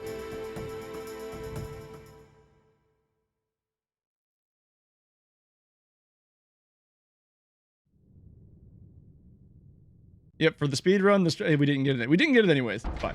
The speedrun strat for the final boss is you let the boss kill you, because then you get the good ending. And it's also just faster than fighting the boss.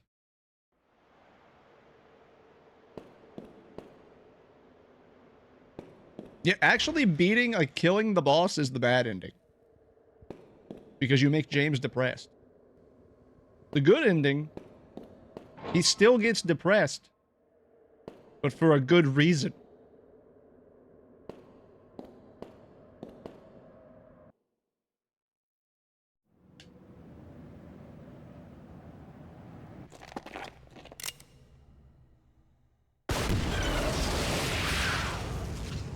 Loading screen.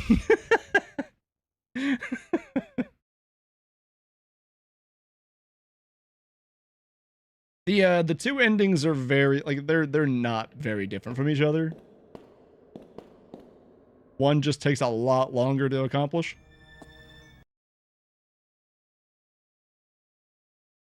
So depression, or depression but it's chill. Exactly.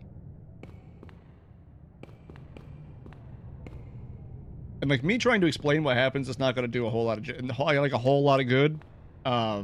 We've skipped the entirety of the story. But all of the characters live regardless of if you win or lose the final fight. Like nobody dies.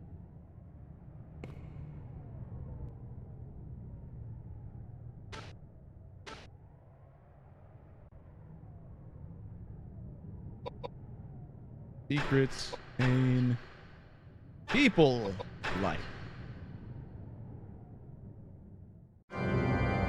Organ music, dramatic.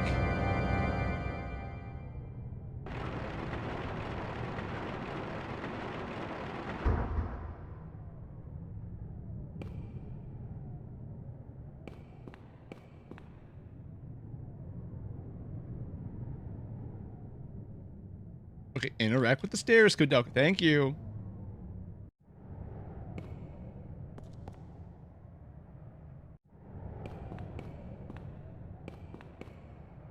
This here is the point of no return. So what you do, if you want to go fight the secret super boss, remember where the gargoyle like spawned and like split the party up? Yeah, the gargoyle is still back there. So if you want to fight the super boss, you have to backtrack all the way to the ending of disc 2 area, or like / beginning of disc 3 area. And the super boss is well, it's a super boss, so it's extremely strong. And it's very difficult to kill it. So unless you want, if you want to fight it, you basically have to farm for scrolls and levels for ages. And then the only item you can use in that fight to do anything are scrolls. Otherwise, you deal very minimal amounts of damage. It's a very dumb fight. However, the weapon you get for doing it is the strongest thing in the game. And, well, if you want to see what happens with that, you can look at the end of that video. The final boss goes down in like 2 turns. Are you sure? Let's proceed.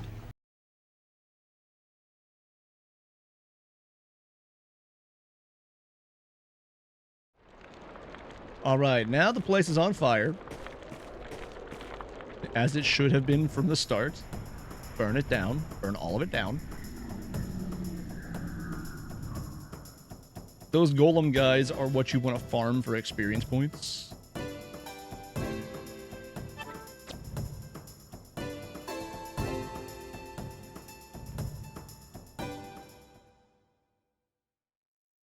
Ooh, you know what? Actually, we have listals. Let's use those to top ourselves off here because we have no other use for them. And we kind of have to have full magic on our casters for safety.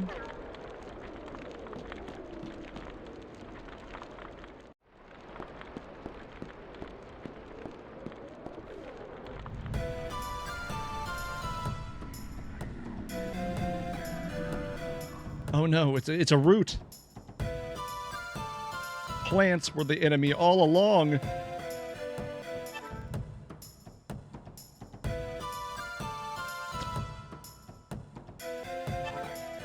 I think this is actually the first part of the first boss. Like the first scripted fight. We'll do this.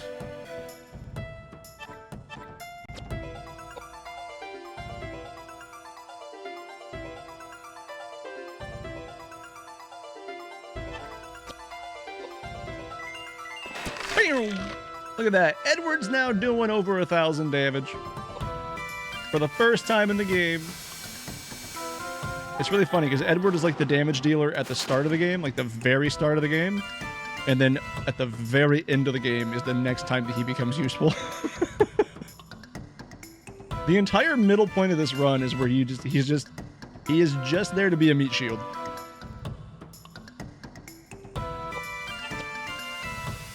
Yeah, okay, we can't escape. This is the first part of the boss fight. Got it. Okay.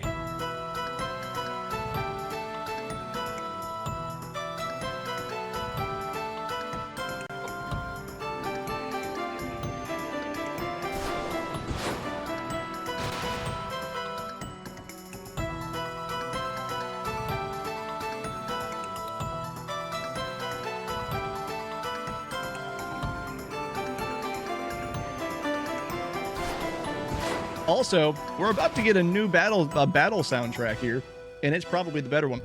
Unfortunately, it only comes up in like 2 fights.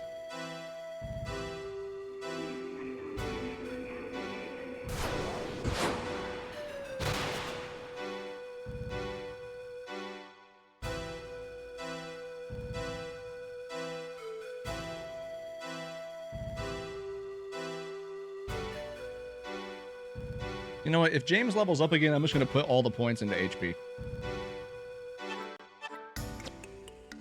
Okay, you do that. You reload.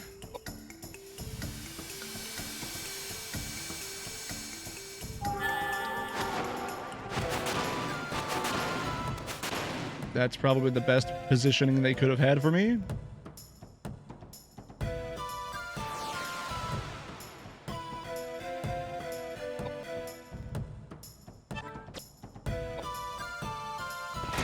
Wong.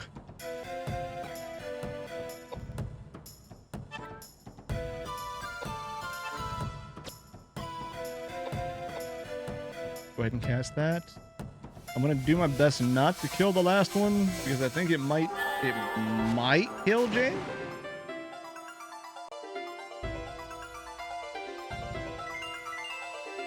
So I'd have to revive him before we can finish.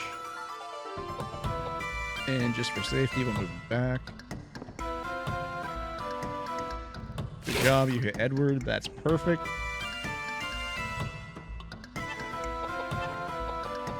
Reload. And attack. Good job, Edward.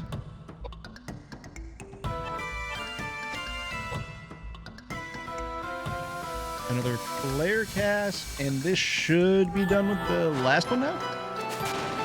Yeah, it's done. So they should level up.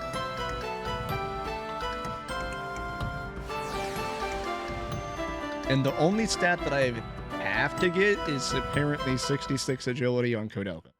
So.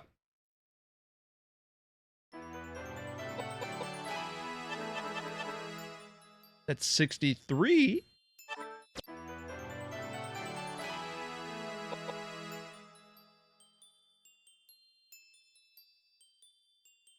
Okay, alright. Why did you level up twice?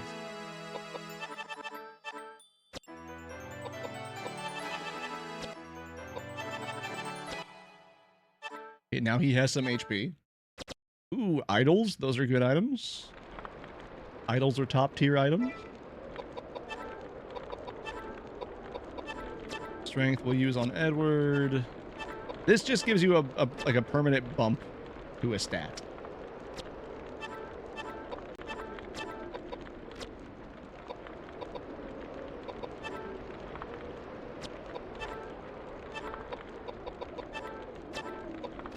Reload Edward real quick. Now move on to the next boss, which is the Patrick route. The guy that started all of this is actually part of the plant now. So we're gonna go burn him. And then move on to the final boss. Final boss has 3 phases. We only fight the first 2 phases.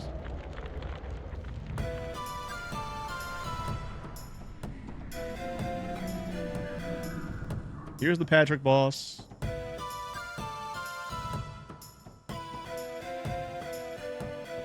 I got the little root first.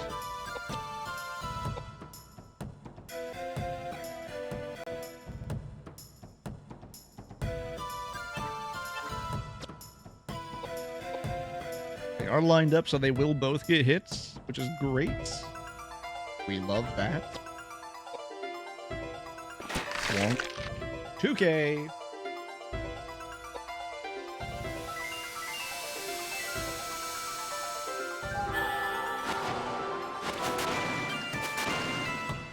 How did you miss? You're supposed to be the star here, Koudelka. How did you miss?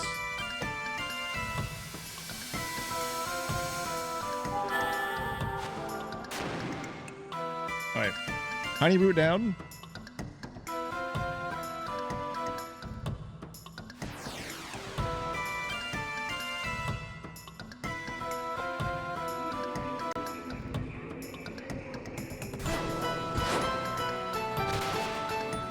Ooh, wow, he actually did damage to Koudelka. That's kind of crazy. Her piety should be high enough to ward a lot of that off.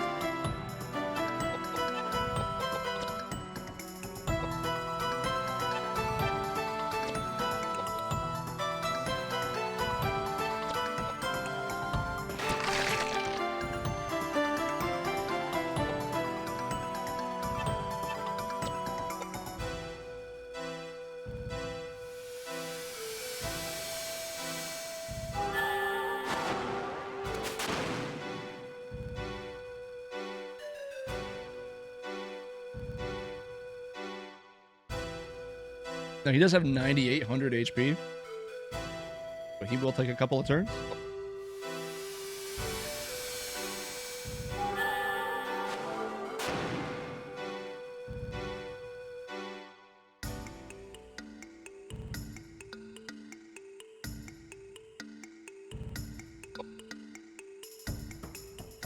He's moved into melee range with Edward, who is taking 0 damage from it, which is fantastic.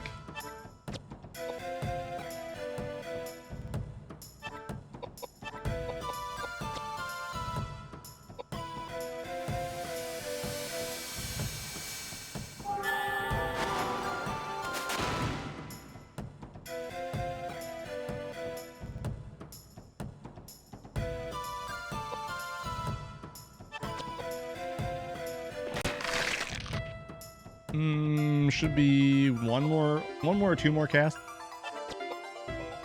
I did not mean to make you attack, but okay. It'll definitely be 2 more casts now.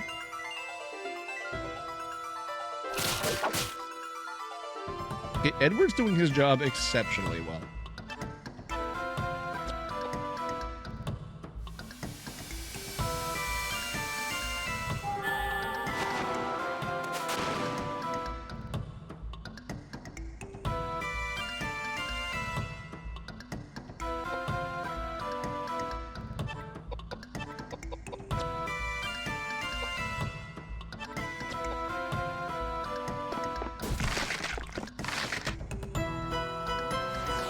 Okay, and Patrick is done, which means we're on to the final boss.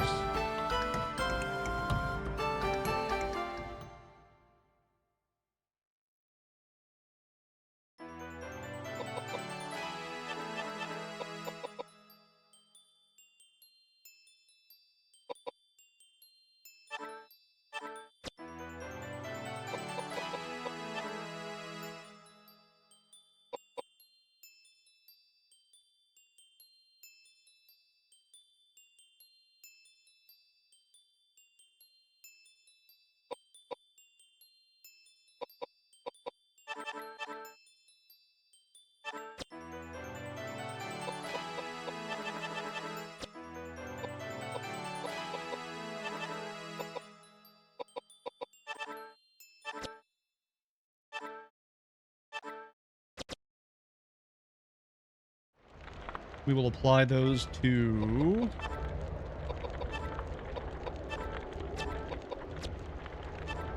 Mr. Jameson and Eduardo, and we should be good.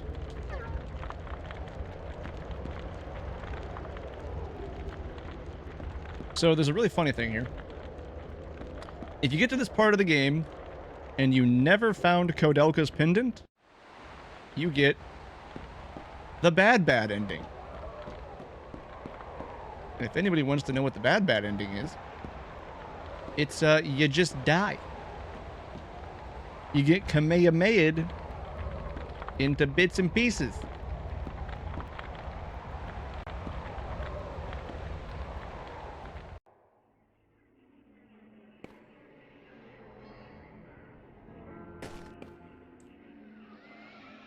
The only way you get past this cutscene is if you picked up the pendant.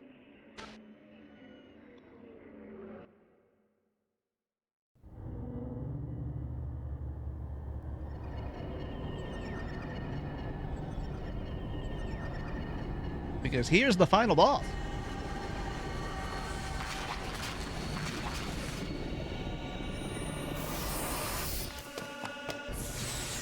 And if you don't pick the pendant up, you just get blown to pieces right here. And it actually game overs you.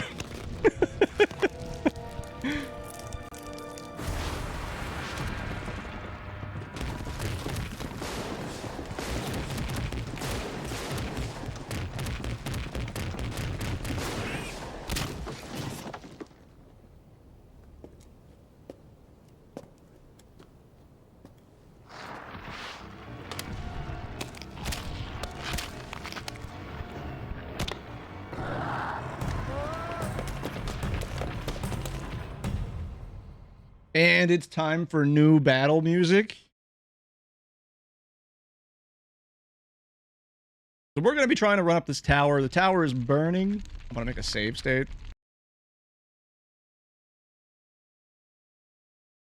We're going to be trying to run up this tower. The tower is burning, so we're trying to run up the tower to get away from the flames. And also the crazy spider lady that's following us. And she's going to catch us twice. And now we get new battle music.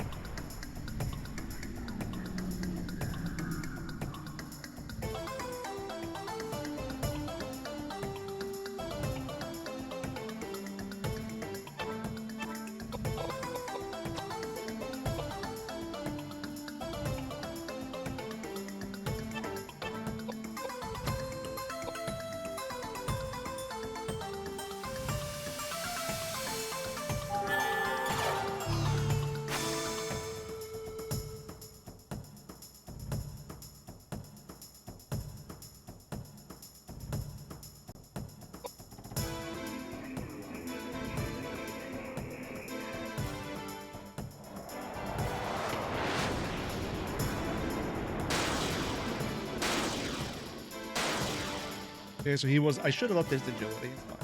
It's fine. It's fine.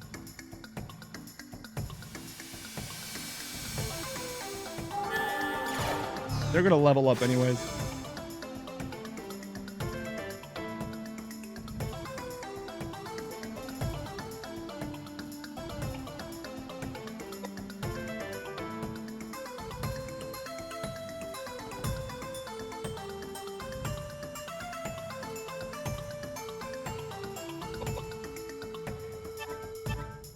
Phase 1 is a Koudelka phase. Nobody does anything but Koudelka.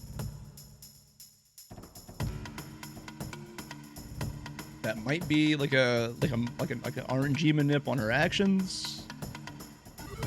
To bait her into using the party attack so that she hits Koudelka and then getting 2 reflects out of it. So that's probably why. We don't want to use water or earth, so we'll use flare since it's level 2.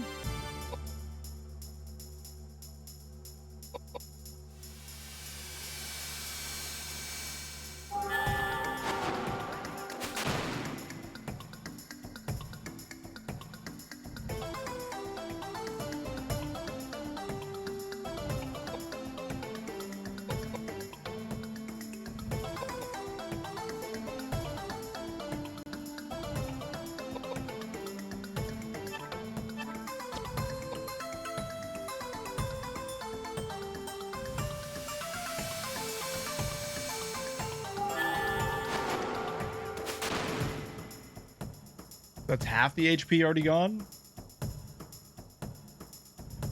Taking the reflect into account. If we get 2 more reflects, then it'll only take 1 more cast. If we don't, It will be. Oh, here we go. Hold on. Magic breath. All right. Next cast wins.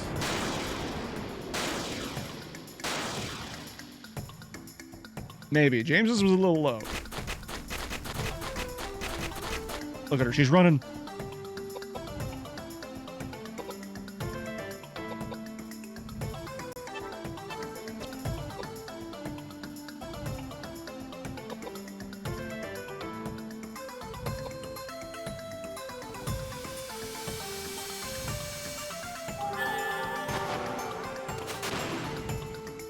Yeah, it's gonna take one more. It'll be one more.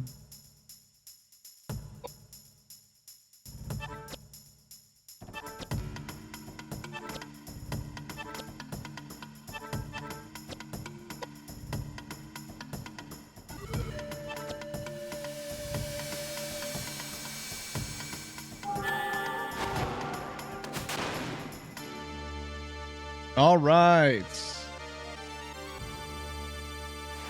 Elaine 1. Done.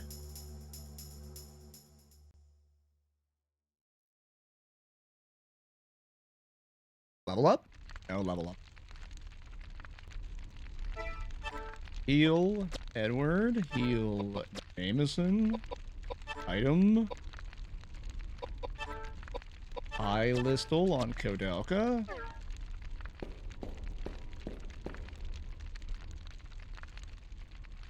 I like to imagine Koudelka yells Koudelka Flame when casting her spells. I don't know about that one. So now her element weakness is Shift. So now it's going to be the same strat, but instead of Flare, we want to use Megalith and Geyser. So, and also Edward can attack now for some reason. So then we're doing Reflex, and Edward is shooting. I think because we're saving all the ammo for this one, probably why. Beef dead. New beef. This guy gets it.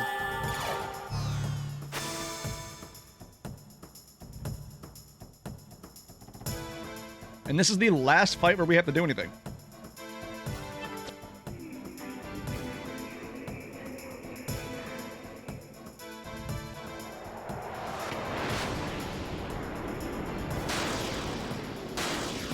Only 252, yep. This one's another 11-6, so we're down to 9. Down to 8-7. 8-8.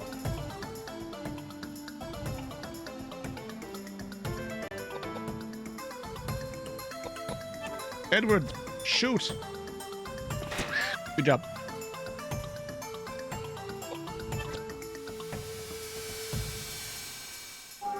So one more cast and then 2 reflects should win. I think. With Edward now getting an attack in.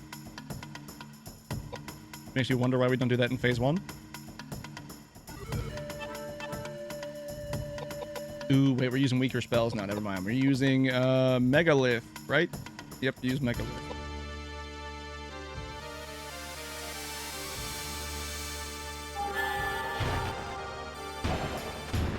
Ooh, sub 1,000 because it's not the leveled spell, unfortunately. Okay. Okay.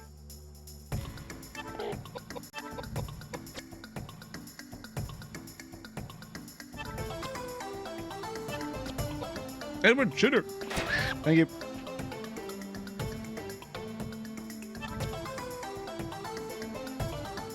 I mean, I guess we can just have you cast now as well.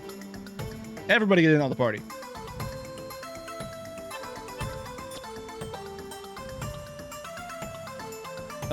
It was a bit of a... You explained it and I missed it, but how do you level spells? So spells and weapons all have their... Or weapon classes all have their own experience gauges. I'll show you... When we get out of here. When we get out of this fight, I'll show you where you find it. But basically, the more you use a spell, the more it levels up. The more you use a weapon type, the more that weapon type levels up. Catch is, weapons can break, except for ranged weapons. Ranged weapons cannot break. What does leveling them up do? If it's a spell, it allows it to multi-target things that are within like one tile of something, and it also makes it stronger.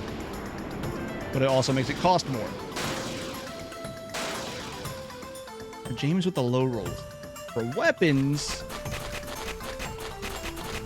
for every level that it gets up to level 3 being max, you can do an additional attack and your damage scaling goes up.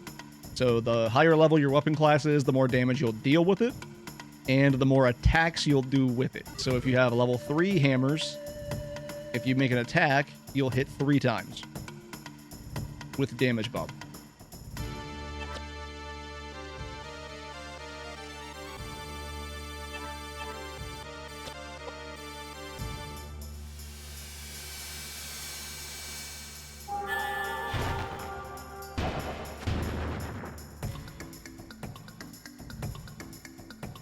The funny thing about weapon leveling, though, is that you start off at weapon level 0. So at level 1, you only get the damage bump. You don't get any extra attacks.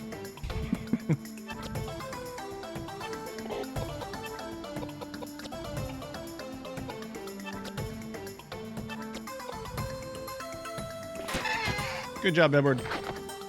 All right, there's the final fight that we have to do, and now we're on to the final boss. Phase 3 Elaine. But before that... No level. Okay. On characters, if you look at this, these are all your character stats. But if you go over, you can see the magic stats and their experience points. For magic, it looks like it's 1,000. For every 1,000, they level up.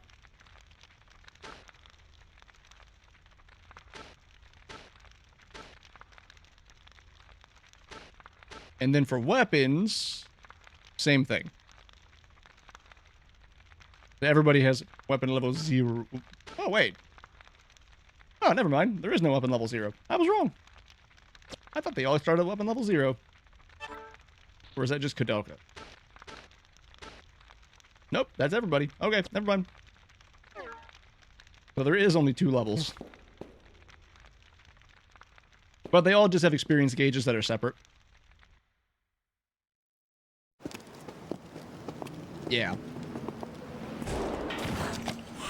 Oh no, it's Elaine! And what's this? She's Animorph transforming into...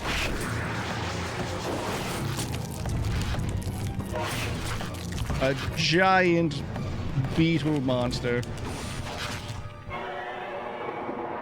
And yes, that was in fact the Kuwagamon sound effect from Digimon.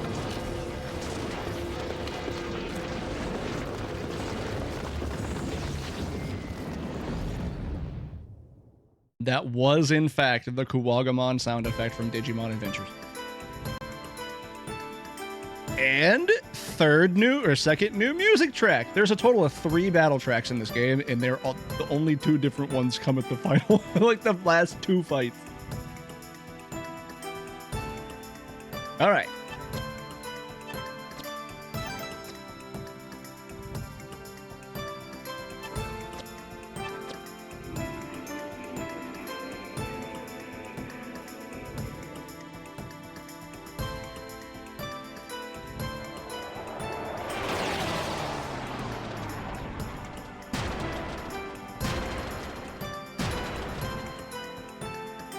Wow, only Edward lived.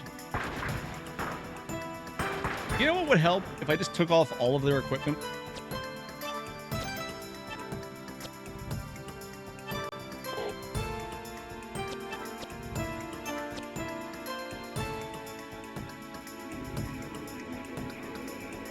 It's because of the armor. If he didn't have the armor on, he would have died.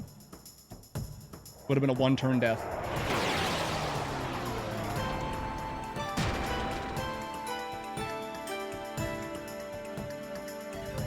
And that's the game. That's the end of the run.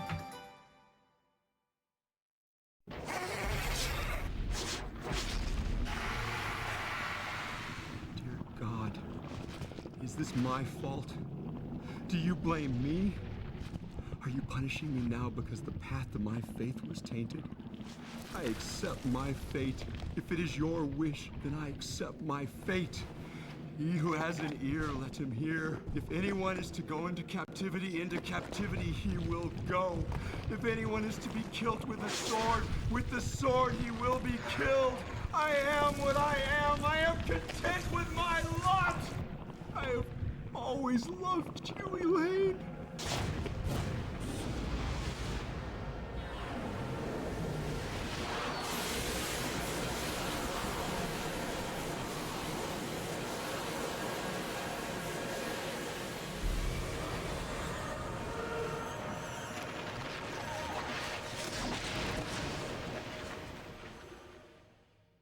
Let's go home, James.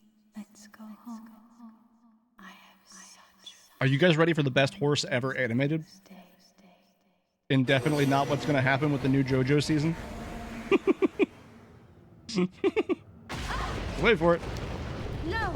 Flames are coming this way! Don't be silly. There must be something we can do.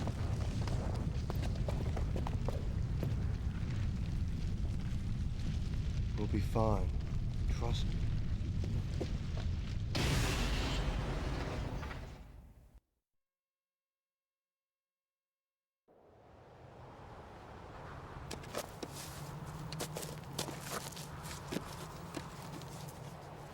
In these crazy times, young people push themselves too much.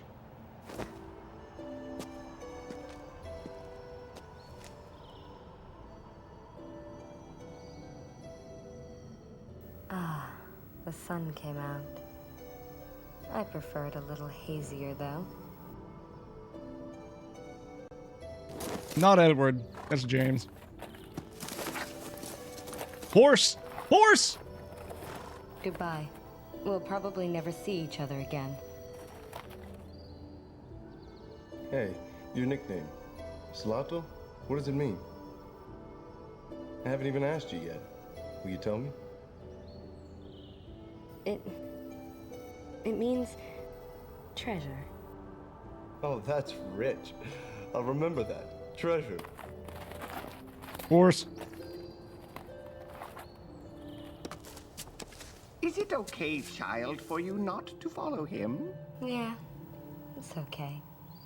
I have a feeling that someday, somewhere, we'll meet again. And it's a lie. They never do. She goes off, has a kid with somebody unnamed, swearing up and down that it's not him and that she's never seen him again after this night. And then she nearly dies because they drastically underpowered her in the sequel. But you get to play as her son in the party. I have a lot of issues with Shadow Hearts. I have a lot of issues with Shadow Hearts.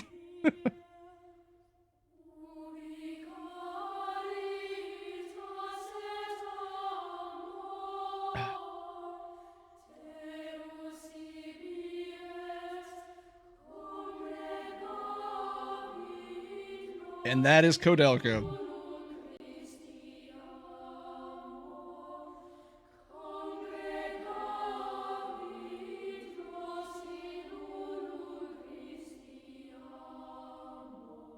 Like it said. Well, like I said.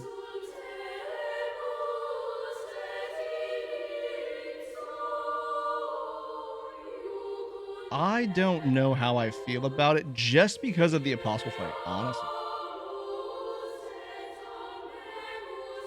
Like, I'm gonna do probably a couple of runs of it. At least enough. Well, depending on the times, obviously. But at least enough to get, like, on the board.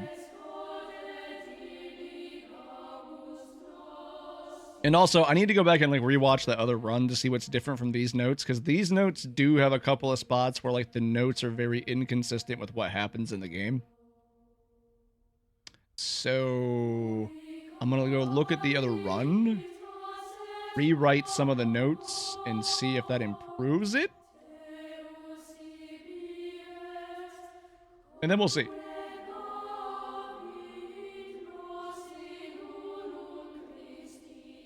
But like my two biggest issues with it are A, the apostle fight, because you have to spend time grinding until you get a scroll, otherwise you have a very annoying fight on your hands.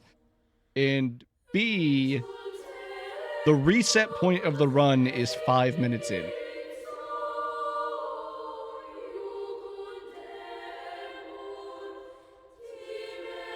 Which, like, all things considered, 5 minutes in for a reset point isn't the worst thing, but the reset point is, like, horrendous with RNG.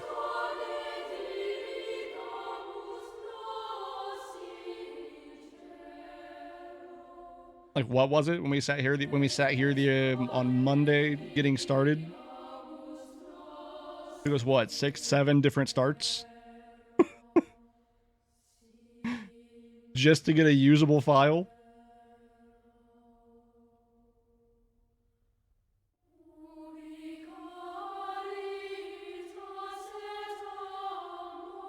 I think there's a stat screen at the end of this. I can't skip the credits. I want to see if there's a stat screen.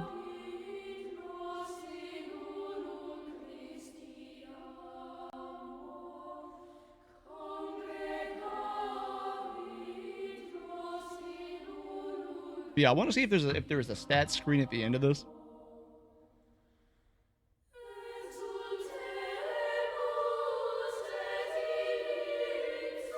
I mean, otherwise, like, the game itself is not bad. I really like the game just by itself. I just don't know if I want to do the speed. We'll see. Like, I'm still gonna go through the, like, what I said I was gonna do. And if so, I might just make it like a special thing, like once in a blue moon.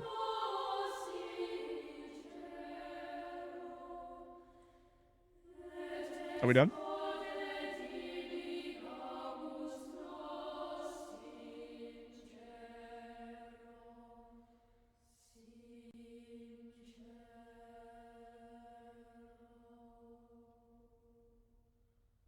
But we shall see. The leveling's a little weird.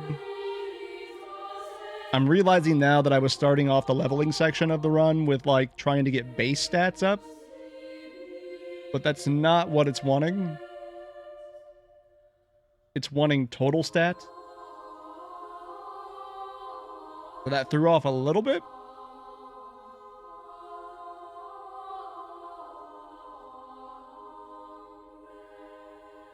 Because otherwise, like, outside of Apostle, all of the other bosses are pretty quick. Like 2 to 3 turns.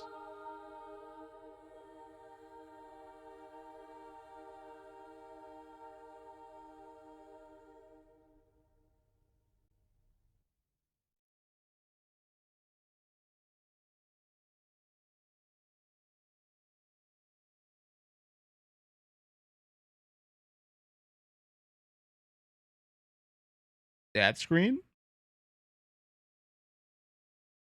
Final run time.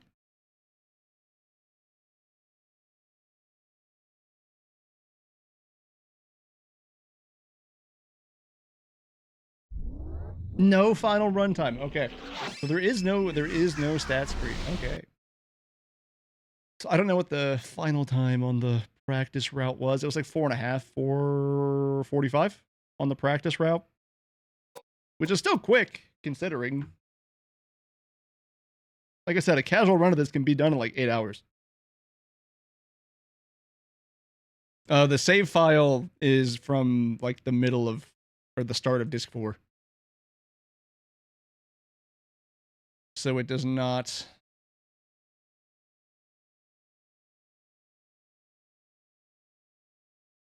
But yeah, so like I said, the game itself, you can finish Koudelka in about 8 hours on a casual playthrough. It's still really quick for an RPG. And doing a learning run with a bunch of like issues in like 4 hours is not, in my opinion, horrible. But we shall see. I'm gonna take the time to go through the other run and compare the notes, and then I might do like a dry test of it, and then we'll see from there how I fully feel about the run. But outside of that, that's about all I got for today.